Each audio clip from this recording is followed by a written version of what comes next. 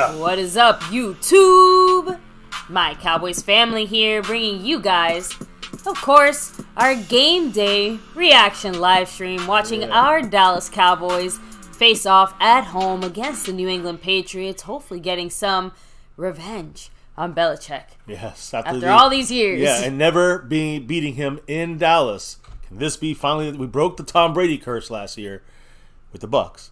Let's break the Belichick curse. Yes, and of course, we are slightly, almost fully recovered from last night. You can hear we're a little kind of sounding delayed, but yeah, we're good. We're ready to go. We'll be probably ahead of everybody today when it comes to this game. So this is where you want to be if you want to get the true, most updated. The most updated reaction, but updated, situation in the game as well. We'll talk about that and more, of course, today. NFL games going on right now. Looks like the Eagles are going to pull out a close win at home against the Washington Commanders. Washington looked pretty good. Eagles didn't look too good. Again, they're still pulling out a win. 4-0 for them. Let's try to stay right there with them. We got to stay in the mix. We got to pass up the Commanders today by winning our game. Anyways, baby, before I even get any farther, let's introduce everybody here who's been repping it here on My Cowboys Family and really the ones and twos on the boards, guys. So without further ado, much love to the man who took over last week, and you know why he's here. Snug X is our sponsor of the week. Shout out to you, Snug, of course. And he's not just representing as the sponsor of the week. He's got 7 weeks in a row, Trayvon Diggs style of representation on the Cash App side of things. Is he going for 8? He's in first place. Actually, he's not in first place. My fault, actually. I just realized yesterday, and I hope I have his name up here, but let me see. The man who is currently representing in the gifting membership kingdom. Yes. The man, the lunatic. Thank you so much. He's currently trying to take over as the Cash App king. Yeah, he's trying to break that streak. I think he's got like 5 or 6 up on Snug X currently, as today is the finale of that board battle. You can say gifting memberships right now. Jason Renfro got a 1 gifting membership lead over Brandon James, and Skeptical Fan always in the mix there as well. So appreciate you guys in the battle for the top spot. We'll see what happens. And then on the overall board, man, what a fight it's been this week. Yesterday we had a fun stream here. Hope you guys caught it. But after everything was said and done, and I got this thing done right at right before this stream went live, and I made sure and double checked everything. Still, Marco Sapiens is a little bit above Mr. Jason Renfro. I say a little bit above. It's still a little bit of a margin, but Jason's right there. Can possibly jump in there for the sponsor of the week. So we shall see what happens as we get ready for our Cowboy game now, baby. Of course, nightly shout-outs, daily shout-outs for our star level members and over everything level members. You got the different kinds of just super chat. You got the thanks button, but you got gifting memberships. So you got the membership side of things, and the main top 2 tiers. You got the navy blue and that silver too. But when it comes to the over everything, which is the top shelf membership, much love the Snug X. And the star level membership, baby. Shout them out. Thank you to Skeptical Fan, Jason Renfro, Dwayne Broussard, Lincoln Kane, Mary Alvarez, Andy Potch, Marissa Sparkle, The Lunatic, and Snug X. Yeah, and the over everything, like I said. So much love to everybody on those boards, and other ways to help the channel out in the Cash App side of things. Of course, you have the Cash App money sign My Cowboys Family, the Venmo at My-Cowboys-Family, the regular PayPal link, and of course, last but not least, the Streamlabs link lets your comment show up on screen just like a super chat. Yep, so that's that for now. I think we got everything caught up. We're ready to go, baby. Why don't you shout out to people that are here tonight, today, this afternoon, wherever you may be. We have Teflon Breed, hello and hi. Aztec Aguilar 04, yeah, the Washington Choke Fest, right? NFZ, hello and hi. Couldn't come through. The Lunatic, much love, said the damn commodes left filthy off the hook. I mean, right now there's 28 seconds, it's 2nd and 10, and they're in Philadelphia territory, so it's not over, but it's close. Yeah, it's about to be. So, Cowboy Longhorn, what's up? F the Patriots. Jay Leanne representing, dropping that emoji, you know it. Yeah. William Burney, always go Cowboys. And yeah, it doesn't matter what happens in this game. We still have to go out there and win our game. Exactly. Regardless. That's what matters. We can't control the other teams. We just can control our destiny in the sense of let's win our games. Cap 52 with a classic, fuck the Eagles. Yes. Lord Nova, what's up? Much love to you as well. Sonny Dawson saying, my boys got this one. Let's get Freedom First looks like, oh, hey, he was first today. Good for you. There you go. First today on the board. So as we get going here. I do have, of course, some of the, pre-game, pre-news that we usually like to touch on. I will say not too many kind of pre-game quotes as you might normally find. No Just saying, we thoughts didn't really hear much from our coaches and things like that. By the way, 5 seconds. Eagles right now, 1st and 10 for Washington against the Eagles. At the 5-6 yard. They got maybe 2 plays here for the end zone. Sam Howell looking good today. So, we're going to keep an eye on this game just in case they score here in a play or two. This is the game for them. So I'll be watching. Yes, I mean I know you want to. I know there's some updated news for the Cowboys. We got to go through. Yeah, I wanted to go through the inactives, of course, for our side, their side, and like I said, there's a little bit of a pre-game news that we usually do touch on. But before we do that, we do have to shout out the man, the Lunatic, who's dropping a $2 holler to kick things off here, saying, "Thank you, Zeke, but take the L." Dallas 24, New England 14. Agreed. Hell yeah. Dallas Cowboys for life. Much love. The Lunatic takes Jason Renfro to 95 points there when it hits. To 93 points when it hits. By the way, Jason Renfro, we didn't shout out the current, stream boss, which is Jason Renfro rocking that spot right now with 93, but the Lunatic with the 2 on it. And he's predicting 24-14 Cowboys. Which, again, is very close to, I think mine was like 27-14 or something like that. So again, mine was 27-13. Yours, I think, was 24. Maybe mine was 24-14. Yeah, I think it was 24-13. Actually, we have the same, 13. There we go. I was going to say, I knew they were almost identical. But a few details from last night, a little fuzzy. Yeah. But yes. By the way, the Lunatic, can't wait for next week's little surprise we got going on here for the family, those that are involved. We'll talk more about it and get it all ironed out for tomorrow and kicking off a new week. Also, a new kind of sponsor of the week bonus, you can say, for those that end up outlasting everyone. We got a little shout out for those that do that on the monthly, you can say. So stay tuned next month, kicking it off, a fresh new month tomorrow. It already is, but we're going to start it tomorrow, fresh new week. We'll get into that tomorrow. But, news of the day is the Dallas Cowboys. Although, 5 seconds to go, shotgun for the Washington Commanders. Let's give it to you raw. And he goes in there short on the 1 yard. There's no timeouts left. If he had caught that, that was over. There's 1 second left. And I guess they technically have one more play. Yeah, this is the last play of the game. I mean, they can't afford to just kick a field goal. Last play of the game, unless they make it, kick the extra point. What if they go for 2? You never know. That would be kind of silly, I think. So, anyway, real quick, let me go ahead and, like I said, I'll interrupt you when this last play goes here. So, how about the team captains first? Just to get that basic stuff out the way. Yeah, so our offensive captain is going to be Brandon Cooks, and damn, I hope he can rise up to that captainship. Defensive captain, Malik Hooker. Hey, he's back there. Good for him. And special teams captain, Marquise Bell. Hey. Not surprising. Yep. He deserves it. Yep. Now here's Sam Howell going for the end zone. And he gets it!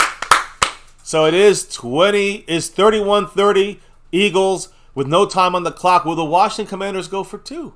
Ooh. I'm telling you, this may happen. May happen.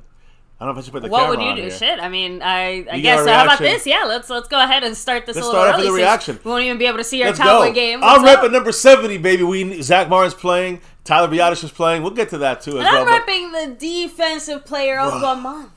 Yes. So I'm usually not a white jersey fan, but we had to represent it. Oh, they're going for the extra point. Yeah, there you go. I was gonna say they guys got to make it. No stupid mistakes here. They came close to blocking it, but they knocks it through. So we might not get to see our Cowboy game today on this side of things. Oh, yeah. You see, even the Lunatics are going for the tie. Yeah, I was going to say, I don't know if I would trust this offense to go make the 2 points in that sense. You know what I mean? I know, but you're in Philadelphia, so... that's what I'm saying. You go for the sure thing. And the sure thing is probably just go for the extra point. All right, well, we're going to be here for this one guys. As the Cowboys get ready in 10 minutes or so to kick off. Anyway, hopefully there's still let me time. just kind of repeat. Like I said, offensive captain, Brandon Cooks. Defensive captain, Malik Hooker. Special teams captain, Marquise Bell. So. All right, we got that locked in. Now, who didn't make it as far as actives and inactives? That's always important to know who got injured. We expect, of course, Tyler Smith to be out this game. And the expectation is number 70, Zach Martin, and Tyler Biadasz would be in this game. We know Chuma Edoga also cleared, fully healthy, no designation for him. So what's the final inactives for our Cowboys? Yeah, so like you said, no surprise, Tyron Smith, of course. Peyton Hendershot, remember he had a late ankle injury on Friday. Yep, right? And we moved up Saul McEwen, so he's our number 3, like we said yesterday. Peyton Hendershot's out for this game, even though it's questionable. Jalen Brooks, Eric Scott, Trey Lance. He's our emergency quarterback. Yeah, Israel Mukuamu. And Viliami Fehoko. Fehoko, rookie. So Mukuamu not in this one here. Interesting. I really like what Dan Quinn did with him last year in the playoffs. But, okay, no room for Mukuamu. I guess Marquise Bell and others, of course, in front of him. So, interesting little lineup there. But nothing really surprising, let's be honest. Now, what about the Patriots side of things? Let me see. Because that means that Zach Martin, by the way, we know this for a fact. We'll talk about the offensive lineup here for us in a minute. But you have the Patriots inactives for today? Because we know that there was a starting cornerback, starting guard. They were ruled out yesterday. Yeah, so cornerback Jonathan Jones and guard Cole Strange. Those are the two starters that are out. We kind of knew that. Receiver Keyshawn Boot. Boutte. His Boutte. Boutte. Yeah, no, he's like I think he was like their fourth or fifth receiver. I guess he's inactive today. I just didn't want to say Boutte. It felt wrong. But anyway. It is Boutte. Tyrone Wheatley.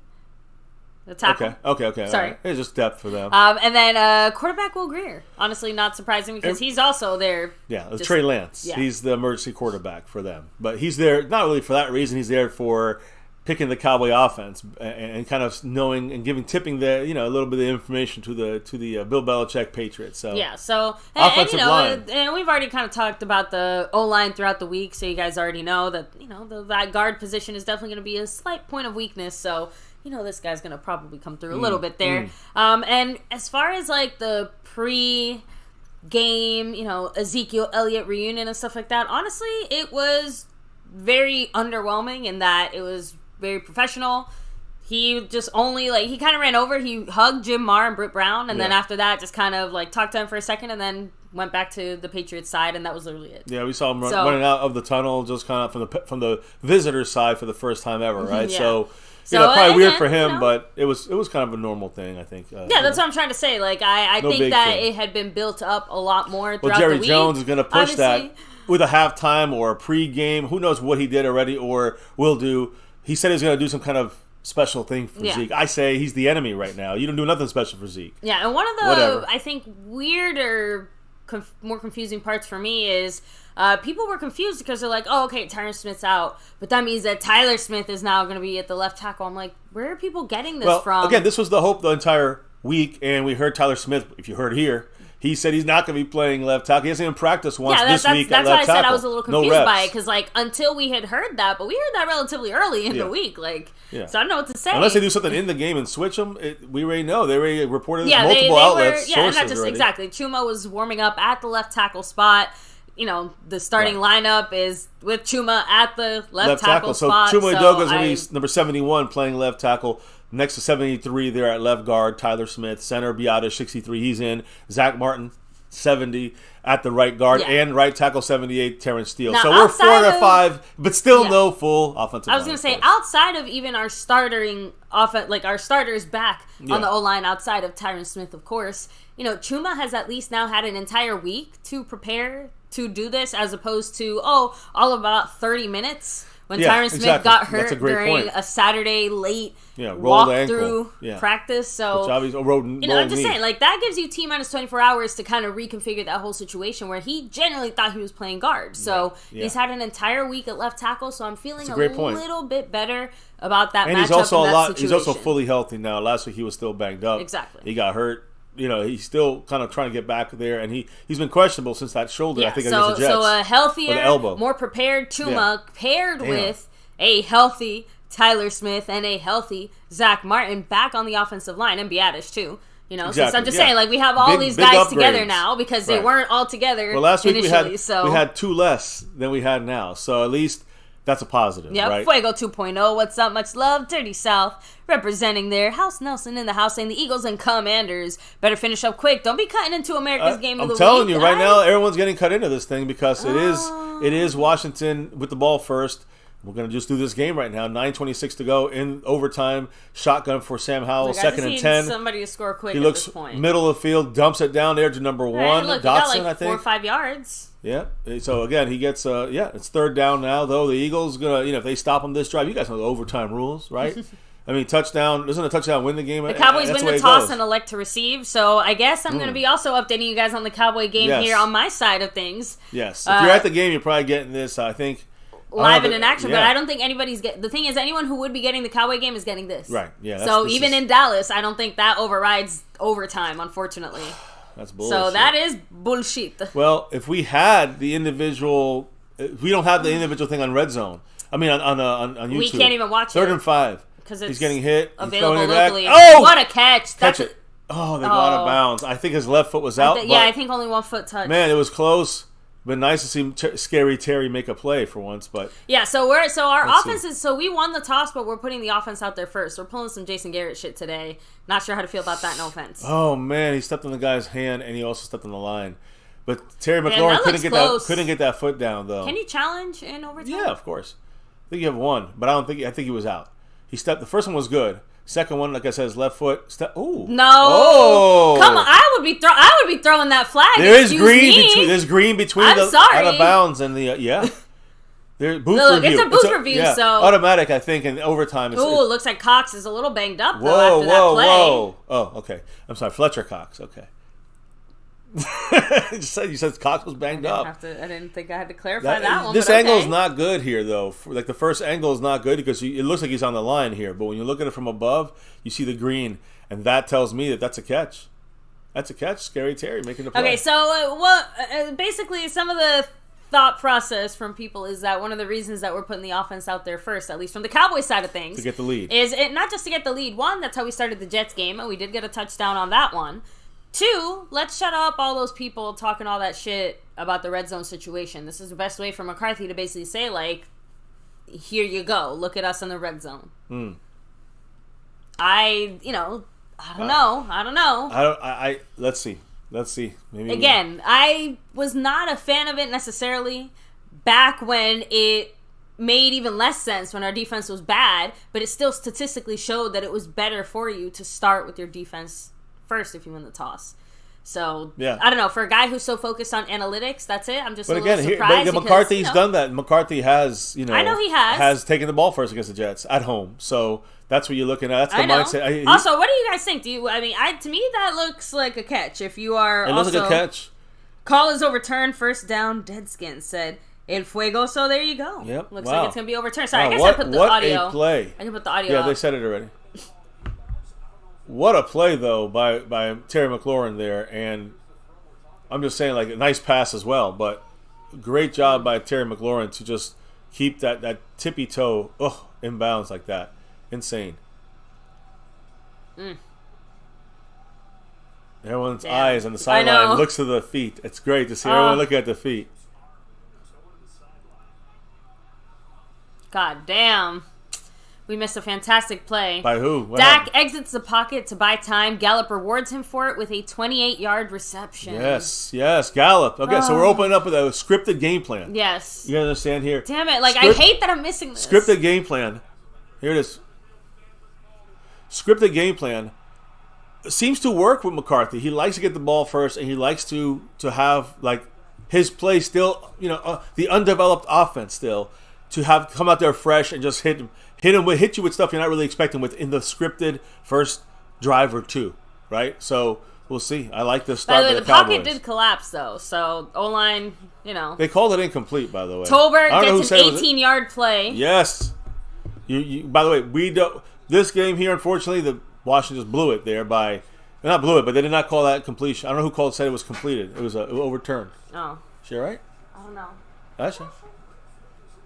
What's wrong, Chucky? Oh, man. She threw up? Yeah, she threw up. Oh, jeez. Why does she do this? Good timing, guys. The doggy pukes. But thank you guys for, let me see, 2nd and 9 for the Cowboys at the New England 20. Of course, we're driving. Much love to the lunatic giving us the inside info here. Most of the country's not getting this, although if he's getting it, he's probably Dallas local, right? That's why. So, well, we're talking you have to be Dallas local. Well, I know. I mean, that's what I'm saying. But if Dallas local gets it, that overrules this. The rest of the country gets this. Great. Gets this Eagle game, which I really don't give a fuck about. I don't care if they win or lose at this point. I've never wanted to live in Dallas more. Be nice if they get a pick 6 and end this fucking game, right? Washington, just get it over with.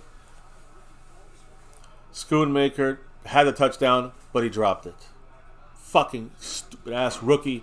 I'm talking about Osiris Torrance. This last of the week, whenever Mark comes on, I'm going to make sure Marco Seppian hears what I got to say. It's not going to fuel his fire more, but Cowboys passing on Osiris Torrance.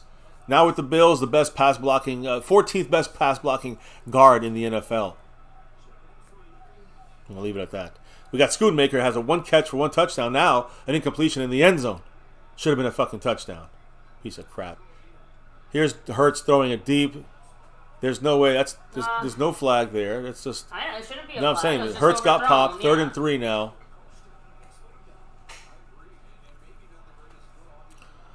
Ferguson, good play. 1st and goal at the 4 for the Cowboys. Hell yeah. Schoonmaker makes up for it. Oh, I say Dirty South said Ferguson, but I'm going with the Lunatic. Schoonmaker makes the 1st down. Oh, the Lunatic said it was wrong. It was Ferguson, number 87, with the catch, 1st down, and goal on the 4. 1, 2, 3, 4. Let's go Cowboys. Let's get this in the end zone. Like I said, that first scripted drive, McCarthy loves to utilize it, and he likes to get on top of the team first, score that touchdown. In the red zone now. No fucking mistakes. Let's get this ball in the end zone. Eagle game, it's 3rd and 3. The only game we get to see right now. Quick throw for them. Devontae Smith, and he goes down. His skinny ass does not make it. So it's 4th and 1. 7:30 to go. Can someone just win this goddamn game so we can get it? Weird shovel pass. Oh, man. So the Lunatic reporting that the shovel pass on, again, 3rd and goal on the 1. Although, should it be... It should be 2nd and goal. It should be 2nd and goal on the 1. The Eagles are going to go for it. And they got it. They did the tush push. Figures that the Eagles like that. And 1st down for them. Did you just say they like the tush push? Yeah, they love they invented the tush push. Anyways. You know who likes it the most? Jason Kelsey. Yes, Ferguson got the 1st and goal. Shovel pass. It's still not. So it looks like we had kind of a weird. It looks like we had kind of a weird play. Fucking up again. Yeah. 1st down play was a fade pass to CeeDee Lamb, incomplete. What's up, Raul? Here we go, shotgun for the Eagles. On this side, we're 3rd and goal from the 1, and we're gonna fuck this up. We're gonna be another field goal. That shit can't happen. Let me fix this. Eagles taking their time, 1st and 10 from the 49 of the Washington Commanders. End this game. I don't give a shit who wins. Let's go. 3rd and goal at the 2 now for our Cowboys. There's Hurts running. Good defense by Washington. Yeah. There. Let me make sure I put this first quarter. I'm finding it so hard to give a shit about this game now, even though it has major implications for us. It's not even an implication. I just want this to be over. I know. So we can see our game. This has nothing to do with us if we got to win our game first. This Eagle game don't fucking make a difference to us. By the way, 11 personnel, so thank you to Lunatic. Yeah. Red zone issue, says Raul. Yeah, it looks like I don't know if we can actually punch it in or not. I'm still waiting to see if we can 4th and goal, god damn it. There you go. Yeah. Cowboys fucking up. What will McCarthy do? We're settling for a field goal. 2nd and 11, damn it, for the Eagles. Back-to-back broken plays. That's red zone fuckery. So again, is that execution or is that McCarthy? I can't say. I didn't see it. I know, but this is what we mean regardless, right? Like, was it worth it? Do you think our defense could have done a better job on I'm just saying, because now we have to go and contend with starting the second half with the Patriots getting the ball, not really knowing what's happening. The thing for only 3 points, I don't know if but that was our worth defense it. is the best thing. That's what I'm trying to say. Like, our defense is... Skeptical fan said, what the fuck was that? More trickery, shovel play. Stone Immaculate just said, damn. I'm saying damn because I'm still watching this fucking game. And now Eagles are going to win. Yeah, but what a stupid play. Someone said, let me see, Schoon Butterfingers. Again. He dropped the touchdown first way. He got a 1st down and made up for it, but still... Well, not him. Ferguson made up for it. Ferguson, thank goodness, but Schoonmaker But that's 2 now. Touchdown. That's 2 now. No, what? Didn't he drop another touchdown earlier this season? I don't think so. In the end zone? I thought think he so. did have one. He only had one attempt in the end zone, although I think you might be right. Exactly, because I don't remember him having a touchdown. No, he has one touchdown. It was the one that was a delayed touchdown celebration because we didn't know if it was on us. And remember, it took forever. Look, one catch for 1 yard. Now he has a drop because he had a target today. And he was Let me see. The 1st down was the 88 missed fade. The second play was the shuffle pass. 3rd down was the Dak, Tony Pollard collided handoff. So they basically ran into each other, I guess. Damn, that sucks too. Jalen says Zeke's got a voodoo doll of Pollard. Did we make it? What the fuck was that? This team is a joke in the red zone. Aubrey made it, right? Yeah, he did. All right, so I want to make sure I update things. It's just disappointing. And McCarthy's showing that he's not, he tries to compete with Belichick. You ain't Belichick, McCarthy. Yeah. Bullshit. So Big Boss Man said blocking looked like a counter to the left. So and we were up 3. We're up. No, he made it. At Aubrey least, got it. and he never missed again. Not that I would know because I can't see it. Do you want to take a chance going? Definitely a missed opportunity there. So you want to take a chance going to YouTube? Or I don't think it'll show it because it's because it's red zone. It would have here. probably put it on. In the red zone. Although they're probably putting this shit on in the red zone. And not just that, but we would have seen some of it, but... Oh, we've been delayed, too. Everyone in the chat telling us better. Let me see. Horrific execution. Jaylene said, Dallas beats himself harder than a teenage boy. This is a common thing for the Cowboys for 27 fucking years. Entering 28 I know, here. it's so fucking stupid. 3rd and 17 for the Eagles. Hey, can a mistake happen? Pick 6 end the game. And let's go. Consider the Cowboy game. There's a blitz coming from Washington. Quick throw. Man, that almost looked like he was going to pick 6 that, but he's way short. Yeah, they're so going to kick a very long field goal. I do have to be honest, it does seem like that was mainly execution. Yeah, that's what it sounds like because they're running into each 100%. other. The Eagles are kicking a long field goal, I think. Here, look at this. Jake Elliott. Listen, if he gets it up, he's probably going to win it for him. Now we can get our game if he wins it. I would love to see a block and return it over the way. It's I'm going to say only 54 because for him, that's not that much. But hey, they get blocked. Yeah, Aubrey is the MVP right now. Yeah, with his team. It's incredible. And it sucks because, again, now that big play by CD and that big play by Gallup and Tobert. The kick is up. Gallup and Tobert. And it curves back in. Eagles win, which fuck the Eagles. They barely pull it out. So that just shows you that their defense ain't that real. At 31 points are scored against them by the Washington Commanders. They're still undefeated. Well, one of the few undefeated teams because the Dolphins lost today. Yeah, they got blown out. Buffalo scored 50-something points. It's like they reverse fucked them on that one there. And, the Eagles did that to Denver last week. Denver came back and came back down 27-7 or something, 28-7. They won the game.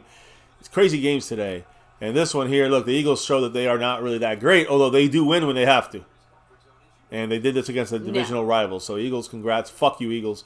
And Commanders, I think they're 2-2, right? The best thing is that we can't fall 2-2 with the Commanders. We got to go up to 3-1 and be one back on the Eagles. With a win against the Eagles next month, guess what?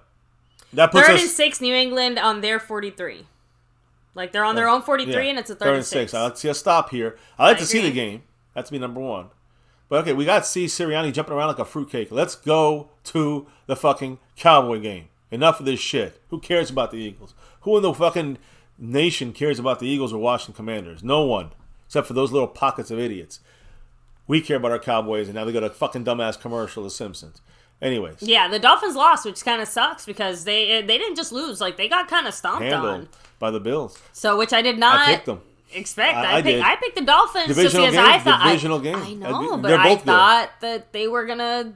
First of all, I thought it was gonna be a close game. I just thought that the Dolphins would take advantage of this nice early, weather up in Buffalo and be able to. Like, I'm just saying, especially off of such a dominant Buffalo still has a good defense performance the week before. Like, I kind of just I know. Yeah, I know. Look, you don't have to explain it to me because I know. I thought it was just gonna be a close game. Yeah. It ended up not, everything I thought ended up going left. It got close, though. It did get close for a little bit. Yeah, so thankfully they're switching over to the Cowboy game now. Yes. Oh, damn it. Patriots in the red zone. D. Will got his ankles broken. 1st and 10, New England on the 14. D. Will. Donovan Wilson? That you talking about? I'm guessing. Oh, man. Say Dono, so I know. Oh, Time boy. for America's team. Lost in translation. I think something got lost in translation here. Maybe that's why McCarthy didn't want to put the defense out there first, because I guess the defense not ready. Also, I'd like to know what happened to get them that close to the Cowboys. Donovan Wilson. Yeah, but who broke whose ankles there? Who did? Donovan Wilson got his ankles by broken. who though? What was the play? Did they say what kind of play it was? Who was it doing the play? Was it a pass? Was it a run? This fucking commercial. I don't know. Are they going to try to win? Mac Jones, I think, scrambled for 42 yards. Oh, my God. Are you fucking kidding me? Is that me? it? Is that really what happened? Jesus Christ. Oh, Demario Douglas? Let me see. Douglas. Mac Jones escapes pressure long enough to find Douglas wide open for a big gainer. Okay, Douglas was literally the guy I said was going to get more reps this week. Yeah, D-Law is actually doing great to stop the run. Okay. So now here it is. Look, they're 3rd and 1. They're going back. You can put the audio on. There's Micah. Throws the ball way out. Because of Micah with the pressure, incomplete for the Cowboys. So now it's 4th and 1. Let's see if they go for it. They might go for it. It's 4th and 1. This is a great chance to try and make something happen there. Well, here we go. I don't know, damn. I know, but Hooker could have maybe been called for a little bit of that earlier push, hand-to-hand contact.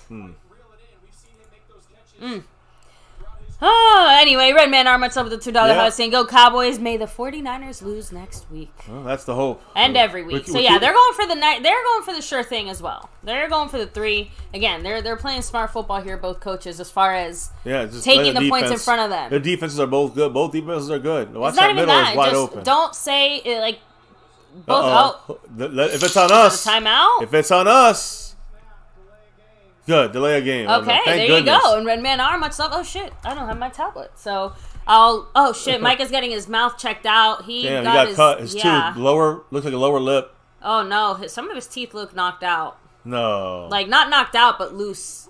They looked pushed back. That looked weird. It looked bloody. Like, yeah, but his teeth did not look aligned properly. I'm sorry. Like, I'm not a fucking dentist or anything, but I don't think these teeth are supposed to be like this and bleeding. It looked a little angry. That looked weird as shit. How about this? Anybody else who saw that and caught that, let me know if you think his teeth looked a little funky. 4th and 6, they're kicking the field goal here. 29-yard attempt. Almost blocked. But he makes it down the middle.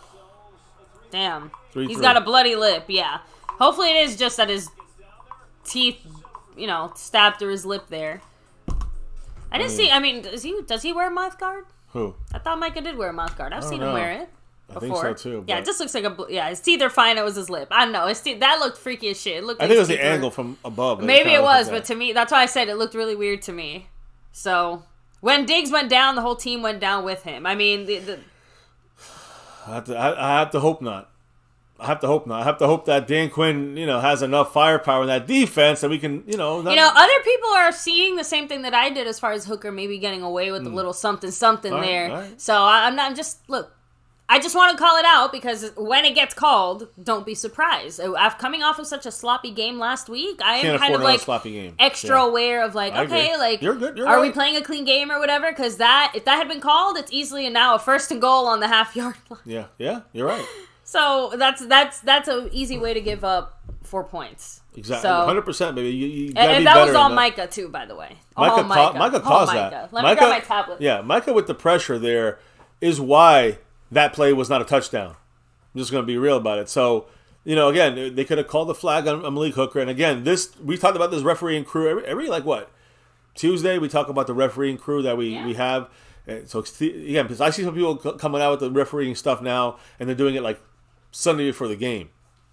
No, we got this on Tuesday, Wednesday. We got it for you. And we know this crew will call holding penalties. They call it usually more for the home team than the away team. And they call it usually penalties more on the favorite team than the underdog team. So that's just the general tendencies from this refereeing crew. In my opinion, Mike McCarthy should make sure we're not false starting on offense or in the freaking neutral zone or offsides on defense, because they will call it, and especially the holding. I don't know. The holding is the biggest thing. What is McCarthy supposed to do about execution? Because if guys are just not doing what the fuck they're supposed to do, like McCarthy can't go out there and fix that either, can he? I'm dying to see. I'm dying to see that first drive for our Cowboys. I have no idea. I can't even judge it. Like if it was good plays, if it was execution. It sounds like it was execution issues. If it was, did Dak miss somebody that was wide open? I'm just saying, we know that CeeDee Lamb make a great coverage, great move in the secondary, and we're seeing something kind of crack open on the Patriots. Maybe the first signs of that. I don't know. Can't tell you about that because I fucking played the damn stupid ass Philadelphia Eagle game. Who gives a goddamn about that? But now we're with our game, the Cowboys, and came to seeing us stopping them on 3rd down and 1, and then 4th and 1 penalty, 4th and 6. They kicked the field goal, and now we're 3-3. Now they get the ball second half. It means the best of our team supposedly comes on that field in the second half. Starts in that field. That's the defense. Let's see what happens. Because they rolled down the field on us on their first drive as well. Both defenses supposed to be good. Both defenses got rolled all the way down to the red zone and got stopped. Yeah, by the way, again, huge shout out to everybody here chilling, hanging with us. And extra special shout out to everybody here in the earlier part of the stream kind of helping out with that. Yes, the Lunatic whole situation. And a couple others. 52, yeah, Cab also. I know Jason, all you Jason guys Renfro. Here. Thank you, guys. Also, take a second to hit like, subscribe, hit the bell, all that good stuff. But yeah, Micah should be fine.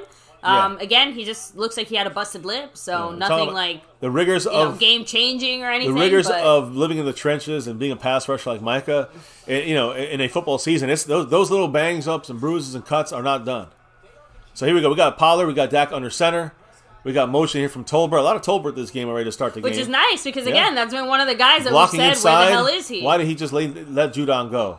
Ferguson missed Judon, number 9. And then Tolbert, I know he's supposed to go into the hole and make the block. Yeah, but that Pollard Judon was coming out. But Pollard would have easily gotten 4 or 5 yards there. Yeah, if he had that boxed one out block Judon. been picked up. Yeah, because if Tolbert ran through that hole and it goes 5 yards down the field, then again, it should have been Ferguson first. Ferguson missed the block. Does that go the other way? Can you get hands to the face if you're like a receiver? Like hands to the face on a defensive guy? Yeah, it's probably you can do it if you're offensive line and hit the offensive lineman and knock the helmet off. That's hands to the face. Yeah, you can do it both sides. It usually happens in the trenches. Good block there. Good block there by Pollard.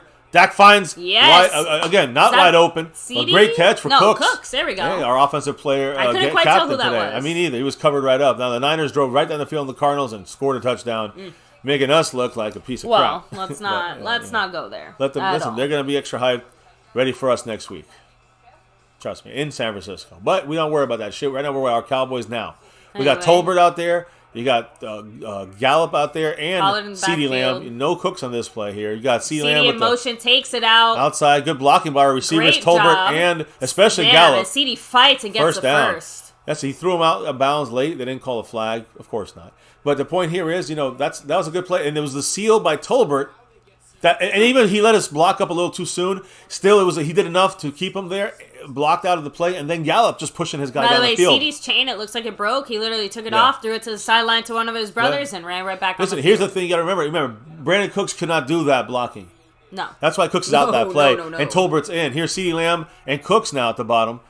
So both on the left side now, motion. In motion, snapping the ball. I said we should do that. Play action. I said we should do that. Dumps it down. I said we should do that. Rico Dowdle with 9 yards on first down. Boom. That was nice. First down passing efficiency. That's what people want to see runs.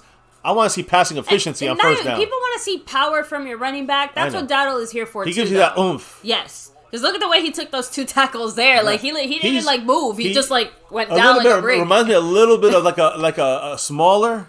I mean, not smaller, but he reminds me of a smaller Marion Barber. You remember smaller. Lipke's in the game right now. We're going to run here. We do for the 1 yard and more. Yeah, Dowdle gets a solid 3+ yards. I see this guy go flying, rolling over a play. He gets up a little limpy there, but he's all right. Zach Martin. Lipke in there. Seeing a Lipke. He's in. Now we got Hunter with the lead block. Yes. Hey, I kind of figured that we'd be seeing Schoonmaker coming out right now. Also has a few bumps and bruises. His elbow bleeding. The Cowboys are coming out just saying, we know what we're going to do. We're still going to do it on you. We're going to be able to run on you or get these plays on you. I mean, that to me is execution at least. Shotgun here. Dowdle's still there. Third straight play. Great read by Dak Prescott. First down by almost a first down by Gallup. But listen, that was a great. They might give it did you see what Dak did? Oh no, they're marking him a little short. Yeah. Second and 1. But you see what Dak did? He was going to go elsewhere, but they blitzed up that hole where they had. If you blitz, Dak's throwing it. It was a great decision by Dak, and that's what people don't realize that Dak is seeing.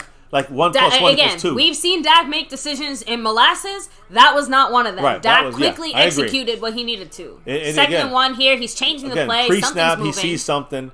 Now the Patriots kind of shifting around. By the way, it looks like it's Pollard in the backfield again. It's a pitch outside. It's all right. He's got it. He's got the. Oh shit! He's short. So damn I thought Ferguson was going to be called for a hold. But damn, so now it's a 3rd and 1. Still makeable. No bullshit excuses. We got to make this. If we don't make it, we go for it 4th and 1. But this is embarrassing if we can't get this shit. Why are we pitching? I know it works sometimes, but man, I almost like the fact that, hey, we're going to run. All right, so Tolbert came in for CeeDee for some reason. Blocking. Cowboys came right up real quick. Snap it quick. Go. There we go. No one's open. Dumps it down. That's exactly. Dak took the time needed. Everybody was covered. And it's funny, we come out there try to do it quick. It didn't seem quick enough. But I'm more surprised the O-line even held up that long. That's why I was like, well, I think the Patriots are a little bit also kind of off. Like, what are we doing? Because we could have run there. It would make more sense to run, but the Cowboys threw that pass it's one of the few times we actually move fast enough to be able to confuse. Look, they're stopping the play. Remember this? The referees, they've been doing that in a lot of different games. Anyway, Cook's in motion from left to right. In motion. He is set. It's a run to Pollard. Outside. There he goes. Pollard. There we go, Pollard. All right, he gets a solid 5 yards. 2 tackles in a row. Oh, shit. Someone's hurt on the Patriots And that's Christian Gonzalez. Oh, that's not good. That's their best cover guy. And that's their last guy out of their 4 that are starting. He gets up. I hope he's okay. I don't want him out. No. Pollard's leg, every time he gets tackled last time, looks like a big claw. Ooh. Like that last yard. I don't know if he's look at the leg at the end. I don't think he's staying in for this play because he keeps like wincing. Yeah. So I think they were gonna have to pull him out for a play. He's getting that foot going there. That's Pollard, but I think it was a shoulder. Like he fell on him. Yeah, they're talking. Yeah, his right shoulder. I think he landed on it a little bit. He landed on it. Tolbert kind of missed him there. Did not fall on him. So it's a good job by Pollard. But, man, I hope, Christian Gonzalez is they're taking a second there to check that out. Marco Seppi, much love the $2 holler, saying, damn, Arizona game is on, damn it. Go Cowboys, orale, hey. Don't worry, because we had the worst situation of all time. That stupid Eagles Commanders overtime game was on here, stopping us from watching our first offensive drive by the Cowboys. West Coast, meaning like anything from like Dallas and west, go up the map and go west, Alaska, Hawaii. They're getting the Arizona. Actually, Skeptical fan, I'm surprised you made the cut. Like you just made the cutoff in New Mexico, so you're very lucky. I guess I know places, it's like right on the border. I'm pretty sure that's supposed to be. Maybe he's getting it through the YouTube through thing. alternative means. Yeah, but I'm just saying like. Okay, so it looks like it's his right shoulder. He got a little winded there too. That's their big player there. Keep that in mind. So Christian Gonzalez, he's like their best coverage guy. The guy's supposed to stand CeeDee Lamb today. Now I hope he's in. I want the full blast. But if he's out for any extended time, you got to attack him. You have to attack that spot. You got to use CeeDee Lamb now, even more so. You know he's going to be just a little more open. So there you go, McCarthy. Figure it out. Dak, keep your eyes open. Mark Hosepian in the house, man. Hey, I'm sorry about that. I mean, that does suck big time. We'll try to keep you up to date as much as possible. Yeah, so go ahead, guys. This is, commercial break. Refill your adult beverages, hit the bathroom, do all that, And I also got to say, Mark is also dropping, I didn't know this one was coming, to $2. J. Lou Holler. Woo! And I'm going to read it in a minute, but I do want to say Mark is still in first place on the overall board over Jason Renfro. It's a tight battle right now, though. Jason's right there, but Mark's trying to pull away a little bit. Much love, Mark. What did he say with that $2 holler? He said, quick recap. How's the D, our O, their O looking? So they drove on us on the field. We didn't get to see it, though, right? Most of it to the last stop there in the goal line, in the goal area. Yeah, our summary is going to be based off of the comments that you guys made, but realistically speaking, as far as the actual decisions and the outcomes of them, again, we won the toss and chose to put our offense out there first. I was not necessarily a fan, but we wanted to prove that our red zone situation was fixed. It was not. I also think the Cowboys want to drive down the field and get those points, a touchdown, so you already have that like we did against the Jets. We had two big plays to Gallup. We had a big play to Tolbert. I think CeeDee had some involvement there. We're in the red zone. We're getting in there, but then we start having execution problems. We had guys running into each other, guys not getting passes in the end zone. Like, we ended up kicking the field goal. Gonzalez goes into blue tent to get checked out, by the way. Schoonmaker dropped the touchdown. So as far as the defense, everything was fine until Donovan Wilson missed a huge 42-yard play. Uh-oh. The Cowboys over the top. Touchdown, CeeDee Lamb. Yes! Booyah! Fuck yeah! Dak with the beautiful pass.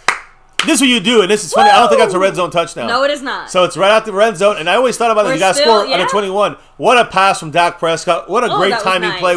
He saw the man press coverage on the left side. Guys, we also took Christian Gonzalez is out. This is Miles Bryant, who I said is a guy we got to attack. He allows 70% completion percentage against them. First play, Gonzalez out. Guess what? I said you got to attack with CeeDee Lamb, right? Yeah. He's going to be a little more open.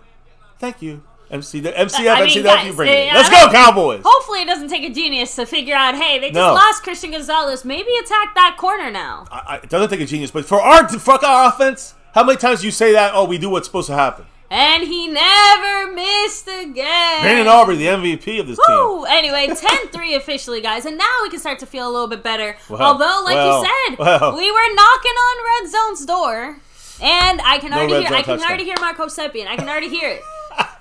We only scored because they lost their best player, and now it's their shitty player. Listen, Dak did it. I don't care who was out there. It was still decent coverage. Well, it wasn't decent coverage. It was a great route run by CeeDee Lamb, and it was a perfect timing pass by Dak Prescott. So I'm happy about that. I don't care who's out there. But the key is, how many times do the Cowboys take advantage when someone is out or someone's like not their best? Exactly, like the Cowboys don't do that. It usually would be obvious to anyone else. For the Cowboys, this is like a new, like unexplored area. Territory. Yeah, right? Exactly, baby, and that's why I'm happier, because McCarthy saw it. He said, "Let's go right now and let's do it." Even I have to admit, play calling has not been the issue today. Even earlier, Even earlier, it was clearly execution. Right, I agree. Right? Guys running into each other, guys not completing their job. The lunatic with the $2 the holler. He said, "See dangerous lamb." Yes. Let's fucking go Cowboys. Yeah, Thank you so much. Sedarius, Sedangerous. CD, TD, baby. Woo! Go Cowboys. Hey, first passing touchdown. Yeah. Not for Dak. He's ready. First receiving touchdown touchdown to a receiver. Boom, finally happened. Now we're tied with the Patriots. One touchdown to a receiver each. Tough, man. What's up? Shout out to you. Exactly. Take advantage of weaknesses whenever they happen. Because guess what? Christian Gonzalez will, fingers crossed, hopefully be back into this game. Yeah, he might be a little banged up and hurt, but you still expect him to play at a high level. If he's going to come back, if he's even slowed a little bit, it would have looked like that. So I think the Cowboys will look to that as a future, kind of sore wound to pick at. Kickoff underway, and the lunatic. It was the ghost. It was the ghost. He said the ball fell off the tee in an indoor stadium. Is that what? Yeah, that happened before this. That's why I took a little extra second here. It was Jerry opened his window real quick and then shut it. And little breeze knocked it over. All right, so let's not lose this here. Let's not lose the momentum because the offense. Let's be honest. Even though it looked a little bit shitty execution in the red zone only, they looked great outside of that. Oh yeah, I mean the offense looks great. We literally took advantage. Like, we ended up turning those bad situations. We made positive progress out of it, right? First play we see of their offense and our defense of that third down. Now we see Zeke, number 15 in the backfield. Mac Jones, calling a couple audibles. They're about to get another. They're going to run here. They're going to run here. They snap the ball just in time. And they run, and Zeke gets 10 yards, 11 yards, first down. He literally takes LVE all the way down with him. Yep, so Ezekiel Elliott with the tight end moving, I think Farrell Brown, moving from the tight end and shifting back to the fullback spot. That's why I knew it was going to be a run. Zeke looks like a cyborg. The Cowboys could not stop the run. And that's LVE, I think, once again. I see a guy taking on 2 blocks there. Skeptical fan, not sure. Was it through Cash App? Where what happened? He said, did he get his drop today? You have to let me know. Yeah. 2nd and 1. They're going real quick here. They're running right with Zeke. First down with Zeke. Osa there, and Zeke still gets like 4 yards. Donovan Wilson. Oh, shit. It takes like 4 guys to tackle him. It looked like Gonzalez is going to the locker room, guys. That's not good for him. It's looking like a separated shoulder, some kind of AC joint. Damn. Then that's probably, it could be a collarbone. That's the other major issue right there. I hope not for the young man. He's having a great first 3 games here. So, Hostas said LV is taking being a Cowboy very literally. Do you see Micah Parsons? Is he playing linebacker? Is he playing pass rusher? I guess he's playing pass rusher over center here. He might drop back here to a linebacker role. See that? Much love. 12th man in the house. No, he rushes in. And he's in there. Oh, man. That was a high throw. Not quick enough. Curse with not the lockdown there, Hunter. Damn. We can't allow that to happen. Is that Hunter? No, Thank you, tough man. AK OG Kami Crusher with $1.49 holler. A little slice of sweetness there. Go Cowboys, I'm sure. Thank you. That was an unfortunate way to end the first quarter. See them getting such an easy first down. Again, Micah got in there. Yeah, right away. He's getting pressure. Gotta give credit to Mac Jones for getting that pass out under such duress. That was pretty solid. When he has duress, or even the pocket's not even clean, that's when you're going to see the biggest mistakes by him. You know what I'm saying? So, by the way, Amazing Game said, "What's up, MCF? Much love to you." Vanilla Dice said Zeke's dragging LVE. I'm glad I'm not. Again, like I said, it's hard to miss that. But damn, that was like a whole 10 yards. He got dragged. He took a ride. That's what made Zeke look like a vehicle. Cat52 said Pollard's introducing Gonzalez to the NFL. And you know what? It is unfortunate because it's not like he even did anything extra dirty. He went out of his way to make sure to not land on him as he went down and was tackled. You could not have been more graciously tackled and respectful to the other person. You know what I mean? Credit where credit's due. We have not had a lot of dirty player issues or situations and stuff. Penalties or sloppy play is one thing, but outside of a few little Sam Williams situations there, once or twice, we really have not had to address any kind of bad situations. We're all playing some good, clean football here. So I agree. And look, but like we said, you saw Micah getting his teeth busted in, his lip getting and then you see him, over there attacking the quarterback nonstop. The pressure from him is superior. Yeah, the taste of blood gets him going. Yeah, I think that gets him hungry for more blood. We need to get a stop, Jason Renfro. Yeah. Agreed, times 1,000. But now they are continuing. Again, that's the thing I don't understand. We're definitely missing digs. Our defense, can we See, but here's the thing, though. That's J-Ron Kearse who shuts down tight ends. That's probably the only catch by tight ends today. I hope. I'm just saying, like he usually. I really hope so. Maybe every single game for the last 2 years, including this one, 3 years now, third year. He shut down pretty much every single tight end that came to Dallas and played us, and home or away. So J-Ron Kearse does a great job. This might be the only catch against him, but we'll see. I mean, I would like to see it not continue. And, it starts with stopping the fucking run. Yeah, Cat52 said, I feel bad Overstrom got hurt before he got a chance to show what he's got. I agree. And it's also, of course, a question of what is he going to look like when he comes back, because usually the year after this type of injury, I mean, heck, we can have that conversation about Diggs as well. Yeah. If he's going to come back at 70%, what does that look like? For someone like Diggs who happened? Did he get hurt? Oh, shit. Micah got stepped on. His ankle rolled opposite way. Damn, let me go ahead and double check what's going on. He's back on the field. I mean, his ankle rolled in. I think almost like superhuman. Like, what the fuck? I don't like seeing this. It's just a matter of time before Micah goes down with this bullshit. Both linebackers are up above on the defensive line. Who's blitzing? Who's coming in? And by the way, that touchdown for the Cowboys does not count as a red zone because it has to be 19 yards or less. Right. It was a 20-yard play. What? That's funny. Here it is. We're running the ball with Zeke. Nowhere to go for him. There This we go. time Finally. we stop him. Thank goodness. I see Gallimore broke in there first, but... Yeah. Oh, it was Hankins, baby, and Osa. It wasn't Gallimore. Gallimore was not in there. Golston was in there, too. R3 interior. It looked like a 7 when he went down. See, that's a smart play, though. For a first down, and you see Zeke and trying to establish Zeke, what do? You go in there and put 3 defensive tackles. Osa, Chauncey Golston, and Hankins, who took everyone up. Here you're seeing Gallimore and Osa now in the middle, and LV is moving guys, telling them what to do. Damone Clark is the linebackers. They got to get that second-level stop if they run, but there's no running backs. So what are they going to do? We got to get some pressure. Here's Micah. He hits him, incomplete to me, but it went through. It looked like it went through his hands. They're calling it a catch. Unbelievable. Let's see. Was it a real? I hit the ground. That is not a catch. Challenge that shit. It should be a 3rd and 10 right now. Challenge that shit. It's a 3rd and 4. McCarthy, get your shit together. Okay. They challenged it. I think they just reviewed it. So, okay, they called it down. They just reviewed it. Marco said they didn't review it. They actually called it down on the field. And Belichick might challenge. Much love, Mark. Once again, dropping another one. He said, "What's up with Sam Williams? No tackles or sacks this year?" Actually, until has he even played? Remember, that's what I was just about to say. That until I brought up his name, I kind of forgot he was on the team. So yeah, I don't see much of him. A valid point. But I don't know. Is that him or is that Dan Quinn wants these certain guys out there for now? There's a lot of reasons for it. Right now, we have Armstrong. Fowler is in there. What is Fowler doing? Every time he gets in there, this is the second game he's been close to offsides.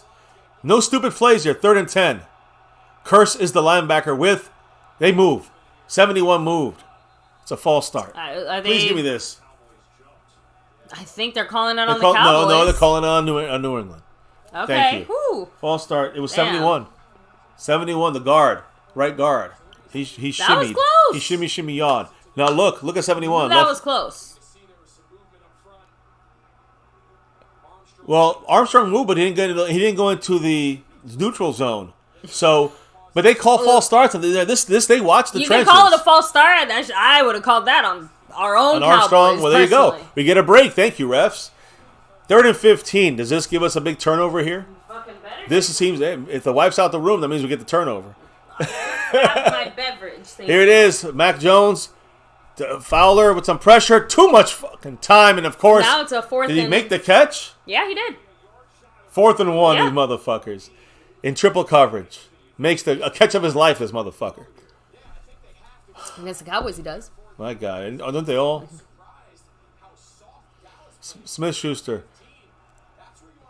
Who hit him there? Yeah, Jordan Lewis in the slot, and this is a zone coverage play. Close to offsides. 4th and 1. And they run. I don't think he got it. He did not get it. He's short. It's our ball. Cowboys ball, yep. Get away. He did not get it. They marked him short. Cowboy ball. Hankins holding up that line. This defensive front, when we want to, we got the 3 big guys. Chauncey Golston, Let's see Hankins. Where they mark it. It's out. If that right foot is short. You're right, though. They shit on us sometimes. Right there, it's no way. That's our ball. It's a Cowboys ball. Our offense is now. They moved it not even half a yard. Look at this. Yeah, way short. like that's way His knee short. hit right there. That is way short. Too short. Yep. Their offense on the field, and our offense is coming on the field. I mean, it's kind of weird to see both offenses on the field. But Belichick's playing tough here. He's losing this battle right now. Belichick's getting a little. I've never seen him kind of a little bit. They're very short, almost a yard. I mean, we're playing coach ball here, but we shouldn't have to. What about them Cowboys? We shouldn't have to. That defense. Okay, he's so pissed. Marco Sepien dropping that 5 on it. Woo! Let's hear the disgust. I see it with Sam Williams here. That is definitely a hell of a football short. But Marco Sepien with the $5 holler saying Sam was supposed to be a second-round steal for us. He can't beat out Fowler or Armstrong. How Zeke looked. I like to see him with the 1 yard average. He had an 11-yard run. Yeah, he's had 2 or 3 like okay, nice, solid runs. Yeah, one good one. Outside of that, we managed to more or less stop him, and obviously we stopped him here for the one that counts the most, which was that 4th and 1 play. Personally, yeah. I mean, he didn't get that.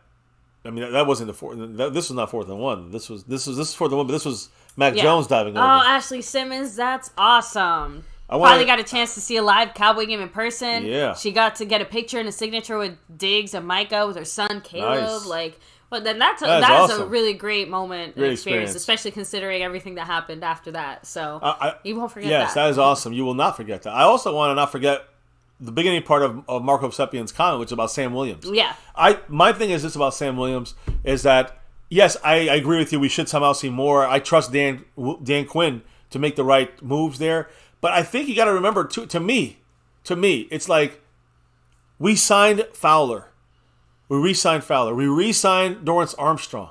Like, we got these guys on here. They're going to play out their contracts ahead of Sam Williams because Jerry Jones wants the contracts over the rookie guy who we're developing still. You know what I'm saying? And that's my. It makes sense in a lot of ways. Like, why pay a guy and then end up not using him or getting your money's worth? That's my off the hip, kind of off the cuff, kind of thought on that. Sam Williams, is he better? Probably not overall better than those guys, but would we using him if it wasn't for Dorrance Armstrong and Fowler? Yes, we would. He'd be in there on 3rd downs and with Mike on the other side or something like that. I think that's what we would see, and I think we would like that. I think that I'm not saying Jerry Jones is saying Dan Quinn don't do this. I think just we're seeing they're also specialist kind of pieces that I think that Dan Quinn will use in lieu of Sam Williams while he just gets all around better for Dan Quinn. That's what he's looking at this right now. But I do think that why else will we bring back these guys? Unless either two things. I guess Sam Williams could be way behind schedule and he sucks, which I don't think is the case. Or it could be the fact that maybe because of the re-signings of guys like Fowler this year and the re-signing of Dorrance Armstrong last year for a 2-year deal is probably why they have to be in front of him. They do the solid job, but Sam Williams has a higher upside. You feel me on this? Higher all-around edge upside. So that's it. Now here's a quick throw. Nice catch by Gallup, man. but no gain. No gain. There was a swarm of freaking Patriot players there taking him down. So that receiver screen, all fancy and all, Actually, that play did not work too well. By the way, I apologize. That 4th and 1 was not Mac to Jones. Zeke. It was Mac Jones. I know. And that's why I stopped you. And I'm like, I don't think you heard me say that. Here you go. 2nd and 10. Another throw on 1st down. Right there to Deuce Vaughn. Damn. Again, that's a 2-yard gain. 2nd and 8. Now 3rd and 8 now. I know, but Quick plays, not really doing much on this one here. The Cowboys had 2 good drives. And now all of a sudden it seems like they're a little off. We're off stalling out here. a little bit here. It's the 2nd quarter, isn't it? Yeah. It just started. Sorry, guys. So it looks like Christian Gonzalez is questionable to return with the shoulder injury. So I hope he comes back. We'll keep an eye out on that. 2nd quarter, guys. Here we go. 3rd and 8. Dak's going to take a sack. Oh, man, he got slammed to the ground by Uche. Who I say, watch him. They just from the us. right side, by the way, Terrence if I'm Steele. not mistaken. Terrence Steele killing him there. Like, that wasn't even Chuma. Oh, it wasn't Dietrich. I thought. Wise did finish him off. It was inside. It was a bit of a combination between Biotish and Zach Martin. Really Damn. fucked up there. Dak got creamed. Damn. We got a punt. Brian Anger, number 5.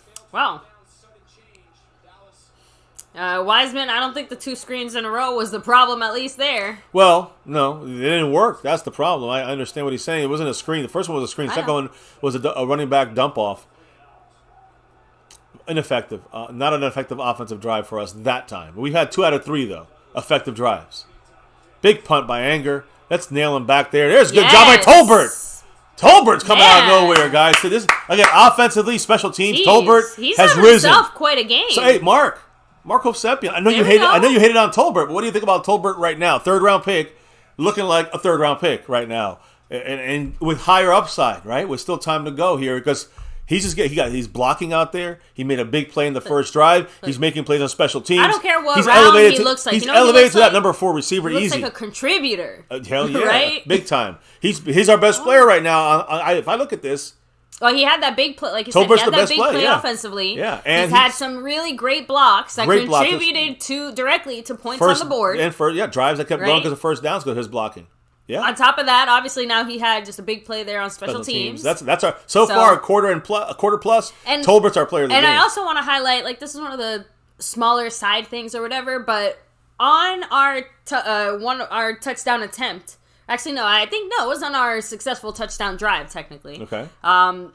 During one of those bigger plays there, Tolbert saw that the play was changing. He ran out on the field and told CeeDee Lamb to come out because he recognized or he knew or I don't know, maybe he was told on the sideline. I don't know. The point is, I saw him telling CeeDee Lamb, hey, you're out, I'm in. And CeeDee was like, okay. And Tolbert's got it up here too. So he's coming around that first year. The quickness, because he was out there literally as they're coming together. As a rookie, he was a bust, but not as a player. I like to see it. This year, he's definitely come through as a 3rd rounder at the very least. So, yeah, Gilmore with the pick 6 coming up. Saying, hey, hopefully, I like to see that. See some... Gilmore's been, a little quiet since that Jets Justin Crow said Deuce missed his block. If Deuce was blocking, that's a bad choice of McCarthy having him in there, in my opinion. There's your first problem. Yeah, you don't have him out there to block, in my opinion. Like, a chip block is one thing. No, you get what I'm trying to say. Like, I'm not saying chip block is actually a chip from his route. That's a problem, too. He shouldn't be chipping anybody. He should be not taking anybody head on, not taking on chips. He should just be using his speed and using, I'm trying to say, what do you call it when you try to run one way, you go the other way? It's you fake it one way, you go. I'm trying to say counter, but it's not. I'm not trying to say counter. Just misdirection. Oh. He used misdirection. I wasn't really sure where you were going with that. Yeah, I know. Oh, you would have gotten it. I was misdirection, or with his speed, using those 2 things for Deuce Vaughn, to me, would be the best way. Not sitting there blocking. Here's Tolbert with the great job on special team as the gunner. So that's an important role for the Cowboys with Fossil. The gunner is very important. Now, I will say, I think he kind of gave up the outside a little bit there. Got blocked in the back, too. They didn't call it. But I'm just saying, he might have not done a perfect job there, but he did a great job to finish that off. Look, he got back to his lane once he went inside and dipped. They moved. That was 71 again, right? That was Hankins. He ain't moving that. That's a false start. Yeah. Back 5 more for them. And I told you this. False starts and holds, this refereeing crew will call. I don't think Belichick did his homework for this. I know it seems like the Cowboys have so far. Knocking on wood. Well, we did our homework. I will say they haven't called some of the handsier plays that have happened on both teams, right? In the sense holding, of those outside tackles, those little kind of late hits, a little bit of hand grabbing. They let him play. Oh, Micah's not in the game, which is interesting. Yeah, let me just double check that real quick because he looks too sad. Fowler's all on the outside with Armstrong on the other side. No Micah here. They're resting him for some reason. When we get him this far back, this is where Micah should come in. They draw play up the middle. Donovan Wilson with the stop. At least. Who else is in the middle there filling that hole? I think is that Deron Bland. Don't let him twist his knee. Good job here. So it's 2nd now and 8, right? Long? I don't know. I just want to know what's up with Micah. Why is Micah not playing? I don't see anything. I'm not seeing anything. It might have been because it was maybe that was a run like play the Cowboys figured. When he's going to throw? Well, I guess not yet. Mozzie Smith and Hankins are both in the middle. Yeah, no. You got Marquise Bell and Curse as linebackers with LVE, and the outside you have Fowler on the left side and Dorrance Armstrong on the right side. Here comes Dorrance Armstrong. Get in and there. Fowler. Get in there. Fowler, get him! Fumble! Yes! Get the ball! Touchdown, Cowboys! LVE! Yes! Touchdown, Cowboys for the Fowler! Fowler made that play. Strip sack from behind. Hey, Mark, that's why Fowler's in the game over Sam Williams. There you go. Fowler, what a play by Fowler with the strip sack from behind. The relentless pressure. That would have been Micah. Oh, man, Micah's so upset now that he wasn't there. He is so pissed. That's done on purpose, But you know what? because they probably wouldn't have double teamed. They would have double teamed Mike. He would have gotten that. So great job there by Fowler. Coming from behind. Oh, God. He folded Mac Jones like a pretzel, too. LV with the eyeballs, bounces right in his hands, picks it up, runs it in. The Fowler made that play happen. What a play by the Cowboys. Defense, baby! That's what I'm talking about, defense. He wasn't trying to tackle the football. That's why it worked, okay? It's okay. 17 for... A fake for the Cowboys. We're going for 2. Touchdown, 99, Golston. It's a 2-point conversion. What the fuck happened? Chelsea Golston with a touchdown from Brian Anger. Special team. Cowboys lost it. They went fucking buck wild crazy. Brian Anger with the fake kick for the extra point. Throws a touchdown at Chelsea Golston. Oh. And he runs it in, rumbling, stumbling, bumbling from 25 yards out. Touchdown. This is 2-point conversion. How about Chauncey? Absolutely the type of shit we needed after last game. It is. Absolutely. This is a wake up right now. Not just that, but offense, defense, and special teams. Why do you think? By the way, why did we get that touchdown so easily from LVE? I'm saying because special teams. Jalen Tolbert with the play that caused all this to eventually happen. Special teams again, the aggressiveness. How about the Cowboys? How they said scoop and score. I called it. Just scroll back. Yes. Let me. You know what? Go ahead. Let's go. I won't take the time. Scroll back. How about them Cowboys? That's what hey, who could have predicted that fucking 2-point conversion? Holy shit, it's Niz. Woohoo! How about them Cowboys, baby? The Lunatic literally said it here, so I'll read all the comments before it too, just to let you know. So remember I read the Gilmore with the pick 6 coming up? Yeah. Right? I read that comment. You guys all heard me. Matthew after that said swing passes are pathetic. Skeptical fan said Cowboys have to be the worst on screenplays. And the Lunatic said scoop and score, I think. Wiseman's 27 said Deuce blocking. Then we started talking about, well, you can't really blame Deuce for missing a block. So there's the timeline of events. So you can clock it right there where the Lunatic was Nostradamus, looked into his crystal ball and predicted the future. Ooh, man. If he had said LV, that's it. I would have just walked out. Got him, go Cowboys, said Marcus. Chris just kind of said, hey, maybe Anger could be our secret backup quarterback, I'm telling you, hey. We know who needs Trey Lance, and you got Brian Anger out here. It was kicking great. Punts and the Cowboys, plays. You know how you always see like the player, like our guys, like Wanye Thomas, they jump and dive, and they just go all out. They're not really guarding the outside, even an extra point. So you saw their guy. That's the thing. Their guy went flying right by Anger. Their edge guy went, and then everybody bounced off. And I gotta give the Cowboys credit here because they absolutely sold it. I did not that looked like everything looked like exactly how it always looked, and I did not look any different. Like Chauncey Golston, until Brian Anger started lifting up, I thought it was just a regular extra point, and I was like, shit, he fucked up for a second. and Chauncey Golston, he, again, I hope everybody understands in football, you have to go in there and say you're an eligible receiver when you're playing the edge, even if you're a defensive lineman, whoever it may be, or offensive lineman. So Golston was technically an eligible receiver? Oh, you have to be, or else it's an illegal pass. You have to go in there and either tell them, I think, or in this situation, I'm not sure where you line up. Again, this situation is an extra point, so maybe just the outside guy off the ball is the guy that can go out for a pass. Stephanie Willis. It's great play by Bones. Unfortunately, I hope you're watching that. Micah's not happy, though. Look at Micah. He's over there looking. Oh, no, Micah looks like someone kicked his puppy. Absolutely.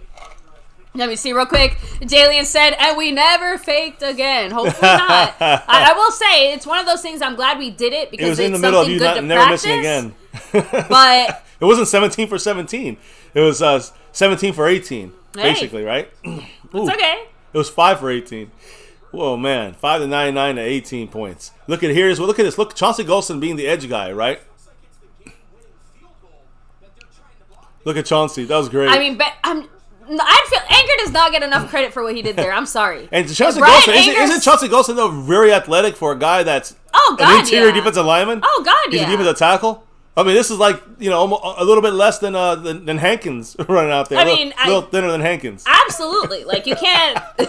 Yeah, he fools everybody. You don't think a guy like that's going to run 25 yards for a touchdown. Not even that, but he actually did it gets a 2-point conversion. Anger's feeling real good right now, too. Old man Anger. He sold it so well. I'm telling you. Like, I saw it again, and I'm still like, and you know what I love? Micah's back in the game, baby. Number 11 back in it, and like 11 pushing they just dumped it away. Stevenson, 2-yard game. There we I'll go. take that. And you know what the best part is? You feel the energy change completely on the Patriots side. Oh, shit. Okay, Micah hurt again. Well, Mike, that's why he was probably out. It looks shit. He's hurt now. Right ankle. That's left ankle. Sorry. Yeah, he's done. So not even the ankle that he got stepped on. So give me a second here to kind of double check that, just because. Not good. This is we can't have nice things in this fucking world. Micah gets hurt now. We're up 18-3. Well, This would be it. I mean, that would be it for the defense. Forget about defense, a top 3 or 5 defense. It's over if we lose Micah. Now, I will say the Cowboys are playing hard here. We are. And by the way, Defense there's Sam great. Williams getting involved since we just talked about him basically being gone. He's just. Why don't we just take him to the locker room and check it out? I'm telling you right now, that's exact. I don't even want to see it. So remember earlier when we saw his ankle get stepped on, but he did get hurt there, just not in a serious way. His ankle from the inside of the ankle hit the ground, and it's like it hyperextended his ankle the opposite way. Honestly, I would just sit him for the whole, I would just sit him for the rest of this drive and the whole second, this whole first half. Fowler's back here. We gotta keep going. I mean, we can't stop because he's hurt. Get in there. Who's tripping? Yo! Almost a pick by 26. Great job, Fowler. Way to go. Great job by Bland. Almost a pick right there. Oh, sorry. Fuck. Bland. Yeah, I saw 26 and thought 50. No, Bland. Look, no. Fowler was in there too. Fowler got pressure, but that was great. Look at that makeup speed by Bland. I knew it was Bland, but I said Fowler because in my mind the 26 turned into 56. I know. Not the point. Almost a pick 6 there. But Speaking of sixes, they're punting 4th and 6, 9 minutes and 43 seconds. Are they gonna fake some shit here? I don't think so. Not worth it. 4th and 6. Not worth Cowboys it. are watching. Yeah, but not Micah's getting his knee. It's his ankle. I know, but he tapped his knee. No. All right. There's a punt. They're just chipping it there. Let's see what we do. Can we get some blocking? Cavante Turpin catches it, and for no gain. Great punt. Put it in a spot where you can catch it, you out of bounds. So that's a great job. Exactly. They're not giving us the chance to run it back. So, but Micah is the Bland is anything but bland, at least in this game. Because again, last week there was a lot of blandness on this team. The first team. quarter and a half, he shit the bed. But outside of that, he got back on it. He did a great job last year when he played on the outside, and he's doing a good job after that first quarter and a half last week against the Cardinals.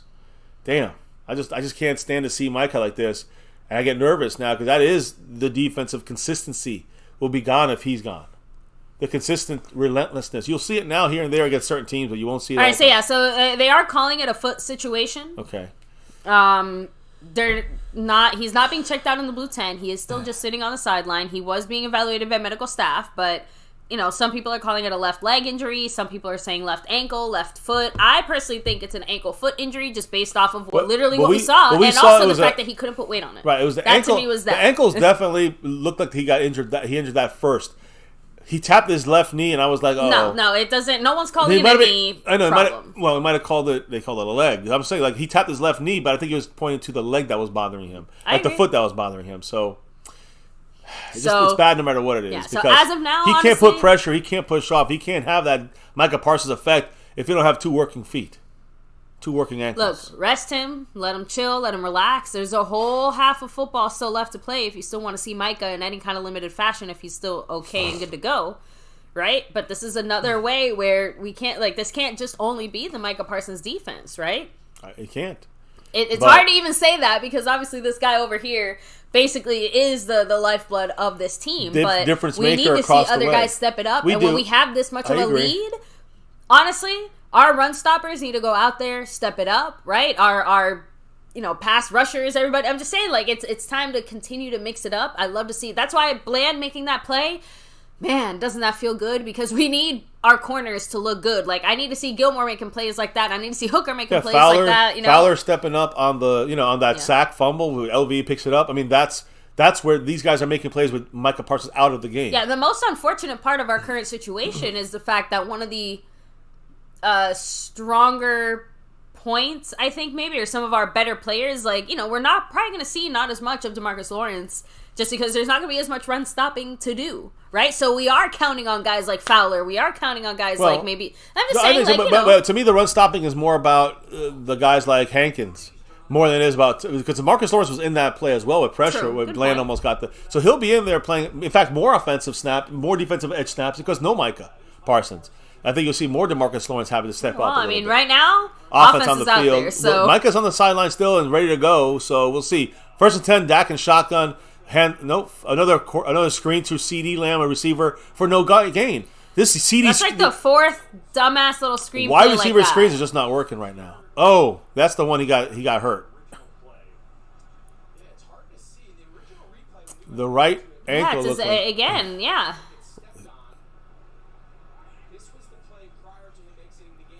he just tapped. Yeah. His, so again, yeah, like I said, it just he tapped his he like tapped almost like hyperextended his ankle or something. Oh, Dak goes deep up the middle. What a catch by Ferguson! There we go, Fergie. I mean, Dak. That was an interesting pass by Dak because he kind of stopped, let it develop a little more, and then got him wide open. And Dak made a great pass there over a cornerback, linebacker.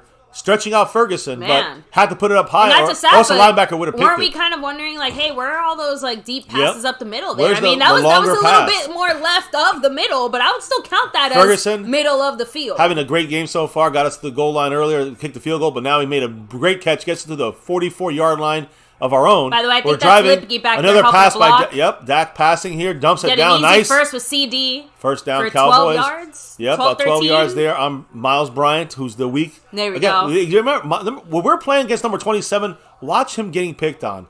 That's what I see teams do. The good teams do to other teams. Whether they're good teams or bad teams, the opponent. I see good teams saying adjusting and say, let's attack this guy now. You think it's easy? It don't happen with the Cowboys that often. But it's happening in this game as of right now. You're seeing Dak, you're seeing Mike McCarthy specifying, when you see 27 covering somebody, attack him. Wait till 10, Dak. Schoonmaker might be the target this time. All right. That's a run. Tony Pollard breaks through up the middle. Go Pollard. To the 27-yard line of the Patriots. We're driving, like baby. 16, 17 yards there on We're that driving. one. Big run inside. Zeke's kind of like, damn. I could have been doing that.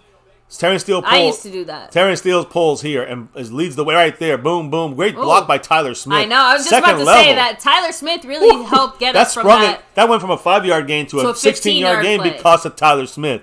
What a block by Tyler. And that's a great Mike Soliari, Brian Schottenheimer kind of run design. You get those the pull and second level block. In. We're almost in red zone. We got Lipke there blocking for Dowdle, and it's a run. Back to the middle. As Dowdle running. Boom. As it should be. Because now it's a 2nd and 1. I said it. They're a little soft inside. We should pick on that. Niners are winning 14-3. About to be 21-3, I'm assuming. 21-3. McCaffrey. And again, I think he has 3 touchdowns this game. So I'm sorry for Mark Hovsepian and all the West Coast peeps stuck with that shitty game. I know. But our game's getting, it might be worse than our game in a minute here. If we get in the end zone. Rico does always look like he's running angry again because he probably is angry. He's got lots of things to be angry about. If we get in the end zone, we're right now on the 19-yard line, inside the 20. So it's a red zone play now. Yeah, Dak changed the play a little bit there. 2nd and 1. Looks like another run. We do run. Now we're out of the red zone. We lose 3 yards. Jesus 4 fucking yards, Christ. Actually, maybe. 2nd and 1 goes to 3rd and 4. That is the opposite. Who missed that block there? It came from the left side. It looked like it was either. I thought you were the right side. Let me see it. Was that Biotish? No.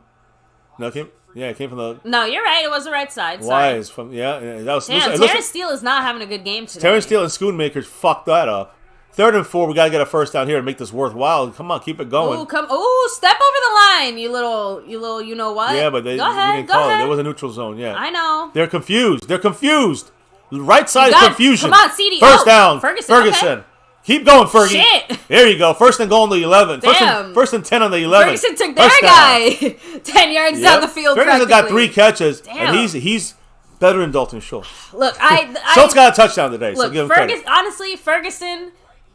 I confused. love him, but I want to hit him. Look how confused they are. 5 and 2 and 4. They're all 5 and 2 and all. They're all mistaken. They're confused. And then he blitzed. They knew they left somebody open if they blitzed. That's why CD was open too. That's why I was saying CD. If CD and Ferguson both. Another run here. Pollard up the gut for about 3 yards. That's fine. So 2nd and 7. 2nd and 6, 7 and 7 from the 8.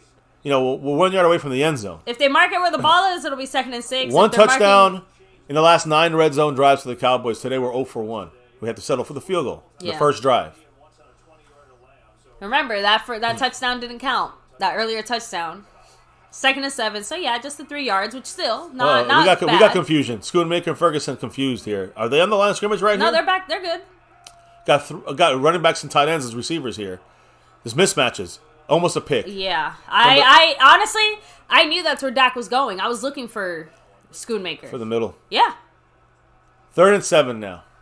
So it's 7. Now it's 3rd and 7. On the 8-yard line. We're going to be settling for another fucking field goal. I sure hope not. Man, number 8 almost... And again, into that dumbass triple coverage. Like, why do we keep trying to make that shit happen? The play design, the fucking... I don't know. Rushing yards, we got 44. They got 23. Where did the run go? We ran first down, we stopped.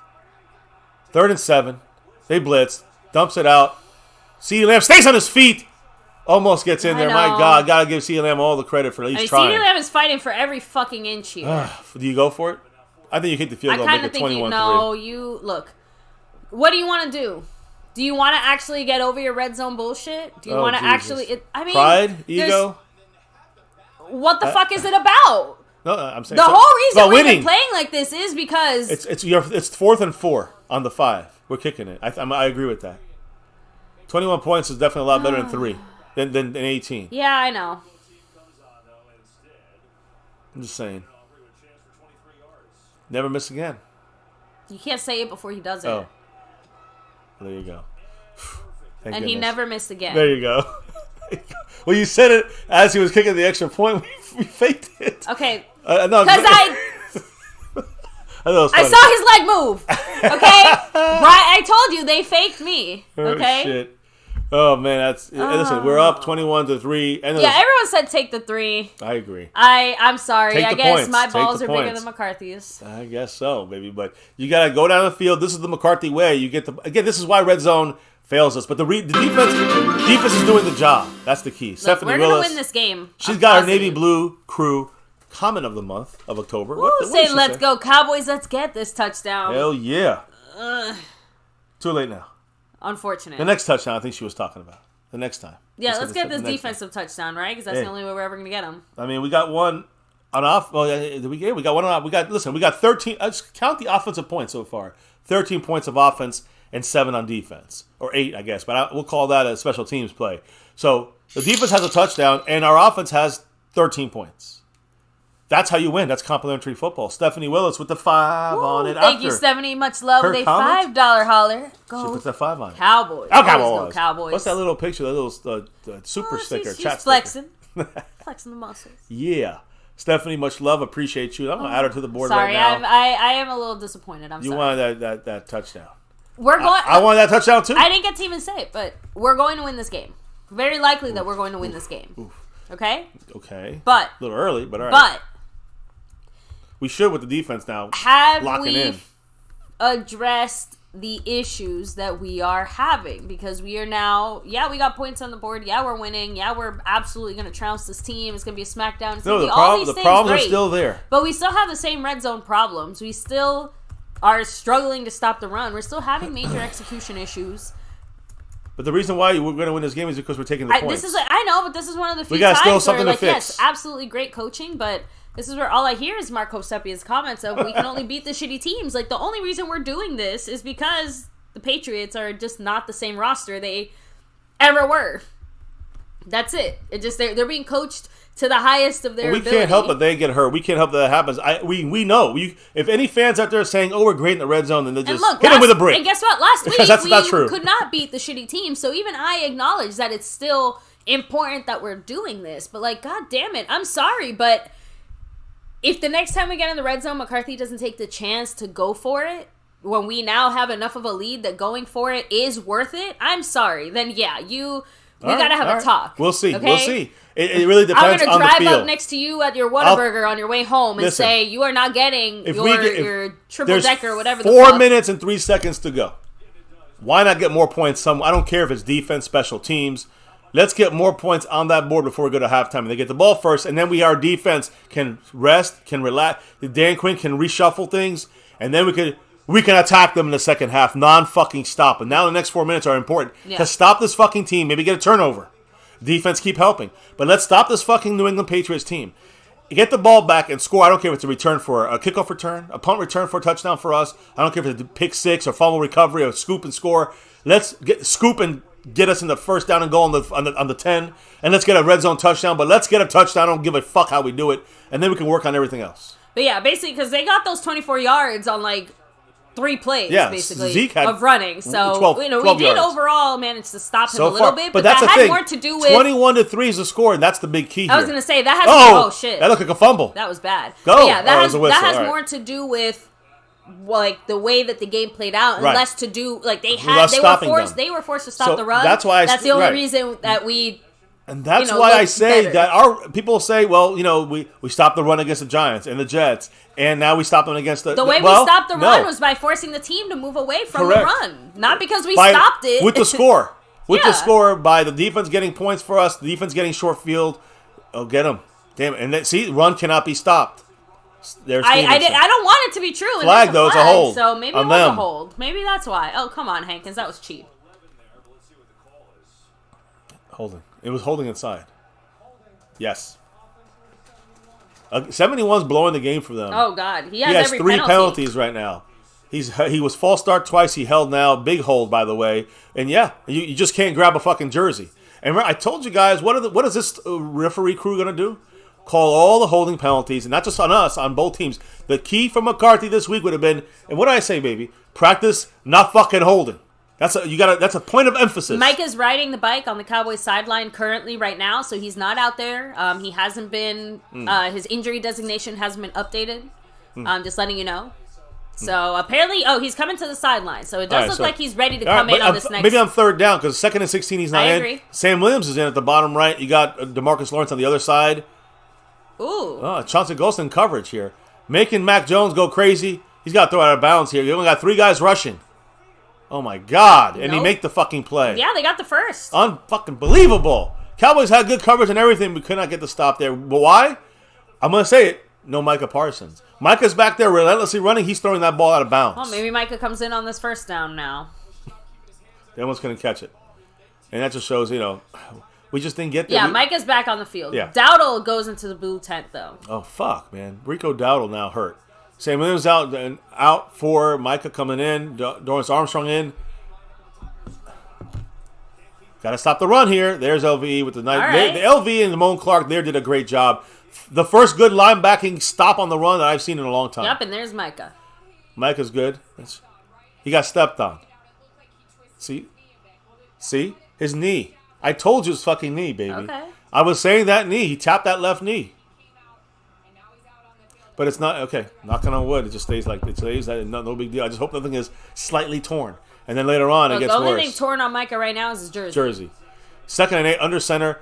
They they want to run to scare it, but they can't really run too much now. They have to throw a lot. Here comes Micah. And they are running with Mac Jones, and he slides for a 3-yard gain. So it's 3rd down and 4 or 5. That was smart by the Patriots, though. Yeah, they're using the speed of Micah on the outside. Not just that, but again, you saw it. Armstrong, right at the last second, started spreading out a little bit more. Again, anticipating the pass, not the run. Yeah. So 3rd and 5 now. As soon as he did that, that's where Mac Jones decided to. He's going to hit here before they snap this. Yep, that's it. So they got 3 tight ends, but it's all stopped now. Hey, have you seen Hunter Henry today? Number 85? No. J-Ron Curse, baby. Not even once, actually. J-Ron Curse with the lockdown. Actually, we did see him once. Yeah. A singular time, no, like you said, one time. He didn't make the play. No, remember, he got it. That was Gesicki, number 88. Oh, you're right. And Curse was in coverage with him. You're right, so but Curse, like you said, that was like the one play. Yeah, okay. but that was the tight end's been shut down. Damn. And Hunter Henry's our main guy. We allowed Curse in coverage, allowed 1 catch against them that I saw by the tight end, and that was Gesicki.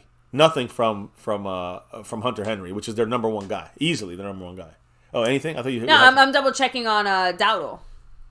Yeah, what's going on with him? But yeah, Parsons, by the way, he only missed 5 snaps. So again, it's not like he was out all that long. He didn't really need any serious medical attention. He just needed a break, some rest. If he plays second half, and they keep going second half and they play Micah, he's going to get a sack or 2 in this game if we continue with the score. I have a feeling until he gets his sack, he ain't coming out. He's not going to feel good. And even then, it's like at least once he gets a sack, he won't look like they killed every single one of his puppies, right? Exactly. So, by the way, I did want to take a second here. Yes, so shout out everybody here chilling, hanging in the chat. Appreciate everyone here. Yeah. Shout out the sponsor of the week, SnugX, the Cash App King. The SnugX. Yeah, he's the membership king, the Lunatic. Yes. And Jason Renfro, the stream boss, with 69 points on the board. Yes, much love, Snug. Taking over the whole thing here. He's, I think, one of the top guys on our board right now. Jason Renfro's up there as well. Many others. But Marco Sepian's repping the top spot currently. I think Jason's in 2nd place. And when you come to the leaderboard in the Cash App side of things, the Lunatic. Yes, he's the champion of in the gifting side of things, but the Lunatic is currently the leader in the Cash App. And Jason Renfro is currently the leader in the gifting side of things. A lot of people just turning here tonight. Not tonight. After this game ends, we'll mark victories down for multiple people here tonight. Some new, some old. So, by the way, kind of interesting. The Cowboys are the first team to run a successful fake for a 2-point conversion since the extra points were pushed back to the 15 wow. in 2015. That's an interesting point, too, because, again, no one's really tried that. What's the use when you're 15 yards away? Exactly.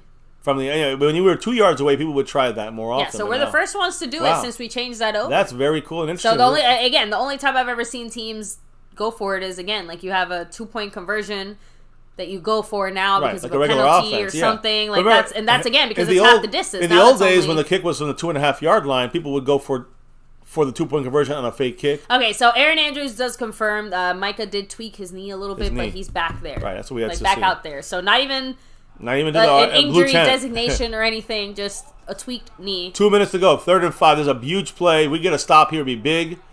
I don't want them to get any yardage or get close to that first down because they'll go for it. We have 2 timeouts and they have 3, by the way. Yep, here we go. Mike on our left side, their right side.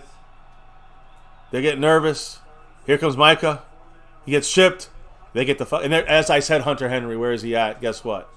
He's right there with the catch with the first down. No J-Ron Curse coverage there. That was on Wilson. That was Donovan Wilson. LVE? Yeah. Right in between them they sit. God damn it. Did I jinx it? I did. Sorry, guys. It's okay. It's not. I don't blame you. Oh, it's Minute 30, that would have been nice. Parsons is definitely a warrior for sure. Oh, one of the biggest warriors ever I've seen in the football field. And they're on our territory now. Gotta get that to mark. That's why Armstrong's in there. Dorrance Armstrong. Armstrong with the big stop. is a good run stopper. Is that Zeke he stopped too? By the way, I don't know, but he threw him down. It kind of looked like no, it. Stevenson. Okay. Sorry, it's hard to tell when they both have the visor and you can't really see. Like all you see is someone running, and I don't know. 2nd and 10. Shotgun. They switch sides there. LVE and Marquise Bell, the linebackers this time around. There's Micah. He got chip blocked there. So why would you stop? No, pick 6! Yes! The wrong Bland, Holy pick 6! Shit! Touchdown Cowboys, I told you. We needed that touchdown, baby. That's it. Touchdown Please Cowboys. I didn't hear that whistle. It should not be a whistle. That's a touchdown. Yes. That's a touchdown Cowboys, pick 6. Yeah. Hell yeah. Fuck yeah. Baby, that's the Ron Bland. That's the 2nd touchdown for him this year. Sorry, it wasn't Gilmore Fuego. It was Bland. Yeah. It was Bland. I'm sorry. Ron Bland came close last play, right? Yeah. Like last Took it drive, this time. Yeah. Drive, I'm saying last drive. Pick 6 with Ron Bland, and I just said that's all I wanted, right? I wanted that touchdown. Now we got control. But look at the way now he we have scooped control. it But look out of the air for him. Look at the burst he has. And let's be honest, with bad Diggs pass. missing, one of the biggest things that we knew was going to change was the turnover game. For Bland to be able to contribute is huge. The defense has more points than the offense. And he never missed again. Woo! The defense has more points than the offense, and that's complimentary football. It's not sustainable, but that's complimentary football for the Mike McCarthy way. DeRon Bland with the pick 6. Dan Quinn's having such a great time up there in the booth. I see the other analytics guy back there. Belichick literally just looks. That's a great still shot. Whoever got that. Yes. How about them Cowboys, baby? It was literally still. In case you're not watching the game, it was him literally going like. Talk about a guy who stepped up to shit. DeRon Bland steps up to shit, guys. Marco Seppi with the $2 Holiday. Orale! Go Cowboys! Much love. Shout out, by the way. Appreciate you, Mark. The Lunatic following that up with a $2 Holiday saying Fuego called it. Scroll up. He did say it was going to be a... Okay, no, he said that Bland was going to get the first one, so let me go back. Yes, watch. This first pick 6 Bland will have. Yep, you're right. Yeah, are they in the game? You guys, again, I don't know what kind of crystal ball you guys have that we obviously don't have. Well, Bland almost got that first pick 6, and then he made it a pick 6 there. I'd like to buy a lottery ticket next week. Let me know.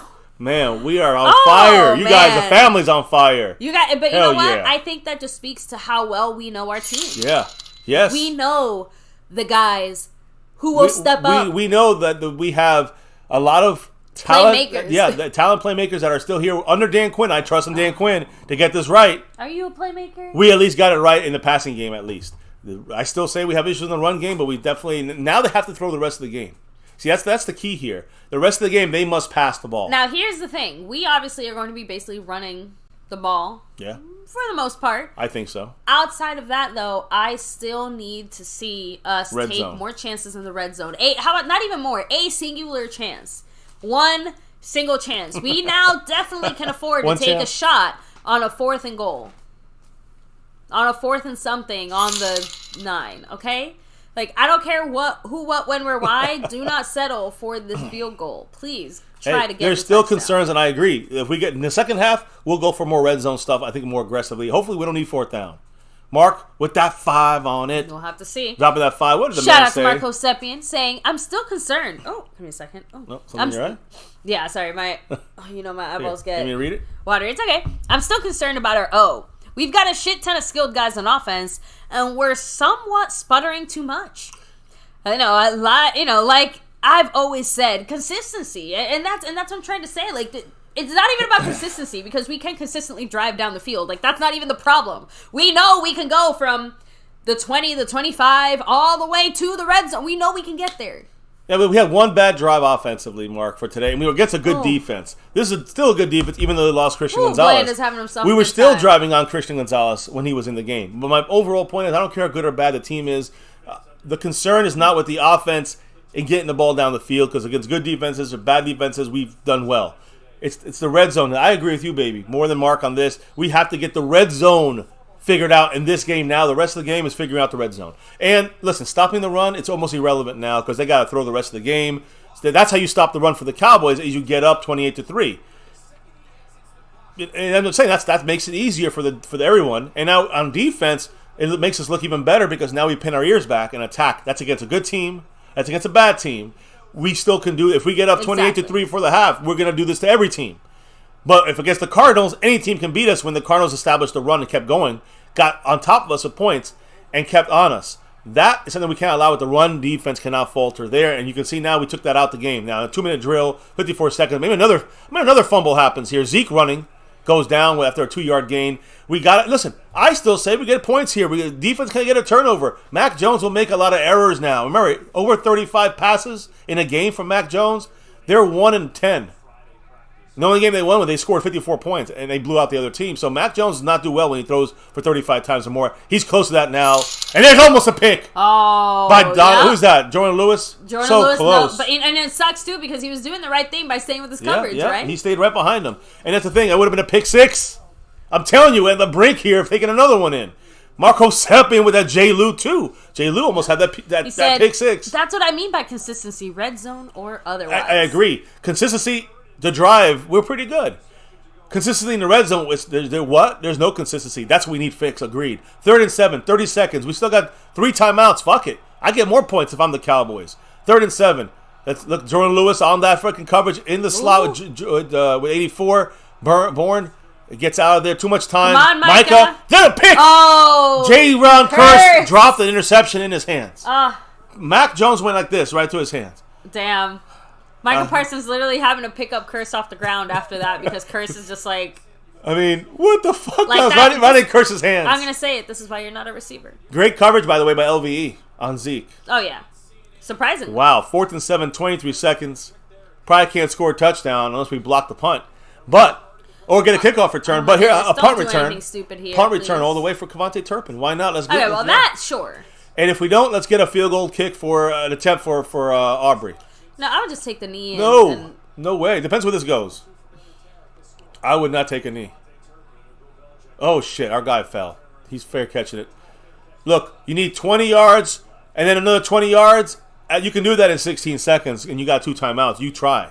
You try, baby. You try, you keep moving it. You know why? Because the offense needs to put up more points in this fucking game. Let's pretend the defense is sucking dick this game like they did against the Cardinals. And it's the playoffs. You need to get the points now. Let's get those 3 points. That's what I would do. The defense is flailing right now for the Patriots. Attack them. I guess I'm a little bit more on the conservative. Why bother to try to get injured here? This is not like doing all that to try and score like a 3-point field goal. That's not really gonna make it's for the mentals. It's for the mentals for when you need it next time. When we're down by 1 before the end of a game. I guess we'll see. Listen, I think they're just gonna run with shotgun Pollard. Trips left. They might run Pollard here at draw play. Nope, we're throwing it like I think we should have. Dak rolls out. Look, great job by Biotish to give protection. And one play there, right, 6 yards, 6 seconds. We got about 12 yards, but Ferguson has 4 catches, doing a great job. I think you go another. Maybe you get a 20-yarder here. You kick a 60-yard field goal. Why not? I see them trying to attempt a deep pass here. Yeah, you got 10 seconds. So look, the timeouts are not even a problem. We got timeouts. We got 3 of them. So we're gonna use still possibly 2 more timeouts in this drive. A quick play, and then you call timeout if it's caught inside, and then outside. And let's see, we got trips right now on the other side. I think is that Gallup by himself on the left. Can't Looks tell. like Gallup. Or is I it Colbert? can't Turpin in the slot. No, CeeDee Lamb in the slot. Ferguson.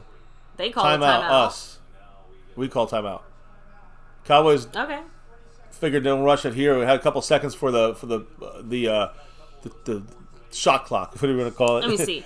24-second Ashley clock. Simmons said, one question. Why don't we utilize Turpin and our other receivers' speed in the red zone by doing end arounds or shuttle passes? I think they did a shuttle pass earlier in this game and it didn't do too well. I think they got 3 yards from the 4-yard line. So, yeah, you're right.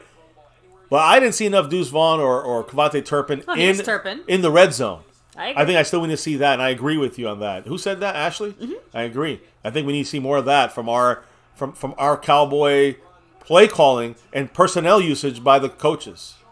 1st and 10 seconds to go from the 41-yard line of our own 20-yard pass. You get yourself a field goal attempt. Here we go. Dak looking. Dak throwing. He's got time. About 10 yards. Timeout here. I mean, right, we do. 4 seconds, 3 seconds. So this is a Hail Mary or kick a long-ass field goal. Oh, I'm sorry. I do need to. I don't think you kick a field goal. No, I think they're too far. I don't think it's worth it. Wait. Oh, I guess we are kicking the field goal. Holy shit. We're going 60 what yards? Why not? This is 67. 67? 65, they're saying. Jesus Christ. 66 is the record. 56. No. He was good for 56. Okay. This is really going to be tough for him to keep that record going. I mean, why the fuck not, I guess? Let's break his streak by... Break Maher. Maher was hitting a lot of them, but he also missed 2 easy ones today. So he's doing his Maher shit. This is a 60... I think 65, 66-yard kick. It looks 65 at least. They might return this all the way. What about a fake? They're calling timeout. They might try to return it.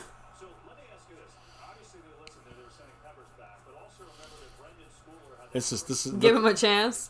They're asking him to do too much. Remember, guys, Mary. if he's short, look, the Cowboys are going to punt, I think. I don't know if it's a smart thing if I'm the Cowboys. Because remember, they're going to return this kick. They're going to return it if he's missing it. If it's short, he's going to return it, try to take it back all the way. And when you do this, the problem is you have 5 or 6, usually a lot of slower guys because they're all blocking for the kick, right? I mean, you have a lot of offensive linemen and tight ends. Well. And defensive linemen. This Cowboys got to be careful. This is a. They don't have time to catch up if he Jabril tries to Peppers run it is back. returning it back there. This could hurt. 66 yards. This ties the record. Flag for the Cowboys. No. Yeah. It's you know what, guys? It's the best thing. It's Chuma. the best. Guys, Chuma basically saved us with that penalty. Guys, it's the best thing that could have happened. It's the best fucking thing that could have happened. He fucked us out of some stupid shit. He moved because they shifted, and he moved. Yeah. Cowboys are going for it. It's a Hail Mary, is what they're going to do here. This is the only thing scary here is injury. So Chuma Edoga moved. Is that not some Cowboy bullshit there? A little bit? Like, a little bit? So at least now we don't break... I'm so glad because now... Like, Dak already has an interception. He gets picked off, I don't give a shit, no offense. I think the problem but Brandon Nabry will never miss again. The problem here is, though, for me, is that... and he never missed again, exactly. I don't want to see... I don't want a Hail Mary interception. I don't give a fuck about the stats. People will use that against Dak. They're idiots. But to me, this is more about... This might be a dump down play. Are we trying to get the yards? Yeah. They're trying to get the yards, 5 yards back for him. I mean, Mike McCarthy's trying to do everything possible to force a 66-yard kick. And the problem with that, to me, guys, simple. The problem to me is they will run it back on us, and it'll be 28-10 Why would they put that delay of game on Chuma? It's not Chuma's fault. They just couldn't switch offensive linemen. I know. Now the Cowboys probably going to just take a knee. This is silly already. At this point, just take a fucking knee. Dak's just taking over the offense. He's just keep on the sideline. He just said, like, fuck you guys, get back there. You go. He just said to take a snap and stand on the ball. Smart. So they did exactly what I said they should have done the whole time. Listen, except... Dak Prescott. Oh! Okay. That's 99. That's a now we're leaving with the fight. Now, they didn't throw a flag on them for this? Nope. That'll give us 15 yards, by the way. Too bad. Why don't they get a flag for that? The guy just bumped Biadasz in the face. Okay, he didn't just bump him. He tried to... He got a little chippy. Listen, at halftime, they are getting their asses 28-3. beat, and they are salty. We have 47 rushing yards. We have 186 passing yards, and we have 2 takeaways for 15 points off turnovers because that 2-point conversion. We have the ball for almost 17 minutes. They have only 13. Yeah, Demetrius, I don't think it makes us whiny-ass fans because we don't want to see our kicker making 66-yard field goal.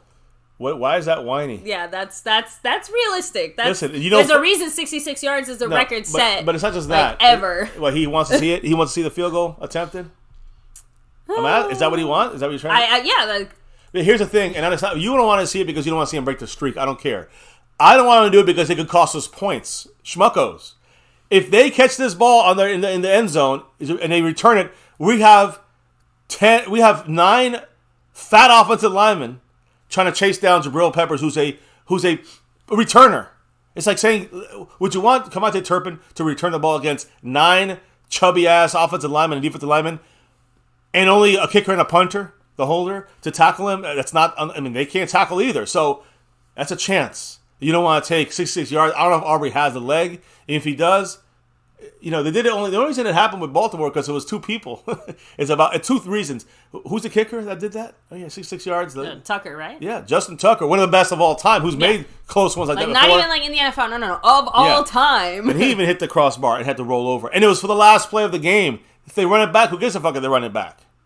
So guys, this is about smart intelligence and IQ, not about let's get stupid with it. What's a 31-3 game going to do? Now we won? How about 28-10? They get momentum and they get the ball second half. Now we all get a little sick to our stomach. I'm just saying, no dumb mistakes. I'll be back, baby. I have to. Go for it. Break the seal. Still from yesterday. So I'll be back. I mean, go Cowboys. Take over.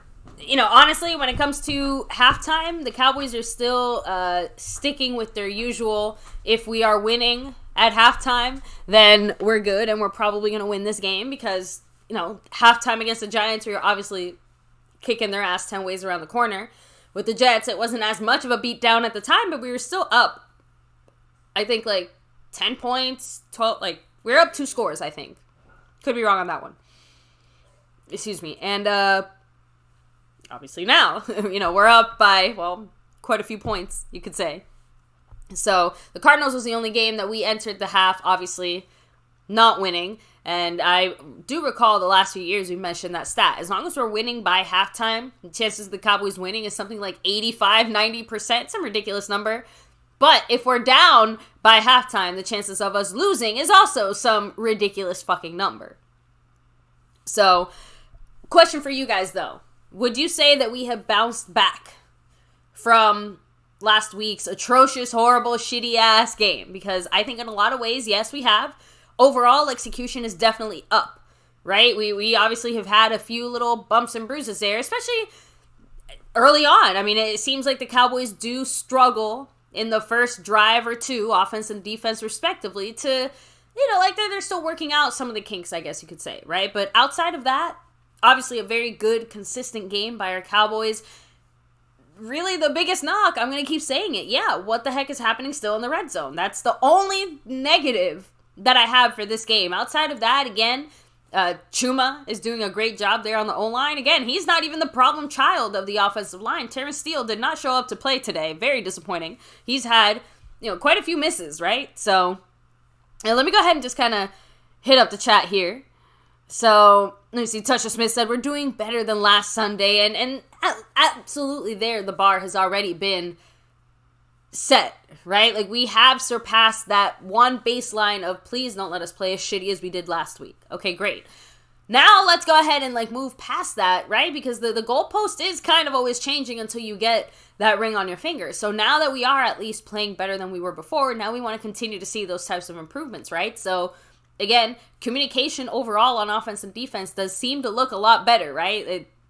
It does seem like we are a little bit more on top of it. And again, you do have to imagine that an entire week's worth of practice with the guys currently playing their roles has a big effect on that too. Remember, even the Trayvon injury happened on Thursday, so it's not like it gave, Bland or Lewis or any of our other guys that much time to compensate for that, just like the O-line situation, right? So an entire week's worth of practice with these guys at their positions, knowing what they have to do, an entire week of Dan Quinn being able to hopefully scheme these guys into better positions, right? It still feels like execution is the bigger problem outside of scheme. So definitely happy to see that in some weird ways, because execution, I feel like, again, we can work on execution. We can't, if the scheme is bad, no amount of execution is probably going to save that.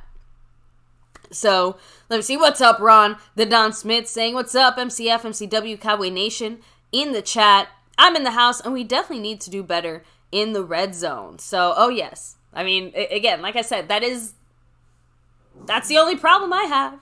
Justin Crow's man said Ferguson needs about 25 yards to have a 100-yard game. Hey, he should be getting it. There's no way he doesn't get it. I'm going to go ahead. Give me like 2 quick seconds here. I need to open up the door for little G, who has just arrived.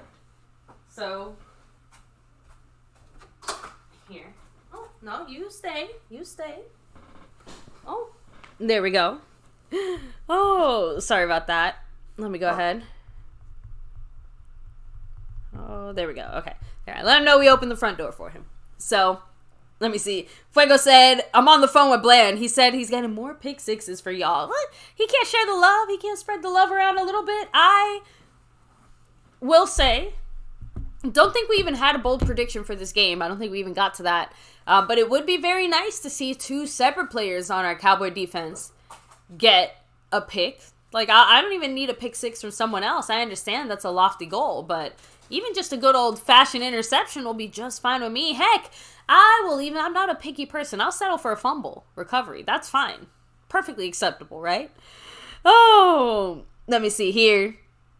Practice makes perfect. Yes, that's, again, at least people aren't getting hurt in practice the way that they were before. So, and by the way, since I know a few people kind of had questions about it seems like Micah is perfectly fine. I know he tweaked his knee a little bit, got his foot kind of banged up and stepped on too, but he was back out there in the game. He only missed a handful of snaps. The guy I'm worried about is actually Rico Dowdle, because he went into the blue tent on that last defensive drive, and then we have had no updates since then.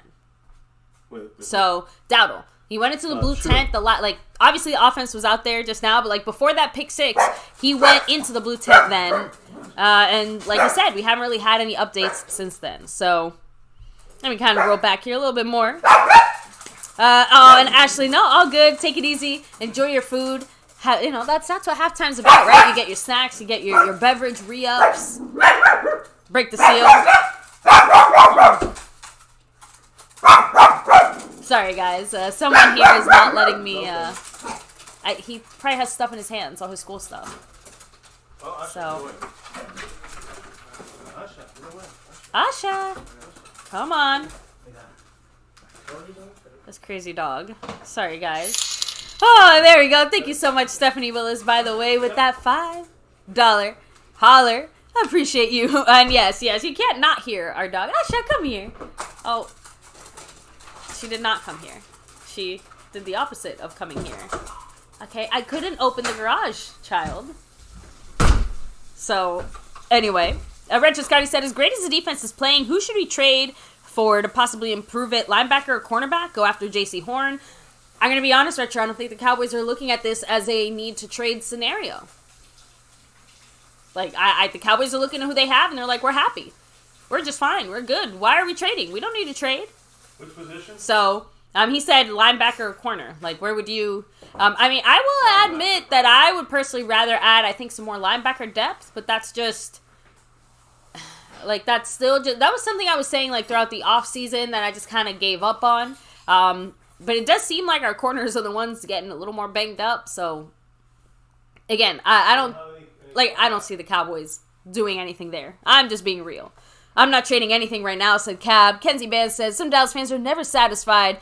Early someone said, I'm still concerned about the O-line. No, you can still be concerned about the O-line. It's a little sad that, okay, finally we have a better offensive line situation, but the guys that are messing up today are the Terrence Steeles and the Zach Martins and the Beatishes of the world. I'm just saying, not that they're fucking up completely, right? Dak isn't getting sacked 13,000 times, but we do still need to see penalties are veteran guys not playing like not veteran guys. Well, I think they're doing all right. I think Terrence Steele's having the biggest issues today. I know that we had one miss, a couple from him and a couple from the inside of Viadish and Zach Martin. But for the most part, they've been playing great. the starters will play great. The backup depth is where we've had fear. Odoga this week, that he's been doing great at a guard or tackle, so that's a great find for the Cowboys. And then, you know, we have Bass, Richards, you have Brock Hoffman. They've all come through in different ways. So right now, as of right now, we are actually pretty good at depth at the offensive line, which surprised us, but we'll take it for now.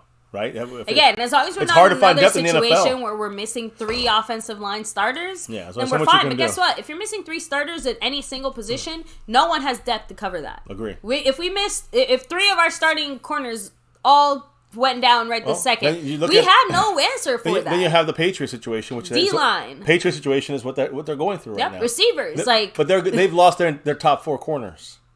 So I'm saying no team can rebound from that. That's what I'm saying. That's why we're at 28-3.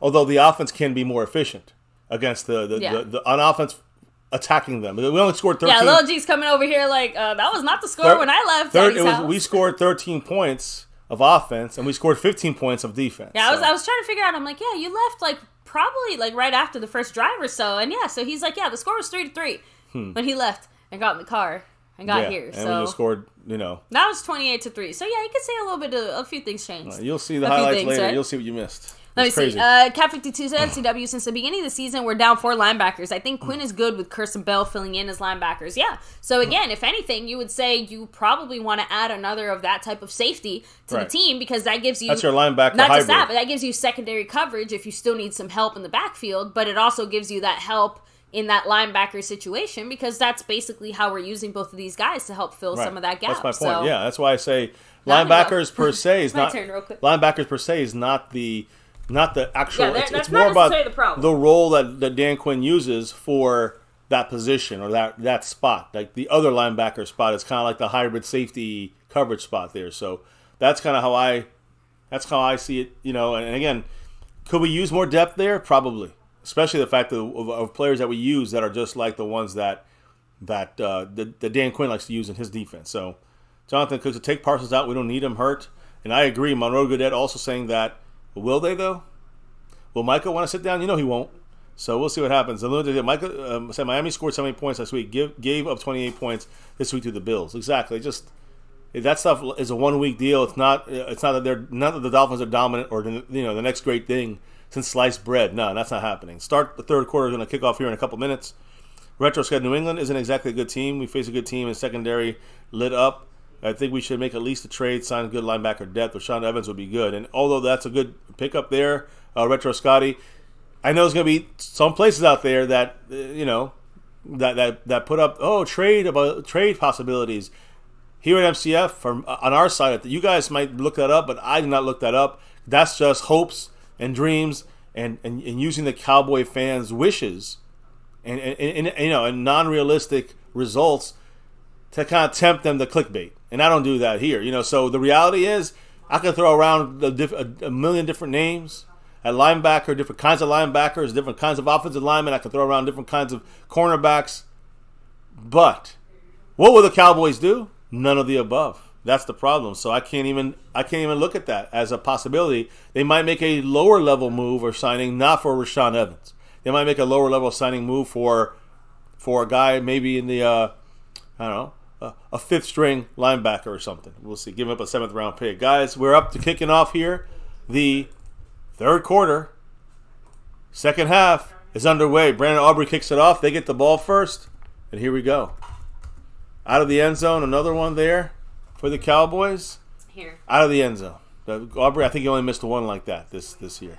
Yeah, again. Like not out of the end zone. He had a bit of a mulligan, and that was it. Ever since then, he's never missed again. No, I'm not talking about the misses, baby. I'm talking about the kickoffs. I know. I mean that too. He had one bad kickoff, and he never missed again. One, and that was last week.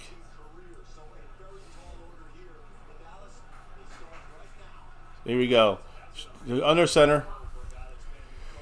Micah, he's in the game. He's coming from that left side on a run play. Cannot make the tackle.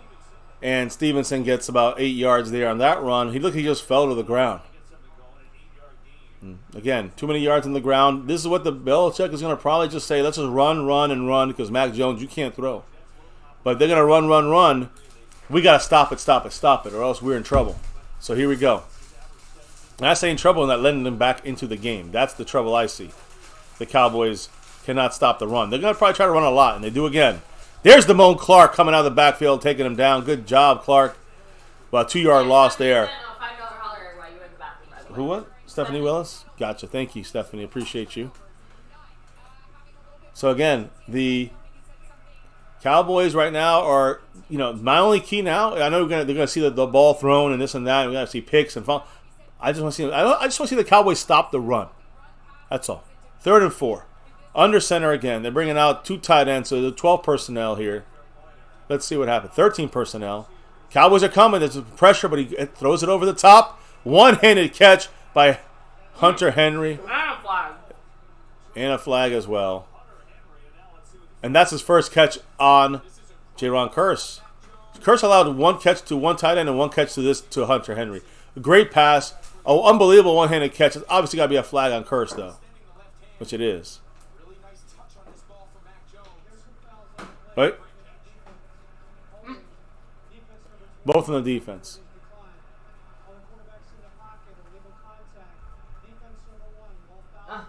Kearse with illegal contact. Both were declined because they took the play at the first down. Yeah, but it was a holding on who? Was it Bland, I think? I don't know. I thought it was number... It's 20-something.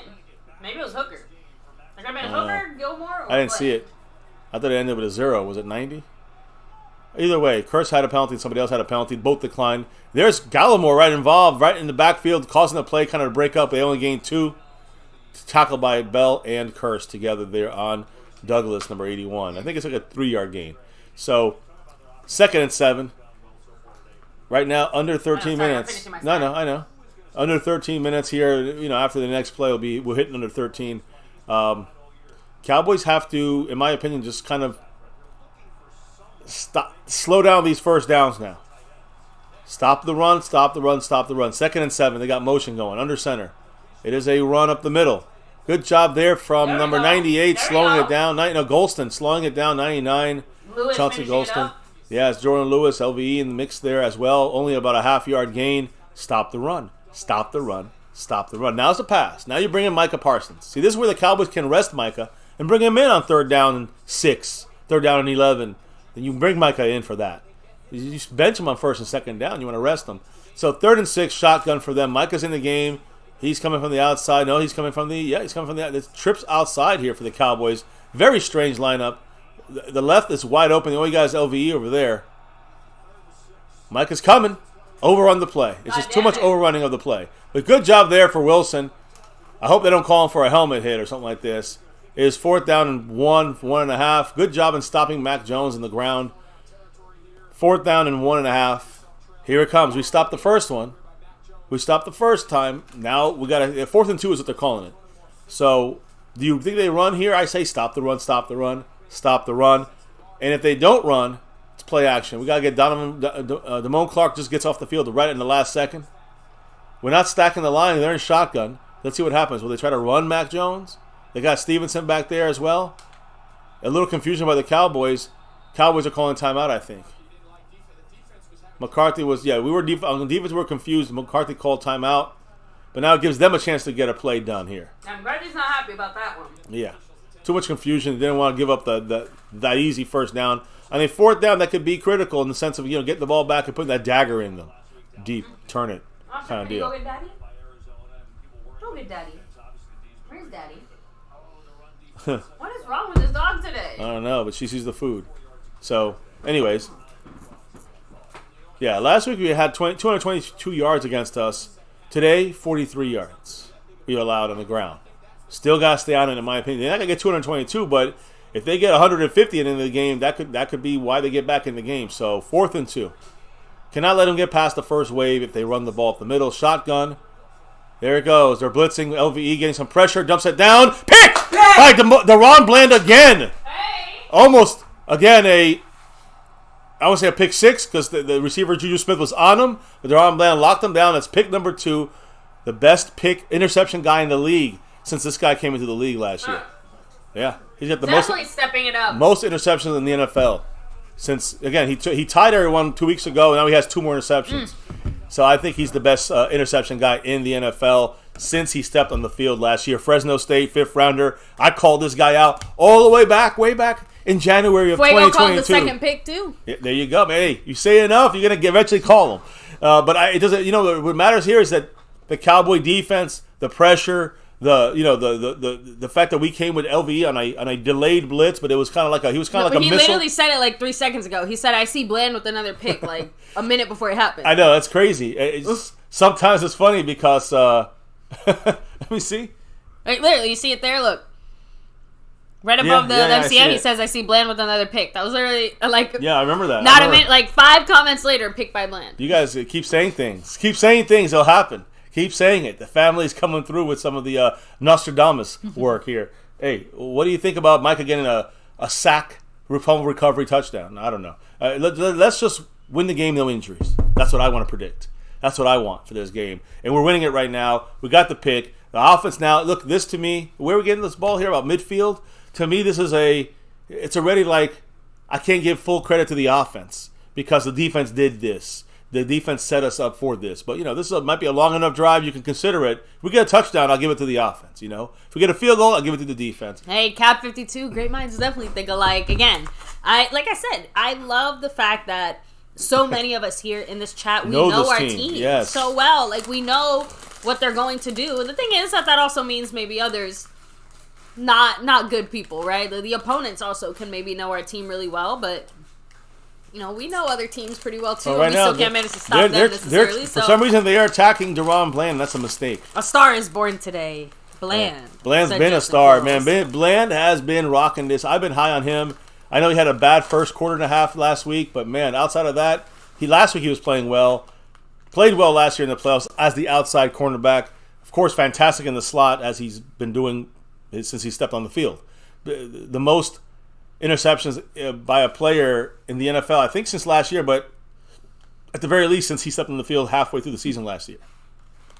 Jason, I know about 60 points. You're asking a lot there. But chill out, Jason. We don't need to get 60 points. Now we're not playing Madden here. But right now there's an ass kicking. That's all we care about. It's a game we have control. It's a game it's over. If we have anything to say, this game is over. By the way, that's the biggest deficit in the first half that Belichick has ever had in his entire coaching career. Wow. Play action there, free play for the Cowboys. I think Dak takes a hit. High pass there with good coverage on CeeDee Lamb. He gets creamed. Is it on them, or is it illegal formation on us, or is it like offsides on them? I mean, they let the play keep going. Well, either way, that's why it would be illegal formation. It'd be on us to let the play go. I hope it's offsides them.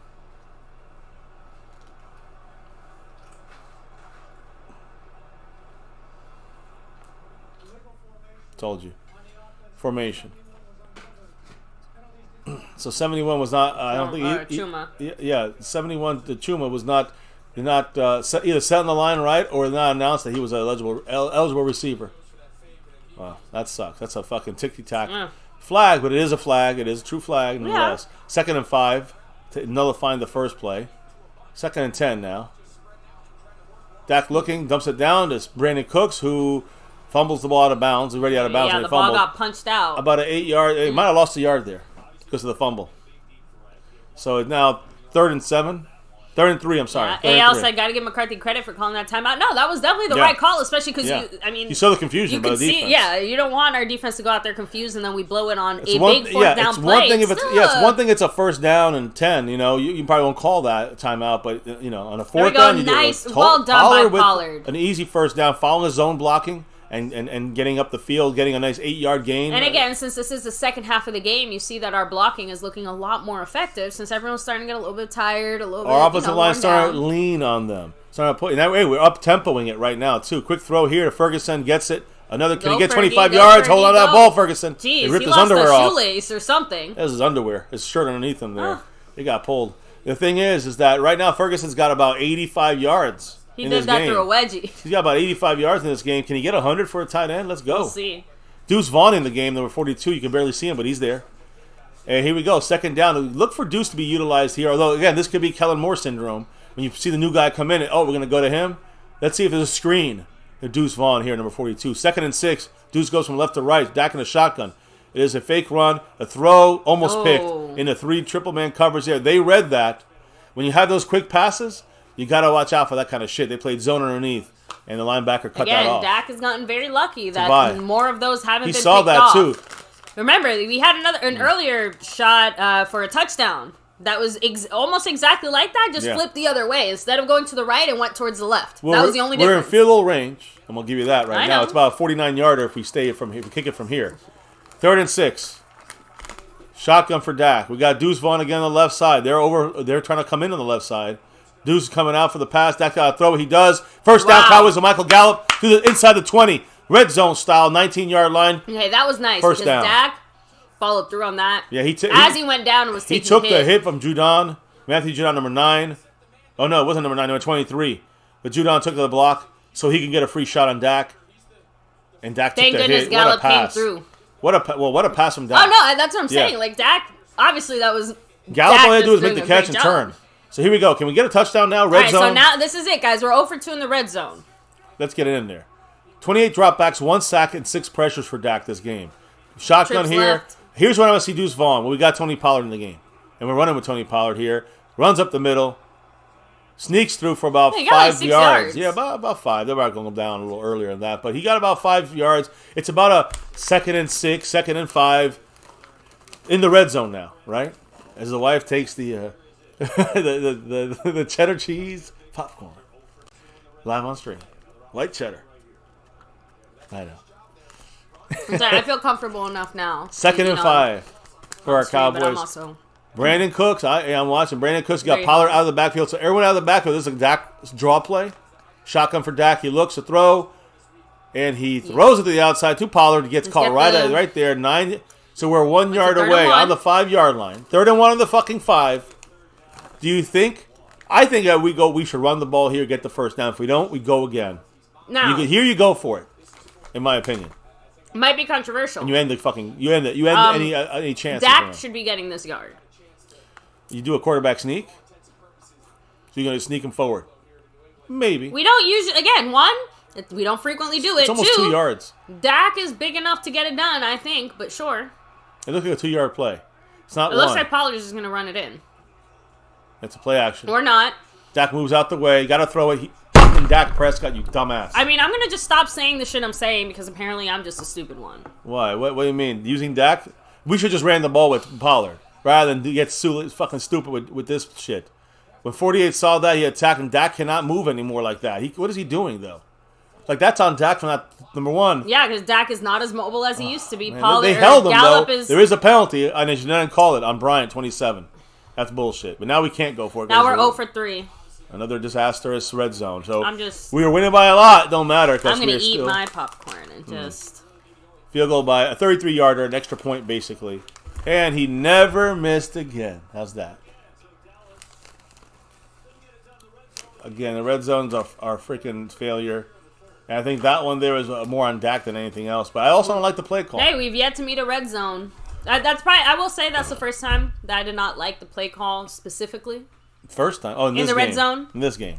And so because he got some bad play calls in the past. The play calls in this game, and particularly in the red zone, they were fine. They were great. It seemed like more of an execution situation.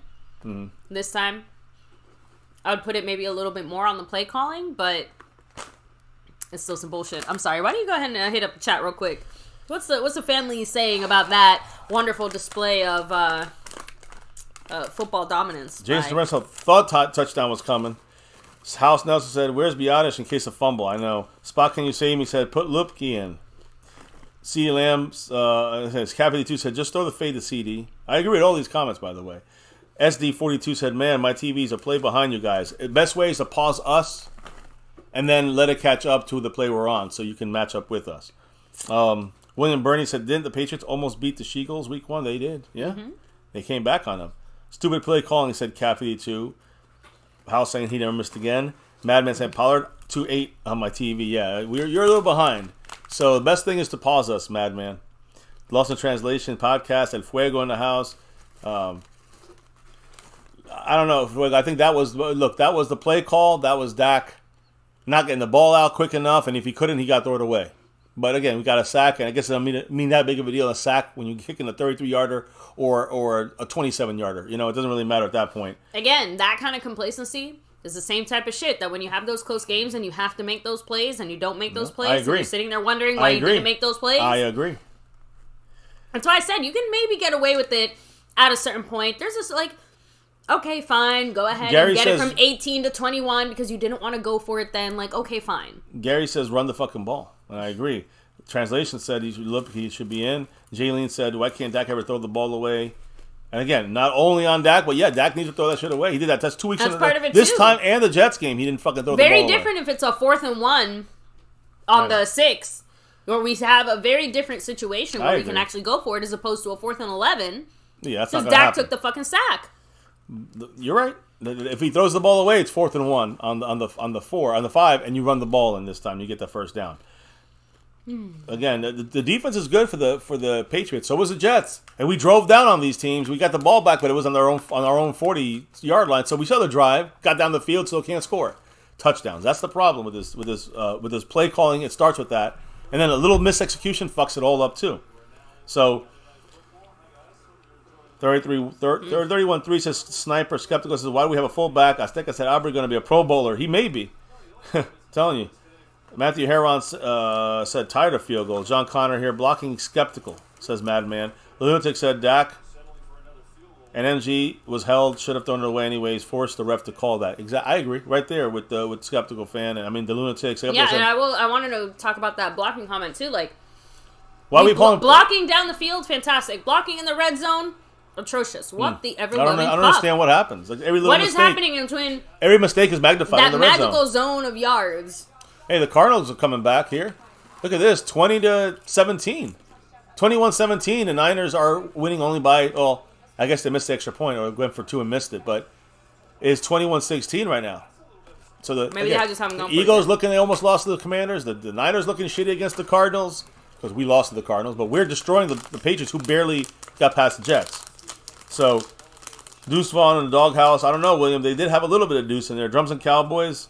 Said Doomsday defense covering our red zone deficiency. Yep. By the way, Bland off the field for a minute. Not because of any injury situation, just looked like a rotation reps thing. Justin said they tried running the ball in the first half. Pollard screwed up. Guys, that means that Juanita Thomas is here on the outside. Micah's over the line of scrimmage. That could be a flag. Yeah, they didn't call that. I'm just trying to point out what I'm seeing here real quick. But I disagree with Justin Quarles on this because the Q man. Because Pollard screwed up or not, we still should have kept running the ball there, Pollard, in my opinion. 100% got to throw the ball away. Bland coming back in. Yeah, same shit from last year, so skeptical. I don't want to miss any comments, but I'm losing track here. So I got to go back to the game. Much love. You know how to catch our attention. Appreciate everybody in the house. Hit the like, subscribe, notification bell. Jason with 53 points. And us with 31 points to 3. Let's go, Cowboys. Play this defense. We're in man coverage with Jordan Lewis covering the guy who's in motion there. See him? That means we're in man coverage. That means we're on man coverage here. At least we're showing man. It's a draw play. Great job, Gallimore. Great job stopping that interior there. Was that Gallimore? Who's that, Hank? That's Gallimore. Great job by Gallimore there. He's getting a little more involved, a little bit more often inside now, showing up a little bit more. Has been. That's good to see. But again, he made this is the key to me was watching us stop the run. Stop the run. Even if we know they're going to throw most of the second half, stop the run. Because they're going to try to run to reestablish. And the more we stop the run, the better practice we have for the Niners next week. And keeping our run gap fits correct. Our assignment's right. If we don't, they're going to kill us. So we got to stop the run against the Niners 100% next week. Here we go. Some pressure now. Micah overcoming 4 blocks, overthrowing it. Gilmore close to that pick. Stopping them. 4th and 6. They got a punt. The dagger is already in and twisting. Anybody getting this game? We might lose this game if they blow it out. The Cardinals get close. A different one. There's only one other one to go to. So we don't want that Cardinal game getting too close. You know what I mean? Well, we'll have to see. I know. I just wanted you to say hi, Sleepy.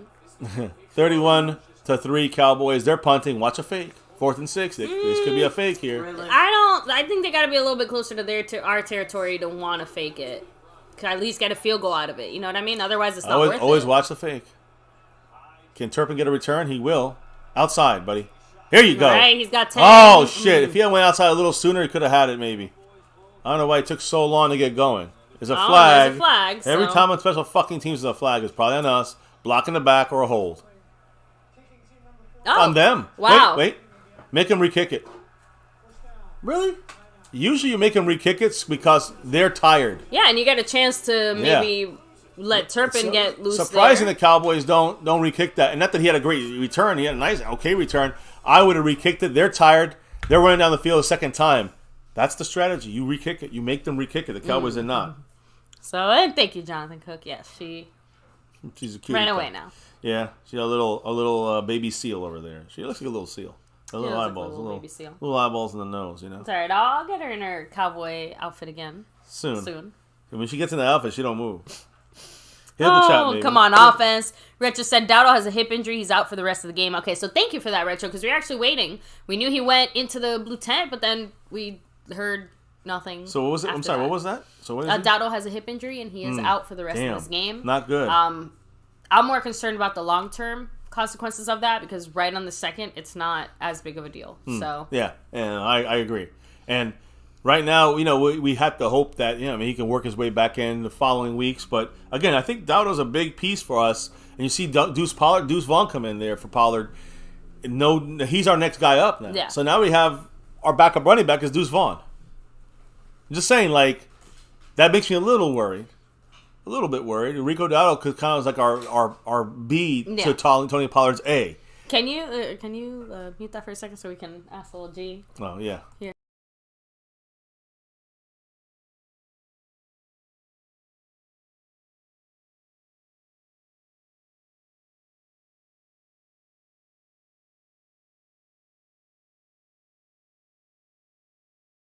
Right back. All right, sorry. I just wanted to use real names. So real names and locations. Yes. Anyway, no, thank you guys. Real quick, let me get back to the chat. Lipke is there, just saying. So yeah, Cardinals are giving the Niners, but honestly, you almost gotta give credit to the Cardinals for being much scrappier and tougher than basically anyone gave them credit for. And you know, I'm surprised. There's one certain little black sheep of our family I'm surprised has not made a single appearance today. Least side, especially after the victory against the Steelers. I'm surprised he's not out there celebrating a second Super Bowl victory. I know, for him, his lifetime. For him, they won 2 Super Bowls this year already. It was kind of funny because, again, I heard, Dalton Schultz for a touchdown. I'm like, I haven't heard that in a while. So, Belichick looks absolutely like pissed. Just. By the way, 93,719 people at this game today. That's a lot of people. It's a lot of people. A lot of people. I'm hoping it's. I probably won't be sold out. Although, hey guys, let us know. I know we have Thomas Garrett who said he was going to that Rams game. Let us know if you're going there. We'll be there with the fans. Cowboys did a quick throw there. Brandon Cooks, a nice 7 yards. Nice 7 yard, 6 yard game. They'll probably mark him at like 6. Yeah, you know they do. By the way, Brandon Cooks, remember he was the offensive captain, so we got to see a little more from him. I think he's got 3 catches today, which is the most he's had all year in a game. He had 2 and 2. Now I think he has 3. But I know he's at least got 2. Dak is 23 for 28 for 229 and a touchdown. So not bad. Just can't get that red zone shit going. The touchdown we had from his outside the red zone. Shout out to you, SnugX. Not mad. Just a little slow on the uptake getting going today. So that's all. Yeah, we are a little messed up. Pollard with a face mask. Please call that flag. That look like a face mask to me. There it is, baby. Nice. And Stephanie Willis with a $5 holler. Another Go Cowboys. She's really not one to punch. Yeah, much love, Stephanie. I'm moving her up the board as we speak. What does she have to say, baby? Go Cowboys, of course. Always go Cowboys. You know it. Yeah, you see there. They got it finally. Thank you. You're welcome, guys. Here, let me write that down. That's a big one. It's 15 yards. It's 3rd and 1. Now we have to worry about the first down. We move down the field. Although this is an offensive drive now. Remember, our offense is actually moving the ball here after the punt. That was on a penalty. But we were still moving the ball. We got that nice play from Brandon Cooks. We had a nice run from Pollard, the face mask, 15 more yards. Let's get a touchdown in this bitch. Even if I'm going to say this right now. Even if we score a touchdown, even with a touchdown in this game by the Cowboys on offense on the 30-yard line right now, even all that, guess what? I'm still concerned about the red zone. I'm just saying it. Third, again, on the 29 of the Patriots. Dak looking left to another receiver. Well, Gallup and he's bobbling the ball. He does not have good control of that right now. Luckily, he didn't fumble it, but when he was running forward, he was still bobbling the ball. They tried to get that ball out. Luckily, he kept control. He did. And he didn't lose it. Look. Yeah, that was dangerous. That's the 3rd or 4th one of these plays. We got fuck shit from that. 2 no gains, a loss of yard, and a gain of 2, which is that one. Gain of 3. That's a run play. Keep that in mind. I look at that as a running play. Those receiver screens are runs to the edge. Here we go. Again, tight coverage here on the line. We got 2 tight ends.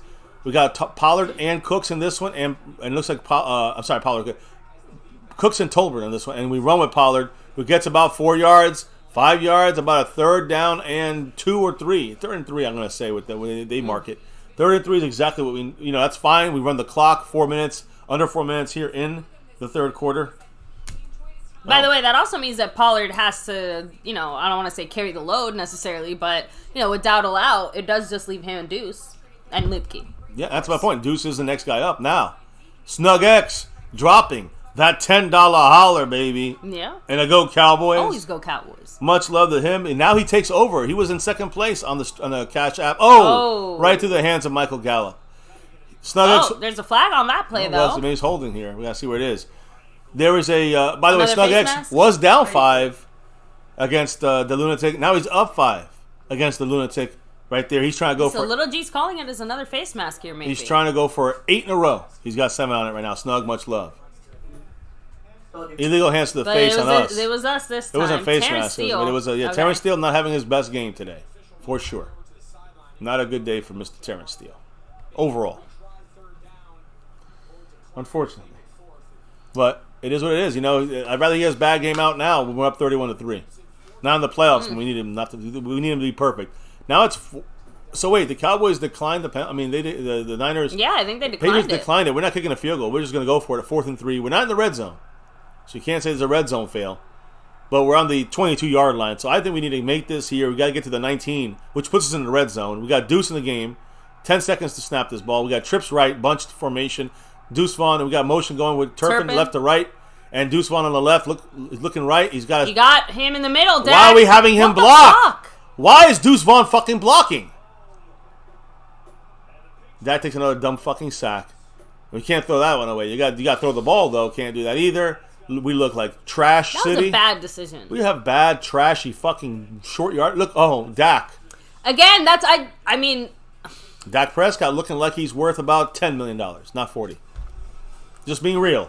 You don't get Dak lovers. Don't get all stressed out when Dak missed an easy wide open. Yeah, Deuce is not blocking. Dak missed Ferguson for a very wide open first down. Deuce sure never came up to the blocking. It had nothing to do with blocking. That's all on dumbass Dak.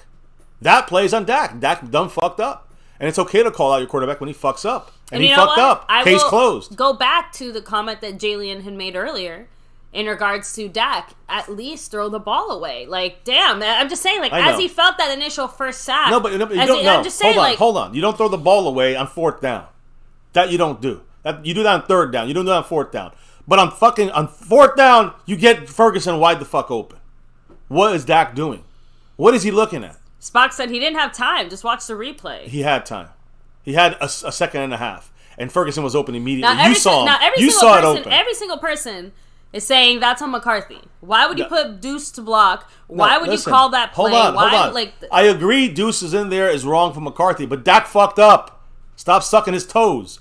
Guys, Dak fucked up. He made a mistake, and he fucked up. McCarthy, okay, you can say bad. That would have been a first down if Dak just pitched it forward. Like, I could have thrown that shit. So let's stop giving Dak the fucking scapegoat. So I'll tell you when it's on McCarthy, and I'll tell you when it's on Dak, and that one's on dumbass Dak. Not dumbass McCarthy. Them's facts. Sorry, it hurt some feelings. Mac Jones got benched, and he's going with Bailey Zappi at quarterback? Ouch. Yeah, that's what I saw earlier when they was warming up. It was the backup going. Dak's got to be better. Because we will lose to teams like the Niners with that dumb shit from Dak. So Fuego said, no, look at Dak's blockers. McCarthy, what the fuck? There was no blocking for Dak. He couldn't even roll out. All right, whatever. I'm not arguing this. It's obvious. You even saw it, baby. That wide open Ferguson within 2 seconds. When Dak got pressured, it was already too late to throw it to Ferguson. Dak fucked up. That's it. I'm sorry. I can't give him a pass every time. I'm giving him a pass when McCarthy has a bad play call, and even though it's a bad play call, it still would have worked. I can't give him a pass when he is the one that fucks up the execution. Because Deuce Vaughn can only do so much. That's on McCarthy putting him back there. But why do we want him rolling out? The guy's wide open. That's a first down. Dak fucked up. He fucked up. Move on. I will admit that at this point, I don't really care because it still just goes I know, back to... But I have to fight people that love Dak so much that they were willing to overlook everything Dak does wrong. He can do 8 things wrong. He's still going to say it's the wind blowing in the stadium. Stop the shit.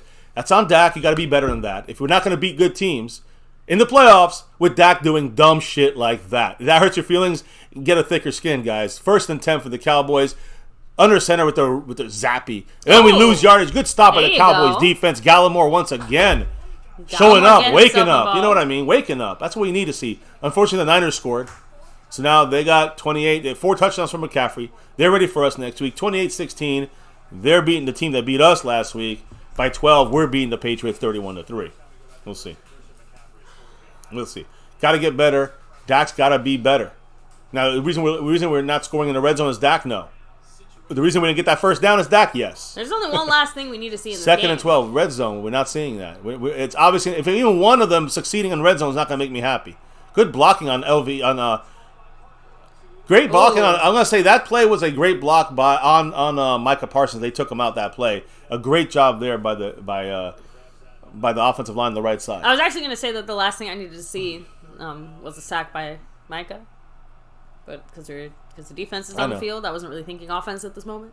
Again, Griff, I know he's saying you can't assume that Ferguson was the first read.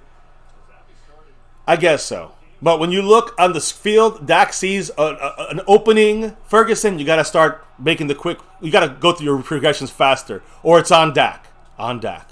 It's on Dak.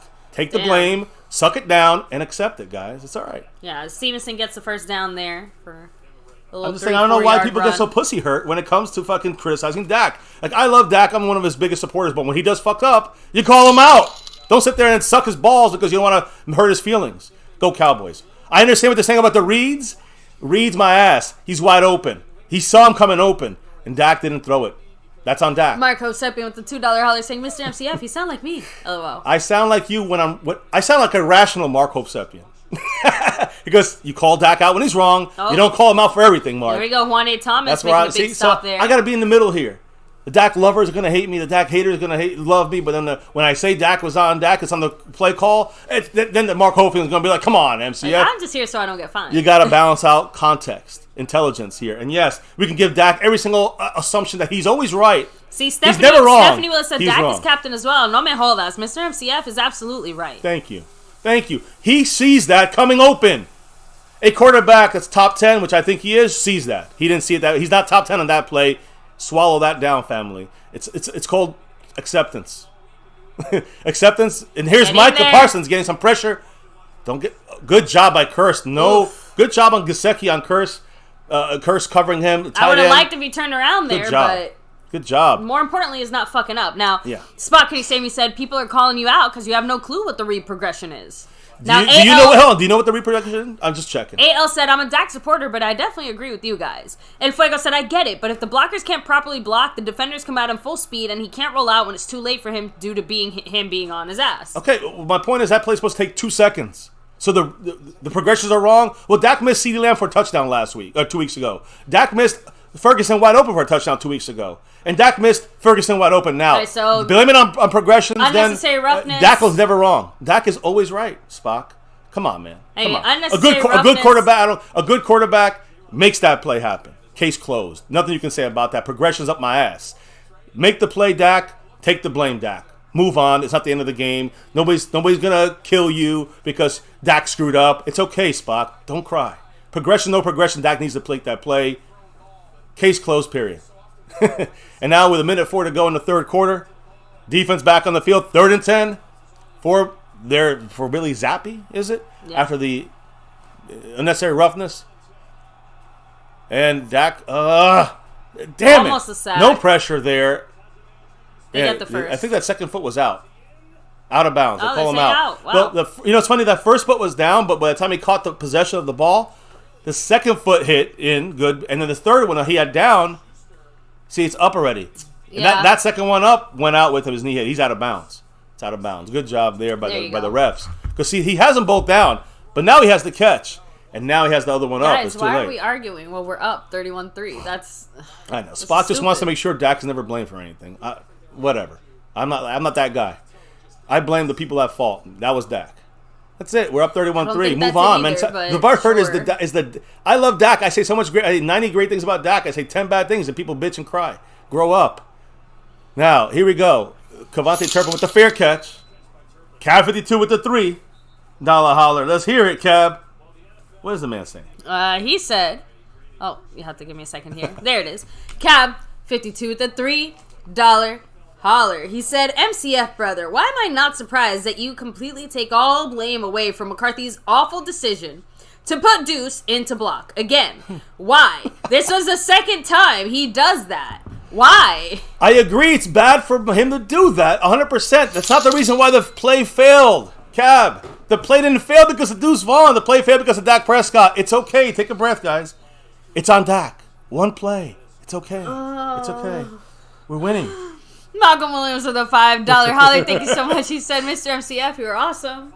Well, I mean, I'm not trying to be... Thank you, Malcolm. I appreciate it. I don't want to see... Listen, I want Dak to do great, but Dak fucked up there. Well, we run to Deuce, who started tripping before he even Deuce. got it. Oh, a late hit looks like there on them, on Deuce. They hit Deuce late there.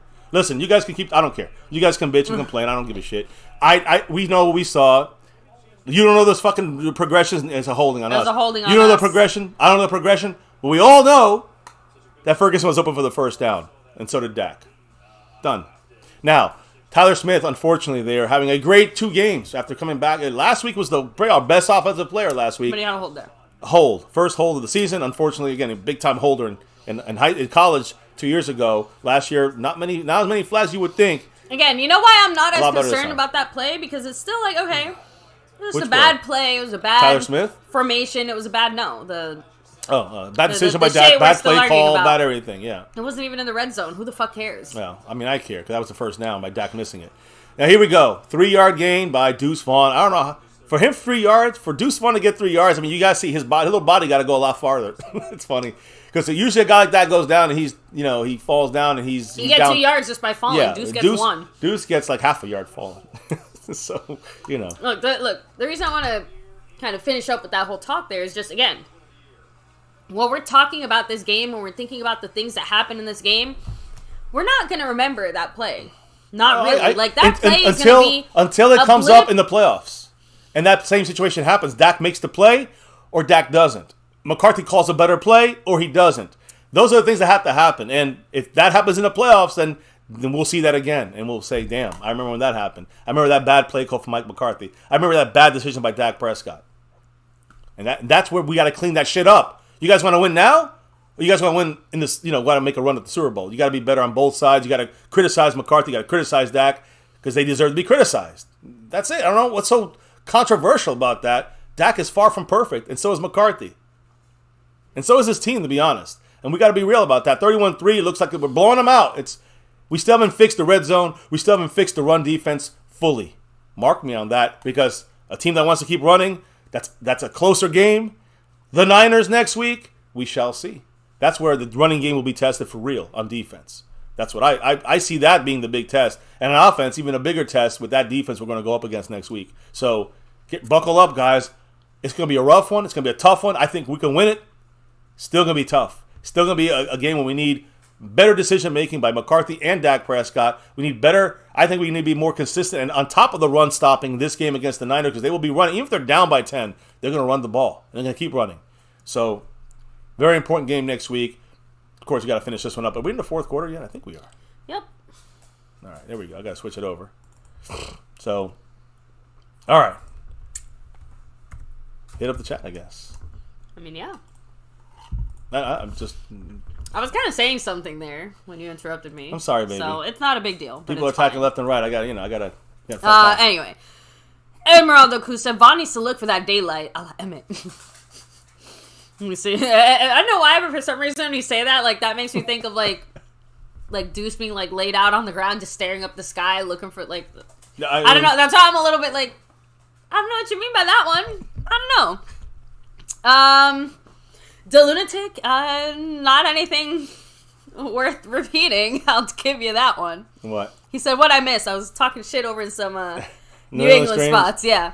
Just I call out Dak on a bad decision. That's all. Ray said, some people got pissed. Honest thoughts on Deuce. Again, I mean, it's going to be very hard for him to find anything more than I think a trick play type of success in the NFL. But I think his story is fun and is good enough that I think he's still like. I'm just well, saying. let me say, I have yet to see anything that makes me think that he can contribute to an NFL team in a serious way. I disagree because we haven't seen enough yet. He haven't been used too much. Last game he wasn't used at all. I think this game we're going to see the actual usage of him. He's not doing great, but I want to see what he can do. Dak looking down the field, attacking down the field, first down the field. To Tolbert, who's having a fantastic game for a guy who's just getting a couple looks, but he's doing some great blocking. He's doing some great great receiving stuff here when he gets the ball thrown to him. And then on special teams, the man is still turning out and actually helped us, I would say, get us some points through special teams by making the great stop. Oh, I'm sorry. Oh, I thought you were listening. I'm kind of talking to you. So I mean, I was talking. No, you so did. I You don't did know what speak to on the say. whole thing, baby. You cut me off again. Baby, I It's did fine. not. You literally fucking stopped. Now, we got Deuce Vaughn in here. I'm cutting you off because there's a play going. If I cut you off, that's the reason. Yeah, that's fine. Good.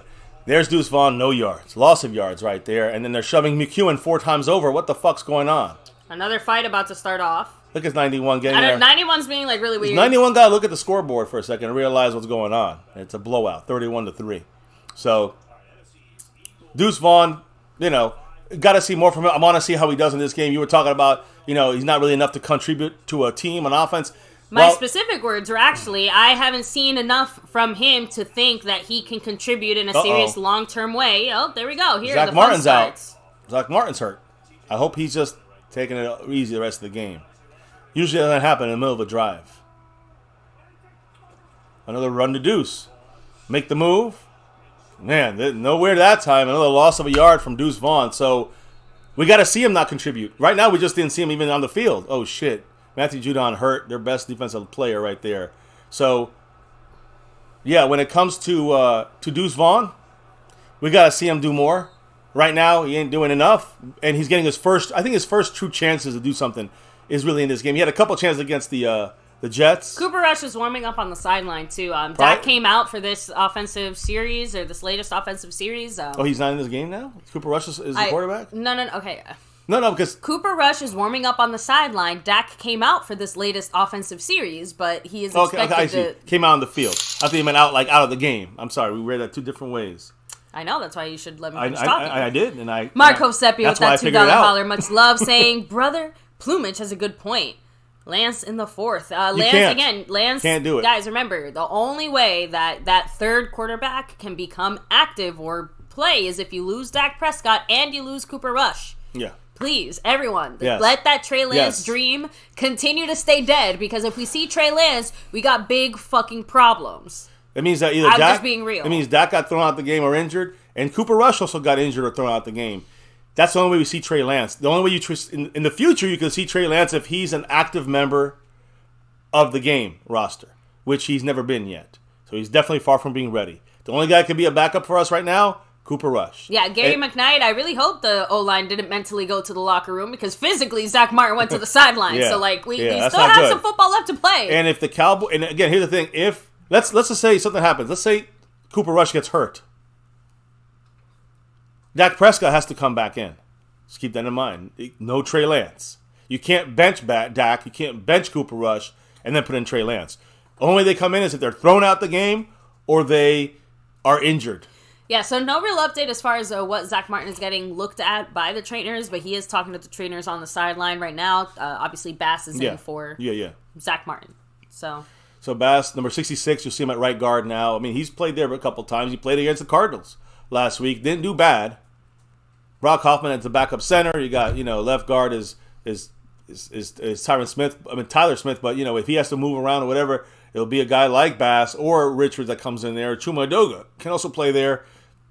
And he's our backup playing for Tyron Smith right now at left tackle. So, yeah, it's right now we got shuffles going on. To me, it's about getting Dak out of there and keeping him safe and sound on the sideline as soon as maybe this drive is over.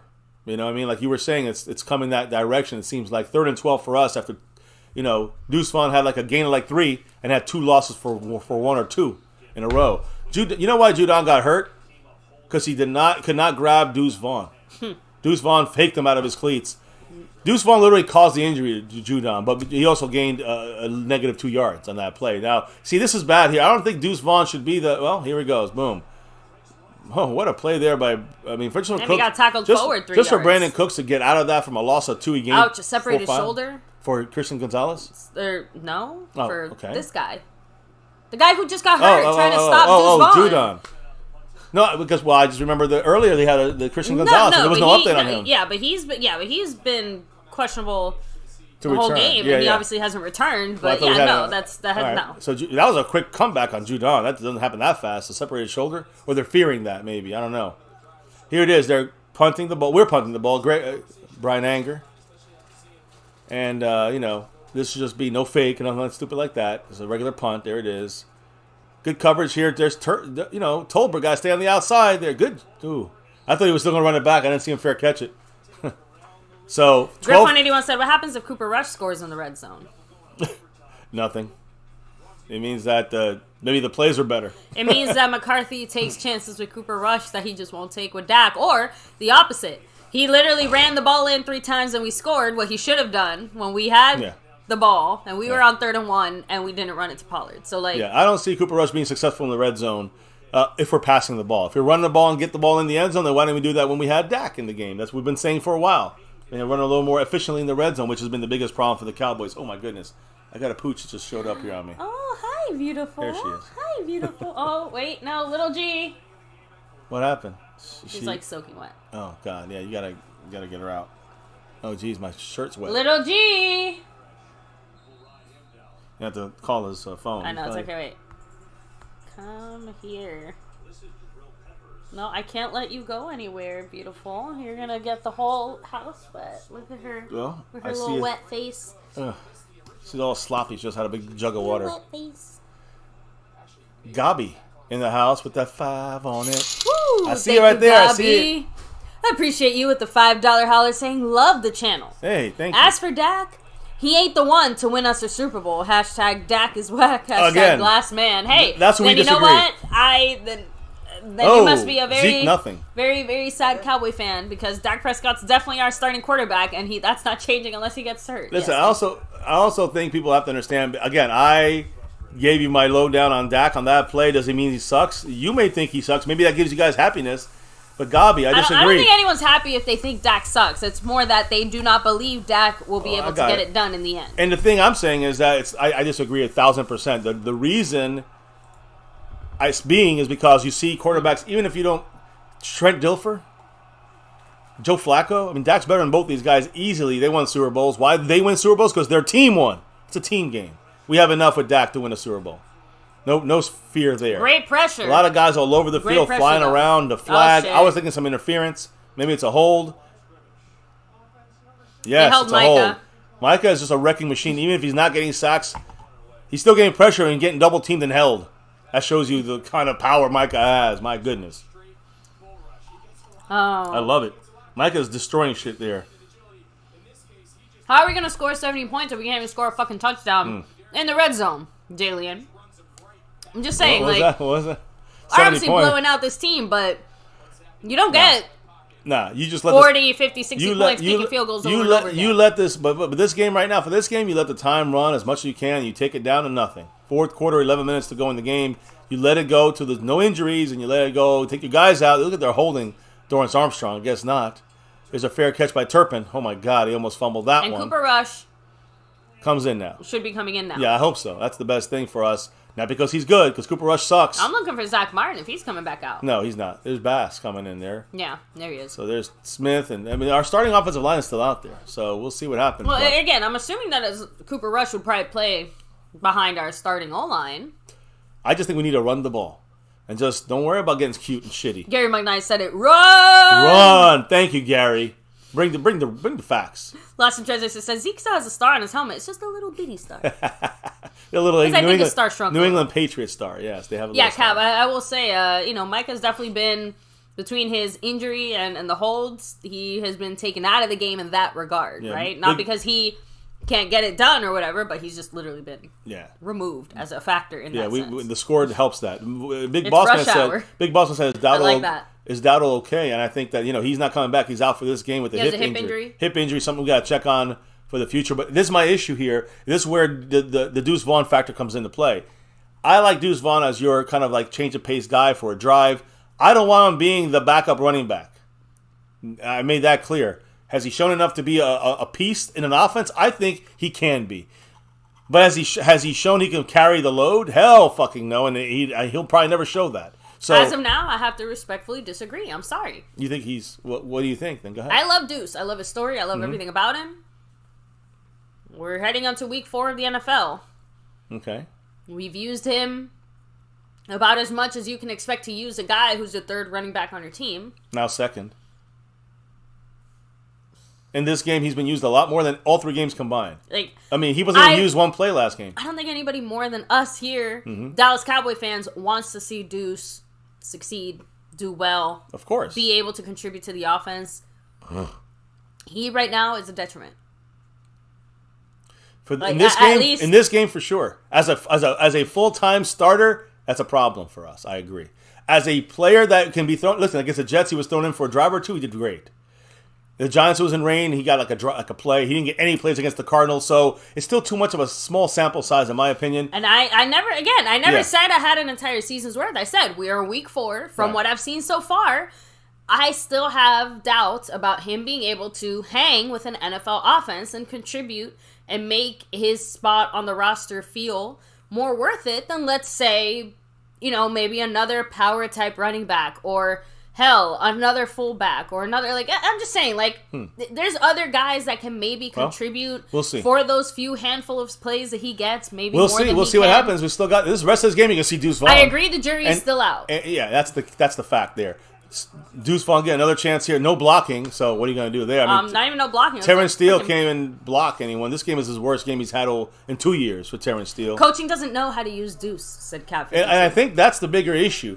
It's the way you use him. Why we use him as a blocker? See, that's what I'm saying. As a full-time running back, he cannot play. Listen, he's being a full-time running back. You got to block as a full-time. You can't do that for Deuce Vaughn, and that's where we're using him wrong. I know here. Dak is still out there. I know that. I said the offensive line's out there, and Dak's still out there. So Vaughn, Cooper Rush was kind of expected to be out there this drive already. Is what I'm saying.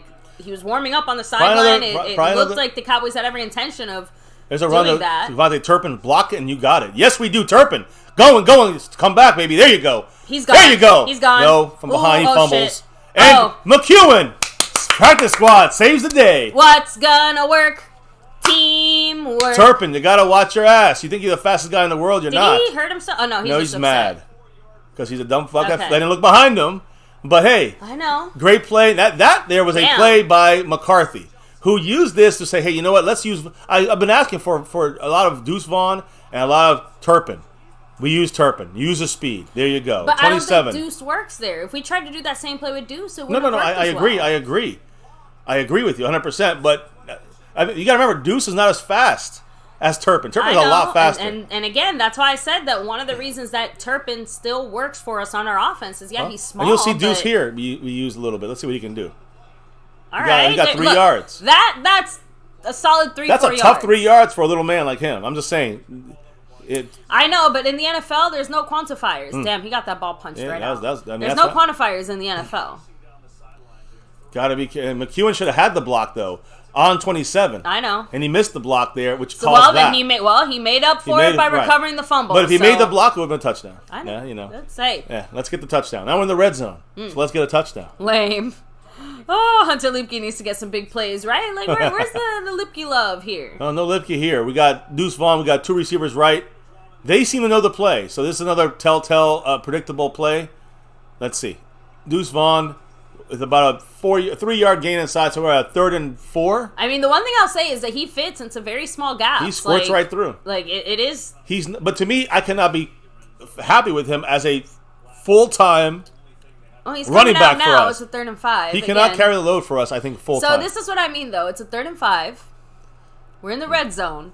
I don't see this as a field goal situation. This is an every down counts. I don't give a shit if we turn the ball over here. If Dak gets a 10-yard, if Dak takes a 10-yard sack, we're kicking the field goal. Okay. Lipke's in the game, by the way. Don't take a 10-yard sack. Well, then Dak's got to throw the ball quicker. He's fucked up a couple times at home against the Jets and against the Patriots. Quick throw, good job by Dak there. First down by Turpin. And if it's not a first, you go for it.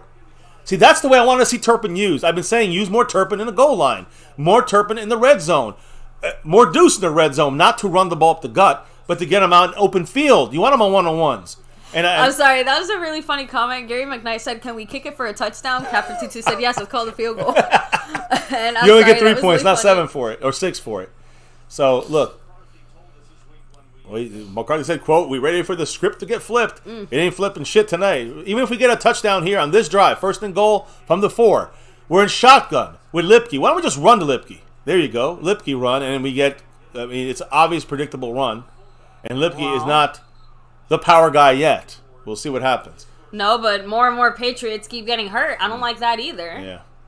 Yeah, they're getting worn down by our offensive line. I will say that, even with our backups in I know, there. but our offensive line is getting worn down too. Zach Martin has yet to re-enter the game. He's not coming back. Yeah, he's not coming back. So. He's staying out because the game's over. But it's more about getting TJ Bass some more snaps and, I know. Do your best. You got 2 backups out there. Schoonmaker coming in. Deuce McEwen. Vaughn's out there. McEwen. So Lipke's still out there. Yeah. So it still feels like I feel a heavy run block. Yeah, I feel a run. Deuce, Lipke's there to help him punch it in. Let's see. Right now they're heavy on the right side. The extra guy there. So we might run right here. Yep. And we do. Deuce Vaughn. I know. With only a half-yard gain. He gets like 1 yard. So now Again, and this is to me where it's McCarthy. With the bad play calling here, a run to Deuce Vaughn is not... I want to see more Deuce Vaughn, but not on the goal line. Trying to punch it in. I want to see him getting a pitch to the outside. I want to see him, getting a screen. Something quick. Like we did with Vaughn. Like we did with Vaughn. What we did with, what's his name? Turpin. I'm going to say it till it happens. Similar Why are we stuff. not running Dak? I'm still very disappointed. Like, I would say, I agree. I know now it's not necessary, okay? Yeah. I get that, but... I know. Overall, we need to run more To me, the down. red zone problem supersedes whatever the points on the boards currently say. We need to score in the red zone. Another predictable run to Lipke. Can he get in? Touchdown, Lipke! Yes! Touchdown for the fullback, number 40. And now we got this. Well earned, well deserved. Yes, about time. Again, what did we do? We ran the fucking ball. Holy shit. We ran the ball, and then we ran the ball. We ran the ball 3 times. And we ran the ball. Well, like Gary said, run! Run. That's what I've been saying. Stop getting cute and run the fucking ball. Even shotgun I'm not a big fan of, but all right, it worked. Good job blocking by TJ Bass. Good job at the backup for Zach Martin. So look at it. Bass, steal, moving the whole line left. Touchdown Cowboys. That's what we want to see. Finally scoring in the red zone. Are the red zone problems fixed? The answer is fuck no. Far from it. And that's mainly on McCarthy. And he never missed again. Never again. Ever? 38 points for the Cowboys. Again, this is the typical Cowboys we are used to. 2 red zone touchdowns. Oh, 2 or 1? 1 red zone touchdown, right? 1 red zone touchdown. And I think it's 1. I'm confused now. But we have 1 red zone touchdown. We have, a lot of points because of the defense in this game so far. But in my opinion, I think that without question, the Cowboys have to somehow still get their red zone offense in clicking. And I think that's on McCarthy, number 1. On McCarthy. I know, but one thing at a time. I know. Right? Run defense, I still calling out. I'm still worried about run defense. Look, we still did These are what we had two to big do problems in this game. still. We beat their ass. Yes. We're going to go ahead and, hopefully wrap up this game with no further injuries, nothing else crazy going on. Knock on wood. Thank you, Marco, stepping with that $5 holler. And it looks like Mark's going to take the title again this week. Try to take that back as a sponsor of the week. We'll see. Still got time. Mark dropping that 5 on it. What did he have to say? Has a Deron Bland. Deron Bland, right? There. But Mark said, let's face it. A draft full of quality third down running backs, and we get a gadget guy. Our number 1 defensive tackle barely plays. Our number 2, Sam from 22 draft, has done zip this year. It's just not good. Well, okay. Now, come on, Mark. You're picking on the 3 guys that are like building. Stop it, Mark. Mark likes to play games. Come on, man. What about the other guy? What about Deron Bland? How did he do for us? I want to know, Mark. How did Deron Bland, Tyler Smith do for us? That was last year's pick. I'm curious because I really want to know. Now, Mozzie's too early to tell, but yeah, the only way we were drafting one of those other running backs is literally drafting another running back like sooner than the 6th round, which just was stupid. Yeah, I think this year we have a lot of good running back coming out in the draft again, and I think the Cowboys are willing to take a risk on that. Deuce Vaughn as the backup right now with no Rico Dowdle is a problem. I would say we have to go get a running back. Again, I still will continue to disagree with your thoughts on Mozzie Smith, and again, our run stop. I agree. You're talking about Mark's. Okay, I'm sorry. I'm talking too much. Okay, I'm talking sorry. to you, I'll let you know. Oh, I know. Trust me, I know. Go ahead. Feel like you've been letting me know all night here. Pass right over to number 84. Big gain. Deron Bland with the big tackle there. But, yeah, they got a nice big gain there to the 45. Mark Hovsepian, another 5 on it. Now, you were saying about he didn't bring up Mozzie. He said Pollard is he did. Okay. Who was our first round pick this year, my love? Baby, I'm sorry. I can't remember everything he said. Chill out. Damn. It's not that. Baby, it is that. Why don't you go ahead and hit up the comment? No, I just don't know. I'm waiting to hear it. So you can read the comment. I'm watching the play. I'm watching the play fully. There it is, incomplete on 1st and 10 and 2nd and 10 now. Now let me fully understand the comment by Marco Seppian. The last one, that was the last one. Yes, I know you talk about Mozzie. I'm not even touching that one because that's going to be for later in the year or next year for Mozzie Smith. Even as a first round pick, a defensive tackle, we talked about this, Mark. Come on, But I already talked about the other ones as well, the other guys on that list. I just wanted to touch on the Mozzie thing because you brought it up and I didn't realize he brought it up. Now Marco Seppian, another $2 holler. He said first, Pollard is a free agent next year. Don't expect him. No, he won't be back, Pollard. So I know we have to draft running back. That's going to be the next, like I said, the next couple of this next draft coming up. Nice catch by them. Damn. Bland got beat there by Devontae Parker. Almost hooker. Devontae Parker with the first catch of the day for him, guys. Number 1 for Devontae Parker there. But I agree. We got to look. We're gonna draft the running back. Don't worry. I'm pretty sure about that. Let me see. I don't expect 10 sacks in year 2 by Sam Williams or a ton of tackles from a defensive tackle year 1 that's done. But for them to do nothing is not good. Again, I brought up the Fowler and Dorrance Armstrong situation. Why they're in front of him because they got paid. They're getting paid more money. And probably Jerry Jones wants to put them in there over even the developing Sam Williams. And he said you're comparing number 1 and number 2 picks versus a late rounder. I mean, I'm just saying. I'm comparing. I guess if you want, I'm talking about a whole draft. Is what I'm comparing it. Oh, damn! Half our guys got knocked out of the play. We let him get to the outside. That should not happen to Stevenson there. Look, we're obviously playing more of a prevent defense here. Kind of, yeah. Yeah, I guess. Look, I know nobody wants to hear it, but we don't want our guys getting hurt either because they're going too hard now at the end of the game as opposed to just. Yeah, I'm not saying we want to allow touchdowns or points, but I'd rather allow a touchdown than allow a major injury. Especially since we have all our starters out there on defense. I was just about to bring up the fact that we only even though they're driving a little bit on us here and there. It's 5 minutes left in the game. By the time, I'm just saying, they'll probably get one more drive left at most. Yeah, we allowed 3 points, which is crazy. That we still only allowed 3 points against this team. And even then, it was basically only one play away from being a shutout. Yeah. Oh, the Marcus. Finally! The first sack of the night by Sam Williams. Sam Williams, Mark, and he was right next to him. Number 58, Mozzie Smith. So they were both there. I know the Patriots suck, so that's why they're doing good. I know the Mark game. Hey, it's still the first sack of the night. You know what helped cause all that? Micah Parsons. He broke that pocket down. Micah looks tired of shit. Yeah, he does, but he still broke that pocket down and allowed... it's a Sam Williams sighting. Sam Williams, a sack. Allowed Mozzie Smith to get almost a sack. And that would be above and beyond projection when it comes to someone like Mozzie Smith. Honestly, our defense looks a little ragged too right now. Yeah, they're probably tired. They should be. I just don't want any injuries from this shit. But I know they're really proud. 4:20 to go in the game. Shotgun here. After last week, they should have some pride. They need to have some pride. Oh, shit, Micah. Get in there, Micah. Man, you don't understand, guys. They literally triple team Mike on that play. And he almost got untouched. He almost got untouched. Look at this. Watch. They'll probably show the replay. Watch the running back. They're watching him for that. He just scoots by him and gets by. They had the other 2 guys who were supposed to help him out, too. They just looked away. I love that. Gary McKnight said the Patriots are not a bad team unless we beat them. Exactly, yeah, exactly. I mean, listen, I know that once we get to that point of things, when Sam Williams gets a sack, it's like, yeah, but that was against the Patriots. Come on. Mozzie almost got in on the sack. Oh, come on. That's against the Patriots. I mean, that's the moving the goalposts. We know about that. It happens all the time, unfortunately. Well, they're so desperate. They're so desperate for points. They're taking the 3 points here. It's not a close one, but it's definitely a makeable one. 52 yards should be makeable. I'm not sure how good this guy is, number 37, their kicker. He missed. He shanked it, and we keep it to 3 points. Guys, our defense, what do we allow? 10 points? And we get the ball back there now. Yep. So now Cooper Rush can get a touchdown. Cooper Rush needs to get in there. Listen, we got allowed first game, 40-0. Second game, 30-10. Forget about the next game, the Cardinals. And then we allowed 3. So in 4 games... we allowed 13 points. In 3 games, we allowed 13 points. I'm not talking about the other one. I don't want to talk about 28. Still very good. This Cowboy defense, other than the Cardinal game, has shut everyone down to 10 points or less. That's crazy.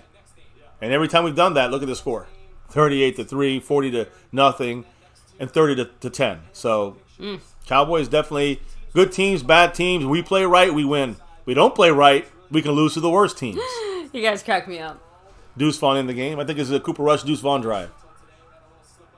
Deuce has been in the game. Cooper Rush is finally in the game. But Deuce Vaughn probably used here to get the ball more, just run the clock out. So, maybe Deuce breaks one. But again, this is, to me, scary to use a guy like Deuce Vaughn in this situation because to me, Deuce is just, he's not meant to carry the load and get broken down. Probably a hold.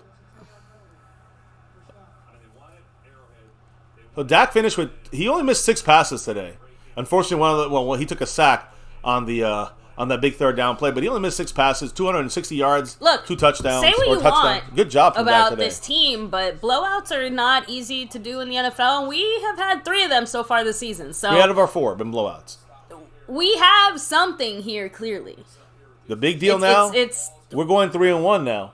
The Eagles are 4-0, scraping by these crappy teams. And the Niners scraping by, again, they're not scraping by as badly as the Eagles, but now that's our team now.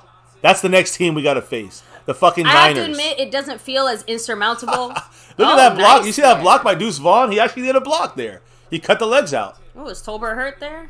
I hope Just took a hit. Did you see that block by Deuce? Yeah. He went low, took the guy out. I'm surprised. But you can't, that's not sustainable. Tolbert's good. He just took a bit of a, he got a little winded. Yeah. He's definitely got a left leg or his knees area. No, he's just fixing his things. But he got a little winded there for sure. Yeah. He got hit.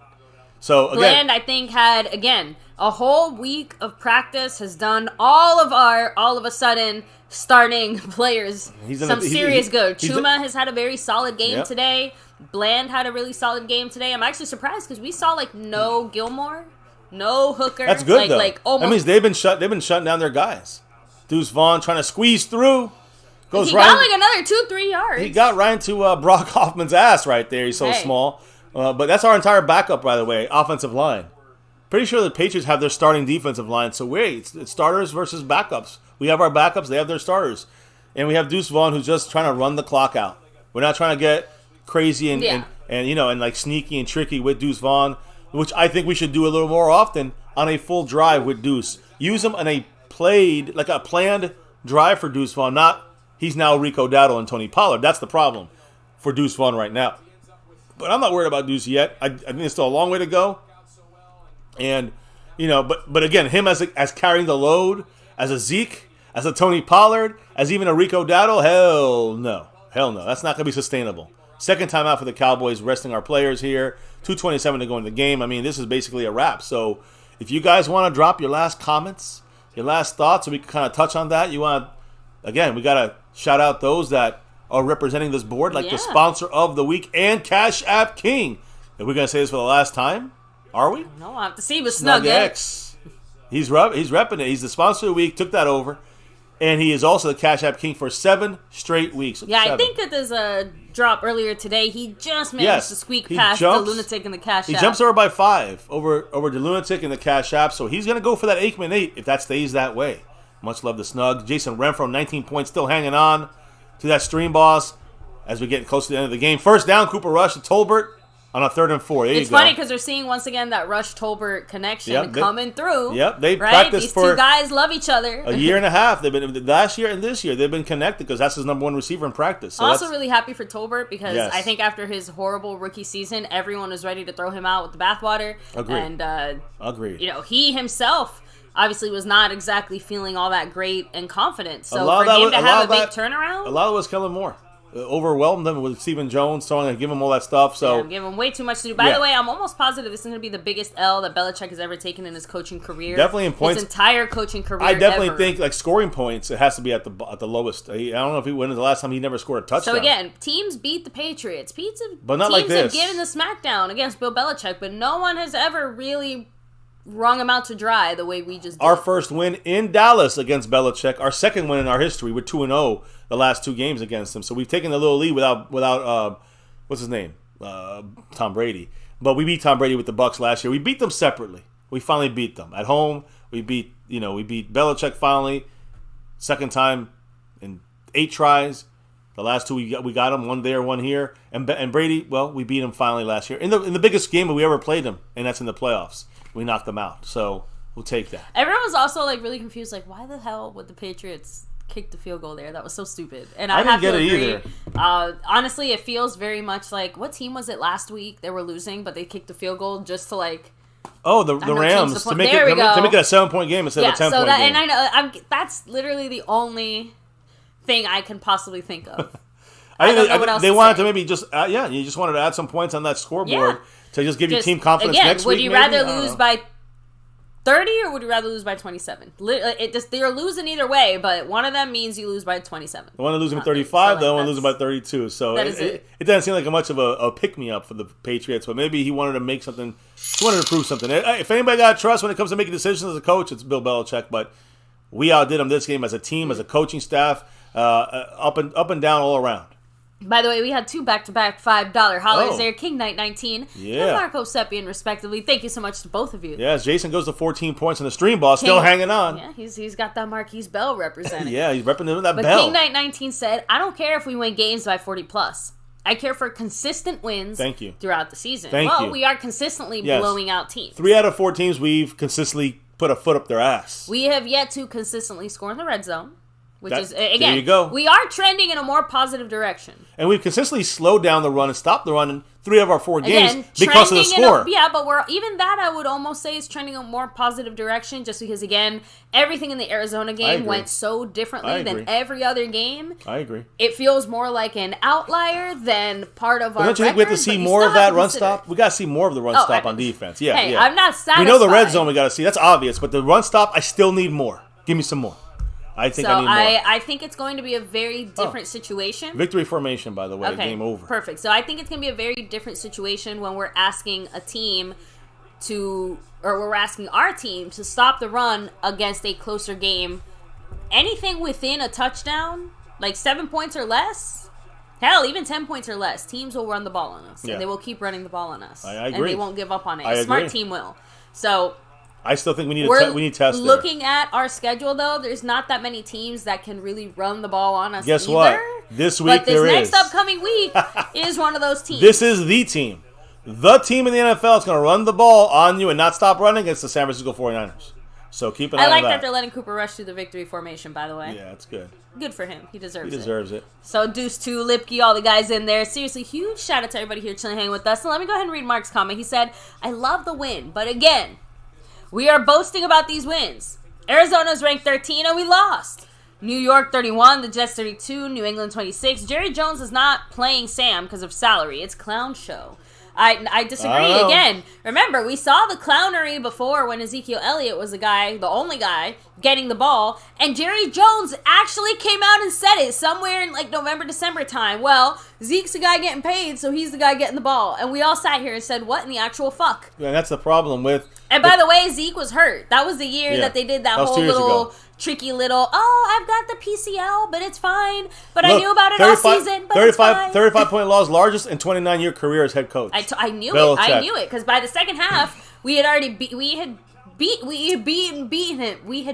him, in the second half by the biggest amount anyone had ever been, and our lead only got bigger from there, so... Yeah. You see who's shaking his hand?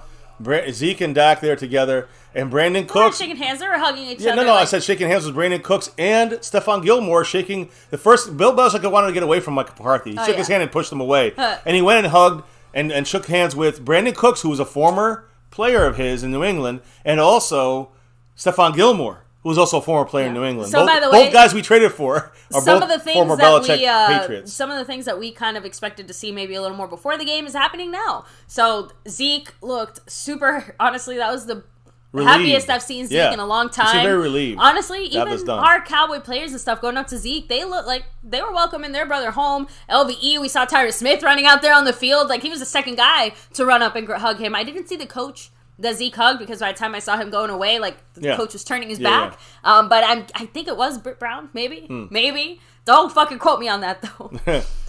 Just saying, because if someone's going to come back and say, that wasn't him. I don't.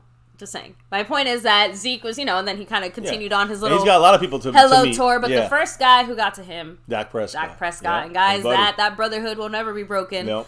I mean, they were drafted together here, brought in together, and guys,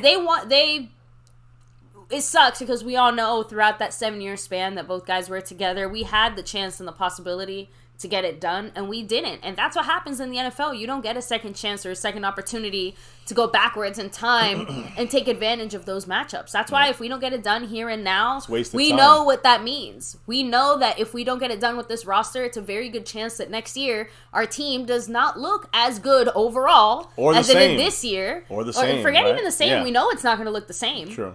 But will it even have a chance to be as dominant as the potential that this team currently has? And that's where I say I don't know. I don't think so. Because if we lose, depending on how we lose, that implies a lot of other things about who is actually staying on this fucking team. So we need to do this now. Right now, we have seen a pretty solid, great, fantastic start from our Cowboys in their overall 3-1 record. Right? We've seen some not so great things from this 3-1 start, but next week is the real challenge. So we've made it through the first 4 weeks, and now the real, football begins, because we all know this was a game every single one of us was looking forward to, and more than that, the game that people were always going to use as the metric, the metric of measuring stick, yeah. This team for real. We can lay the beat down on the fucking Giants. Hell, even the Jets with their situation. Arizona can kick our ass a little bit. Okay, whatever. We smack down on the Patriots. But can us, Dallas Cowboys, go up against the former, NFC Championship appearing 49ers, who whipped our ass, by the way. Boom. Beat us into next week. Made us look like the fucking chumps. It was a closer game. But yeah, they knocked us out of the playoffs 2 years in a row. It's enough is enough. Yeah. Now, this year in the playoffs, we got to win if we play against the Niners. But this game is a good test to kind of see how we're going to sit I'm this also season. going to throw this out there. This is also one of the few teams that is actually on paper and off paper and on the field better than us.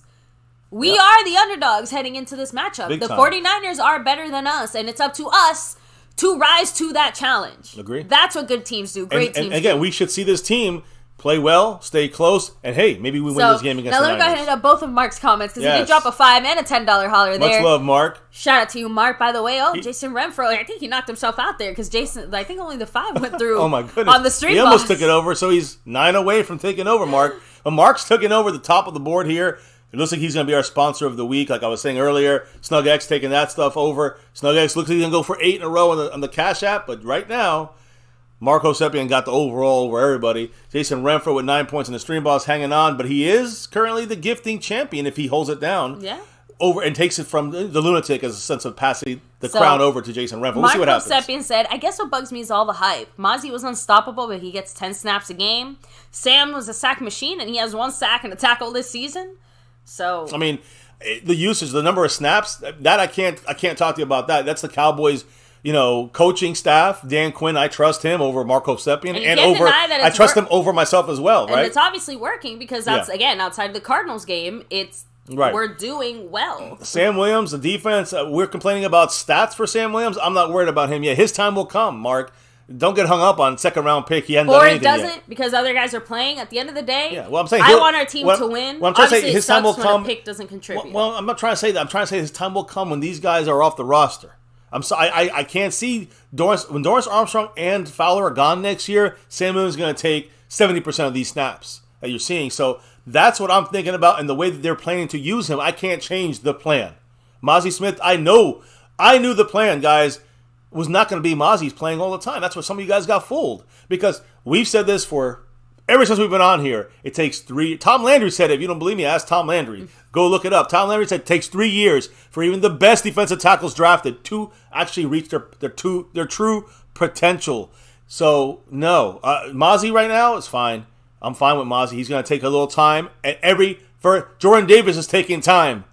And he was a top 15 pick for the Eagles. And with that $10 holler, Mark said, I guess there's a learning curve, but come on. Armstrong and Fowler are solid and not anything special. Sam should be playing a ton more, especially given his hype. We can't have 1s and 2s in part-time role. That's why I say we can't. But I trust Dan Quinn over Mark. But you're falling for the kind of Jerry Jones okey doke. Why? Just because you were drafted, I don't give a shit where you were drafted. If there's someone who's playing better than you, that someone should be playing. I don't give a flying fuck. Mark is saying, why do we draft people that are not better than the current guys we have? Well, because we decided to keep some good quality guys signed on the team per Dan Quinn, so we can rotate these guys in. We would be bitching right now if we had moved on from Fowler and Armstrong and only had Sam Williams, and Sam Williams is now not doing as well as either one of these guys is currently doing. I'm just saying, then we would be bitching about it. But I think the key here is, and I understand what Mark is saying, because not every pick is going to be processed or done the same way. I think you're missing the other good players we picked that are making an impact on defense outside of stopping the run. We're dominating this thing when it comes to the coverage of these picks we've gotten. And you're picking on 2 or 3 that are still developing, 2 or 3 that are still getting worked in slower. You're being nitpicky here, Mark, even though Mark has taken over that stream boss officially now, right? 100 points. The takeover is in full effect. Sponsor of the week, stream boss, Marco Seppian running it right now. By the way, everyone is agreeing as far as like we have to send them 49ers home in a body bag. Oh yeah. But with the second $10 holler, run stop's gonna be major. He said, against the "I'm Niners. just tired of our higher picks getting babied. We need them to play. It is working against bad teams. Let's see how we do against San Francisco. We can't invest first and second round picks and then hold them for 2-3 years." I agree to an extent. I agree because when I look at, for example, Tyler Smith, boy, he went right in there and started playing incredibly. Another pick, and that'll be a top 3 pick. Another pick. You got Deron Bland starting since last year. So you overlook those guys. I do not, but Tyler Smith was a first-round pick, and he's out there top offensive lineman in the draft that year. So we got to give some credit here. Everyone's not going to be a win, and the other guys will take time to develop, whether because we have too many talented players already there, the rotation. I trust Dan Quinn with Mozzie Smith. I trust Dan Quinn with Sam Williams. I trust the coaches, our defensive coaches, Dan Quinn, with those 2 guys. I don't worry as much with them. Hey, don't worry, Niner gang. We're watching. We'll see. We'll be seeing you next this week. Niners. We're coming. The Lunatic, much love. He's repping it as a star member. 33 Woo! months. He said, Lunatic. Good win. Still need to fix some issues, but we are 3-1. Correct. Enjoy the ride, Cowboy Nation. Now it's Niner week. Support new Cowboys media because this is the coverage that we need. Stay tuned for prize info against San Francisco and Puro Pinche Cowboys. Guys, we have quite a bit of awesome things percolating when it comes to, the Cowboys situation. Thank you to Lunatic. Yes. Thank you also, Dwayne Broussard, for some good background ideas as well. We have Sponsor quite a few awesome things coming up. Sponsor week's going to be major this month in October and beyond. Thank you, Dwayne Broussard, the top dog, for giving that idea. We're taking an idea and kind of switching it a little bit. It's not going to be a weekly. It's going to be a monthly thing, but we'll explain it tomorrow right here in My Cowboys Family. We'll break down the gifting of 2 jerseys coming soon next week. Oh, yeah, Niner game. It's going to be here. 2 lucky winners per the Lunatic, but that's coming tomorrow, kicking off a new week, Victory Monday style here on My Cowboys Family. That's right. Listen, I don't believe, I know Marco, there's Mark. I know I don't believe Jerry. I agree with what you said, baby. Just because Jerry Jones hypes these guys up, why are you buying it? I do not buy it. I buy what they can do in the field under the coaching staff we got. Yeah, Jared told us our Schoonmaker pick, like, this dude's going to be a fucking starter and all this stuff. And guess what? Even with him, I still am holding out hope. Because it's too early, But I don't think I'm going to be wrong, but I sure hope I am. Now, Marco Seppian, he had 2 back-to-back $2 hollers. He said, that's my point. Lower drafted guys play, and then the higher, the guys we picked higher end up not really playing, not really contributing. We didn't draft the cornerback. Marco Seppian said, "Orale, Niners can lick my balls." I agree. They're licking right now. They're lined up licking everyone's balls. But the thing is, when it comes to the earlier, what was the first comment he said that? Guys we draft. Imagine if lower in the draft. Imagine if Deron Bland in the 5th round didn't come through. That was our highest pick in that draft last year. That cornerback. That's our next. Imagine if we missed the whole draft, like some people do, like some teams do every year. They miss on their draft. We don't miss on our draft. Once you get to we miss on a player or 2. Once after the 1st and 2nd round pick, every guy picked after that is doing grunt work, and I don't mean that in a bad way. I mean that in these are the guys that are usually in a more backup type of role, or they're taking extra snaps. They're playing on special teams. They're getting worked here, there, and everywhere. Right, like when you have a higher pick. They're a starter. They play more or less one specific role. You really designate them to that role. But when you are anything but usually a high top tier talent or more of a dominant player, you get moved around, worked around. Think of Tolbert, right? Yeah. The difference between a Tolbert or even a Schoonmaker in a way. Like, if anything, I agree with you in that we tend to limit our guys. Like, we are putting Schoonmaker in a very specific box because we drafted him for a specific role. We're not putting him. We're not giving him more snaps because he was drafted high. We're playing him for what he's fit for our offense. Yeah, we're playing him in the role that we specifically drafted him for. And and again, part of that is Sam Williams was drafted and brought in to play a specific role that now is being played by other guys. Right. But like you said, next year, That's what he's going to do. That's the step up. There's no question. That's the step up where he's going to have to get the big sacks, or he's going to be a second-round bust next year. I don't judge him this year. Justin Dean, the place to be, with the 777. And Mary Alvarez with the $2 holler right before that. The 2 on Much love. Mary said, I'd love to give the 49ers their first loss and that go L. Cowboys. L. Give the Niners the L. Guys, that goes First without one. saying. That'd be again, we don't talk about, that's not a Super Bowl for us. The Cardinals winning a game, or this team, that's their Super Bowl. So this would be a nice little, hey, we passed the checker flag here in the corner pole, and we're pretty good right now. And Justin D, with that 777 said, we them boys. Dallas Cowboys, we're representing it Trayvon and Tyron style, Hell right? yeah. We're getting Tyron next week. He'll be ready for this game. It looks like minimal issues. Maybe Rico Dowdle this injury game. We'll see what happens. But next week, I'm more concerned about this guy. I know he was still out there playing. I know he was fine. So I don't think no it's sacks any kind for of him. serious By thing. the way, stop that streak. It did, but more importantly, I just need to see Micah be okay. But with that said, guys, I'm gonna go ahead, start wrapping things up here. Do the final shout outs of the night. An extra special thank you to everyone here chilling, hanging with us.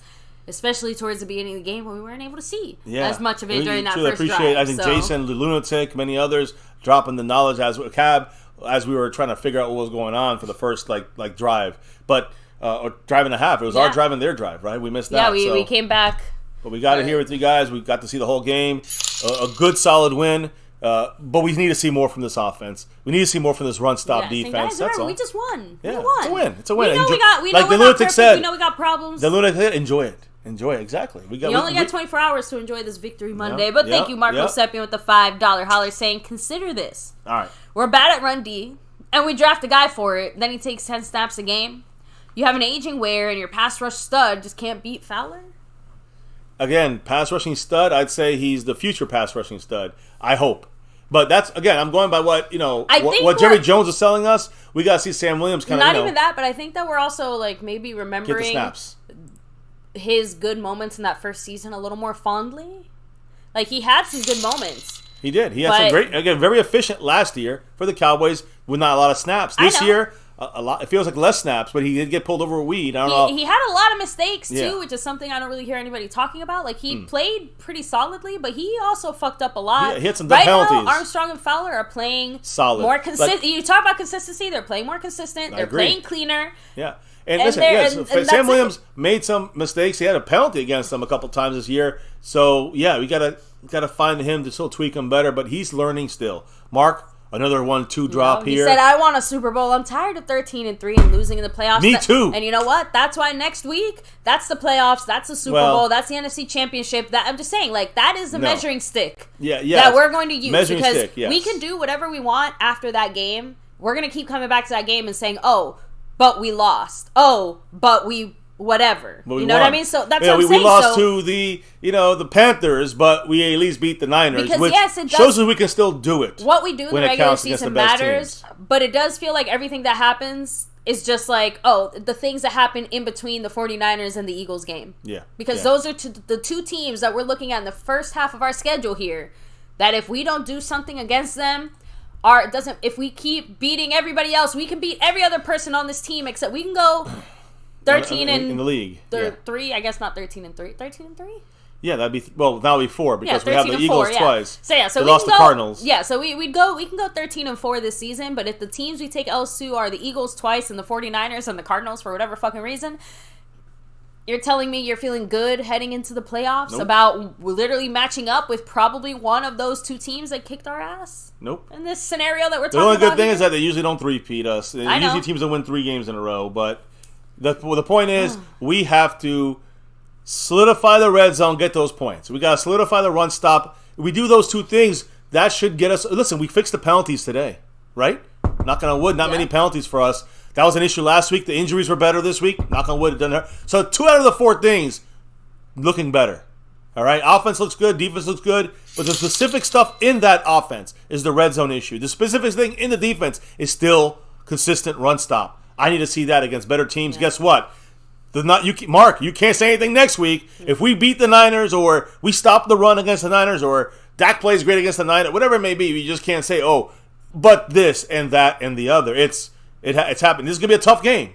It's going to be a tough battle, a brawl. And I can't wait to see. It's not going to be a domination. I don't think we're going to dominate them, and I don't think they're going to dominate us. But if we don't stop the run, they will dominate us. And that's a bigger key than red zone. And Mark said, that's why I sound like a dick sometimes. I want a Super Bowl. I feel you. We're all here trying to get 6 and beyond. We sound like dicks too sometimes because we really want the Super Bowl. Speak for yourself. No, I definitely am a dick sometimes, but I'm sick and tired of waiting for the Super Bowl. I just don't want to blame it on, I won't say not irrational, but I want to blame it on things that maybe are not the direct cause of the problem. The money to Dak's name, that's a problem to some people. But we can still win with Dak. I don't care how much we're paying him. We got enough players to do it. Dak didn't take the money away from these guys. We have enough players to do it. So I can't blame Dak crazily, like just to blame him. I blame the things I see in the field. Dak's made some mistakes. I blame Dak. People cried about it. I don't care. I blame McCarthy about some of his red zone stuff. Some people bitch about it. I don't care. And in the red zone, I mean, the running thing, the run stop on our defense, people didn't want me to talk about that as a problem last week. That was a major problem. You see the difference. Even with the red zone issues this game, why do we win 38-3? Because the defense stopped the run. The defense made things happen, and that's the whole key to this team. The offense can fuck up on the red zone. We should beat every team pretty well, close or a blowout, because the defense played. And that's the key to our team, is the defense, not the red zone. Dak Prescott? I'll read Mark's comment here in a minute. Yes, much love, Mark. With that 5 on it. Penalties, check. Guys did well. Here's Dak Prescott talking. And you scored in the red zone. What were you happy But it's not check for the red zone. We didn't score enough in the red zone. Thank you, Dak. When we put it all together and scored our standard, it's going to be dangerous. So, but it's good. You get a 38-3 win. Nobody's going to bitch, and we're excited. God, you're great. Defensively, No one's going to bitch? Is that what he said? He was doing that this week. He said he was flat out mad. And you look at the performance that your defense did. How do you keep these guys mad so they continue to roll like that? They're a hungry group, and we feel it every day. And each day at practice, they're hungry for the ball. And when we can get out and get them a lead like we did tonight, then they can go hunt. And that's when this team's really at its best. Appreciate you. Thank you, Aaron. There you go, Dak. Just honestly, the answers I needed to hear from him, not the bullshit that we usually hear. He's like, we got to score more in the red zone. When we put it together, we'll be dangerous. We got to put it together. In case you didn't hear specifically what Erin Andrews said, she said, what are you happiest about? Because you said, the penalties, obviously check. You guys did better there. We literally just talked about that. Right? Injuries, check. That's not what she Oh, okay. I just threw it in there. Okay, but the penalties, check. I don't remember the other thing she had checked. She had 2 checks. I thought it was injuries. She said 3 things, and now I can't remember. She said red zone. Yeah, that was the third thing. We scored, yeah. Look, I can't remember what it was, okay? But thank you, Marco Seppi, with the $2 holler. He said, the D stopped an aging Zeke next week. Let's see. Hey, every run game has managed to do shit on us. So at this point, stopping the run game against every team at this point from the first to the 32nd matters. James Conner got like 100. I mean, they got a shitload of yards. Before that, he said, also with those guys, better ranked players were there that could have started for us. We passed them for guys that needed years to be developed. No clowns. Again, when you draft, you're always taking a chance. You don't know who you draft that needs the years of development or not. Well, I will say one thing, though. I will say one thing here, and I'm glad Mark is here to discuss this. I brought up a comment yesterday. You have to see that one live to hear it, but I'm going to bring it up again. I brought it up at the beginning of the stream. The Buffalo Bills left guard starter, Osiris Torrance, the rookie, who was picked right after Luke Schoonmaker, who dropped a touchdown today. He's doing really good. He is the 14th best He's the 14th best guard in pass blocking in the NFL. That was a whiff, right? As of right now, it's a major miss by the Cowboy front office and by the drafting situation. I put that not on Will McClay or even Jerry Jones. I truly think that's more on McCarthy. He wanted to get a guy like Schoonmaker for his offense and his offensive game plan going forward. Right now, it's not panned out. So imagine if we had switched that. We would have had Osiris Torrance, the future left guard or right guard or, backup guy starting into this year. We would have less worries about things. We could have moved Tyler Smith outside and even been better on the offensive line. But look, I'm going to say this. We are also doing very well. I think at least Mark can accept this too. With our depth is above than we thought we were going to have. So we got to give credit there too. The depth we have with TJ Bass, Asim Richards, Chuma Adoga, Brock Hoffman, those are 4 backups, and they've all started games this year, and they all played very well, considering in games. They were not the reasons why we lost these games this year. So to me, that's okay. We could have been better though, with someone like Osiris Torrance, maybe, which was my pick. I thought in the second round. Mark's pick, your pick. Most of the people's picks were like, let's get this Florida guard who can be a backup / starter eventually at the guard spot. Yeah, there you go. Mark dropping that $2 holler. What did the man say, baby, as he's taking this crown? He said, Connor's the Miami, Connor, the Miami center, he's ranked the number 3, the third center in the league. When we had Philbin, when we had Joe Philbin before this year, of course, the last 3 years. You know, he took Connor Connor Williams, and he tried to put him at center, and he fucked up every snap. Connor Williams messed up every single snap. So that's coaching. How do we not find that in him? And yet the next year he goes there. Now the second year with the Dolphins, he's the number 1 center, number 3 center in the league. Yeah, there's two 8 o'clock games tonight. You have the Seahawks and the Giants and the Chiefs and the Jets. Is that tonight or tomorrow night? I thought it was a Monday night. I thought Monday night was. Oh yeah, sorry, Monday. Wait, no, today. So it's 2 Sunday night games. No, today. Sorry, no, it's the Chiefs and the Jets tonight. Okay. Tomorrow's the Seahawks and the Giants. Sorry. Okay, so it's 2 separate games then. Yeah, there's okay. no doubling. No doubles up. tonight. Sorry. Yeah, sorry, that was my mistake. That was my mistake. The 2 weeks in a row they had double up on Monday night. I was not a fan of that. Yeah, well, not anymore. Now it's 1 today, 1 now at 8 o'clock, and 1 tomorrow. One for the night game at 8 o'clock for us here. Yeah, but with that said, guys, we do have to start getting going. Huge shout out to everybody here. Take a second to hit like, subscribe, hit that bell. Thank you so much, everybody here hanging with us. Enjoy your Victory Sunday, Monday. Shout out everybody who dropped the love. Yeah, I'm going to do that right now because the Lunatic dropping the love. Redman R dropping the love. Mark Hovsepian. We'll announce that in a minute here, dropping the love. We got 12th Man in the house. Stephanie Willis dropping a couple drops of love. So did Cav52 through the Streamlabs. Malcolm Williams, Gabi, King Knight 19, Justin D, Mary Alvarez, Snug X dropping that passer up there on the Cash App side. So let's look at the numbers here, baby. Marco Seppian is going to be our sponsor of the week with the full takeover for Mr. Marco Seppian. Full 100 points loaded in there, so he'll be our sponsor of the week. Now, this week it was Snug X. He was also the king of the Cash App, Mr. Snug X. And, you know, when it came to the Cash App king, you can see him right there. He had 7 in a row. Trayvon Diggs, let's go Aikman 8. 8 in a row for Snug X as our Cash App king as well. When it comes to the, there's Marco 7 with that 5 on it. When it comes to the gifted memberships, the Lunatic giving his crown over to the new leader, the new winner, Jason Renfro, rocking the top spot there this upcoming week. Appreciate everybody in the house who rocks and drops the love, the knowledge with us on the nightly for these game day reactions. Another 5 on it from Marco Seppian. What did the man say? We have excellent depth, but we need some starters to be upgraded to reach that next level.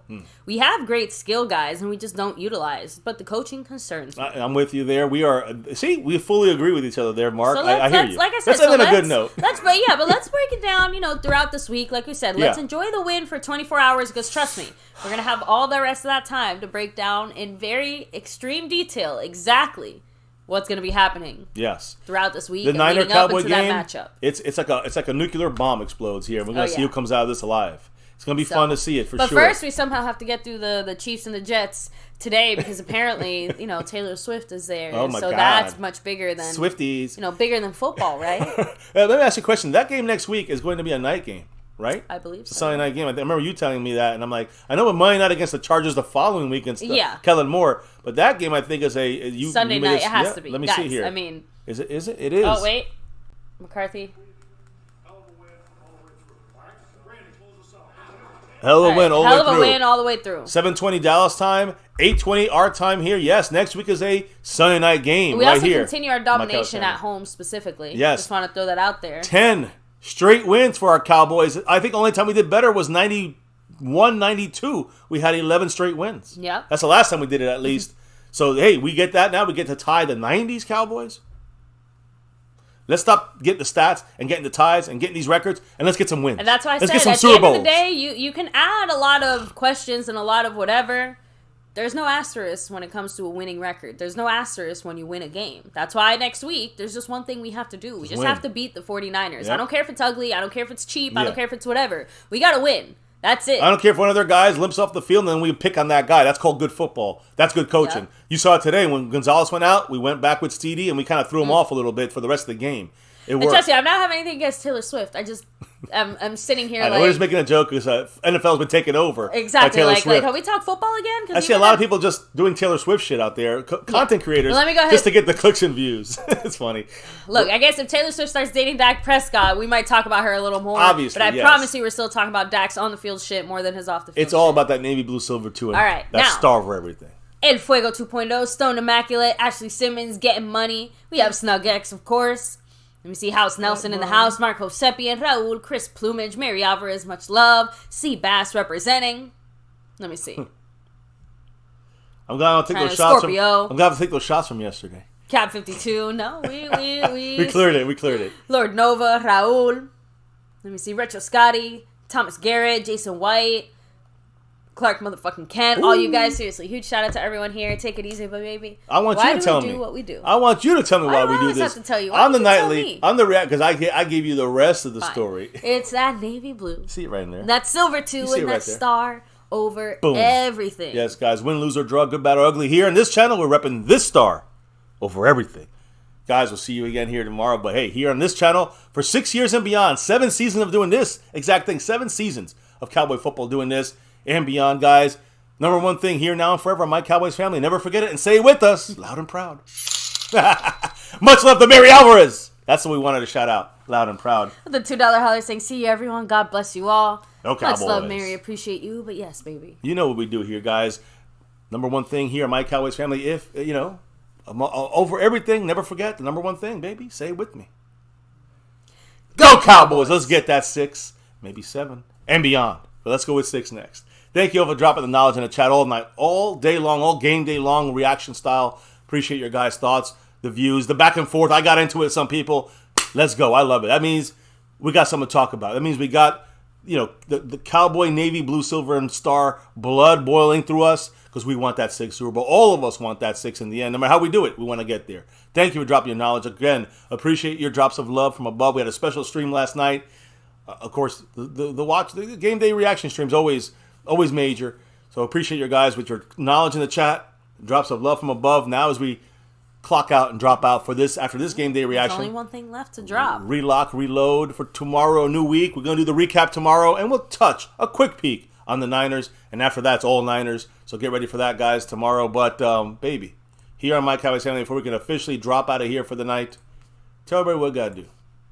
We got to drop the beat. Boom! Beat's been dropped, guys. Thank you. We dropped the beat like we dropped the Patriots and Belichick today. His worst loss in his career. 35 points. Wiped the floor with them. No touchdowns with them. Cowboy defense dominated. It's got to stop the run better. Oh, yeah. Offense did pretty good. Nice. Efficient until the red zone. Got to get better. We got to get better, and we're 3-1. Enjoy it. Take a breath in and out. We won on Sunday, victory Monday, and it's over. Then it's Niner time. We're back tomorrow, guys, for this and much more.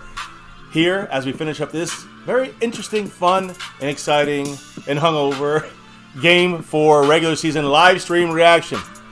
The New England Patriots getting stomped out by our Dallas Cowboys. But I got a long way to go. You know.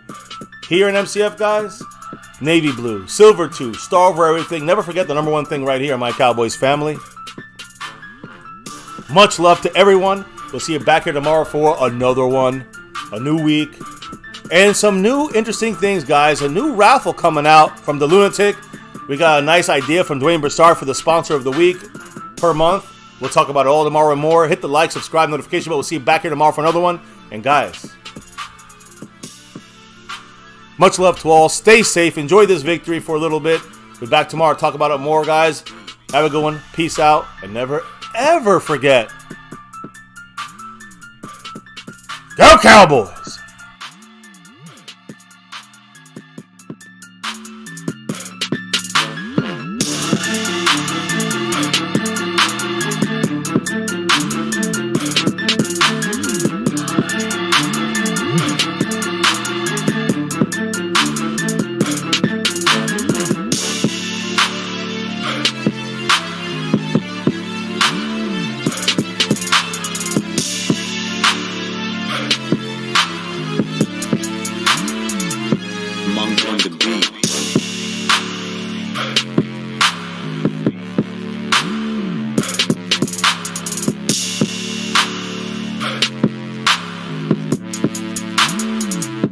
Monk on the beat.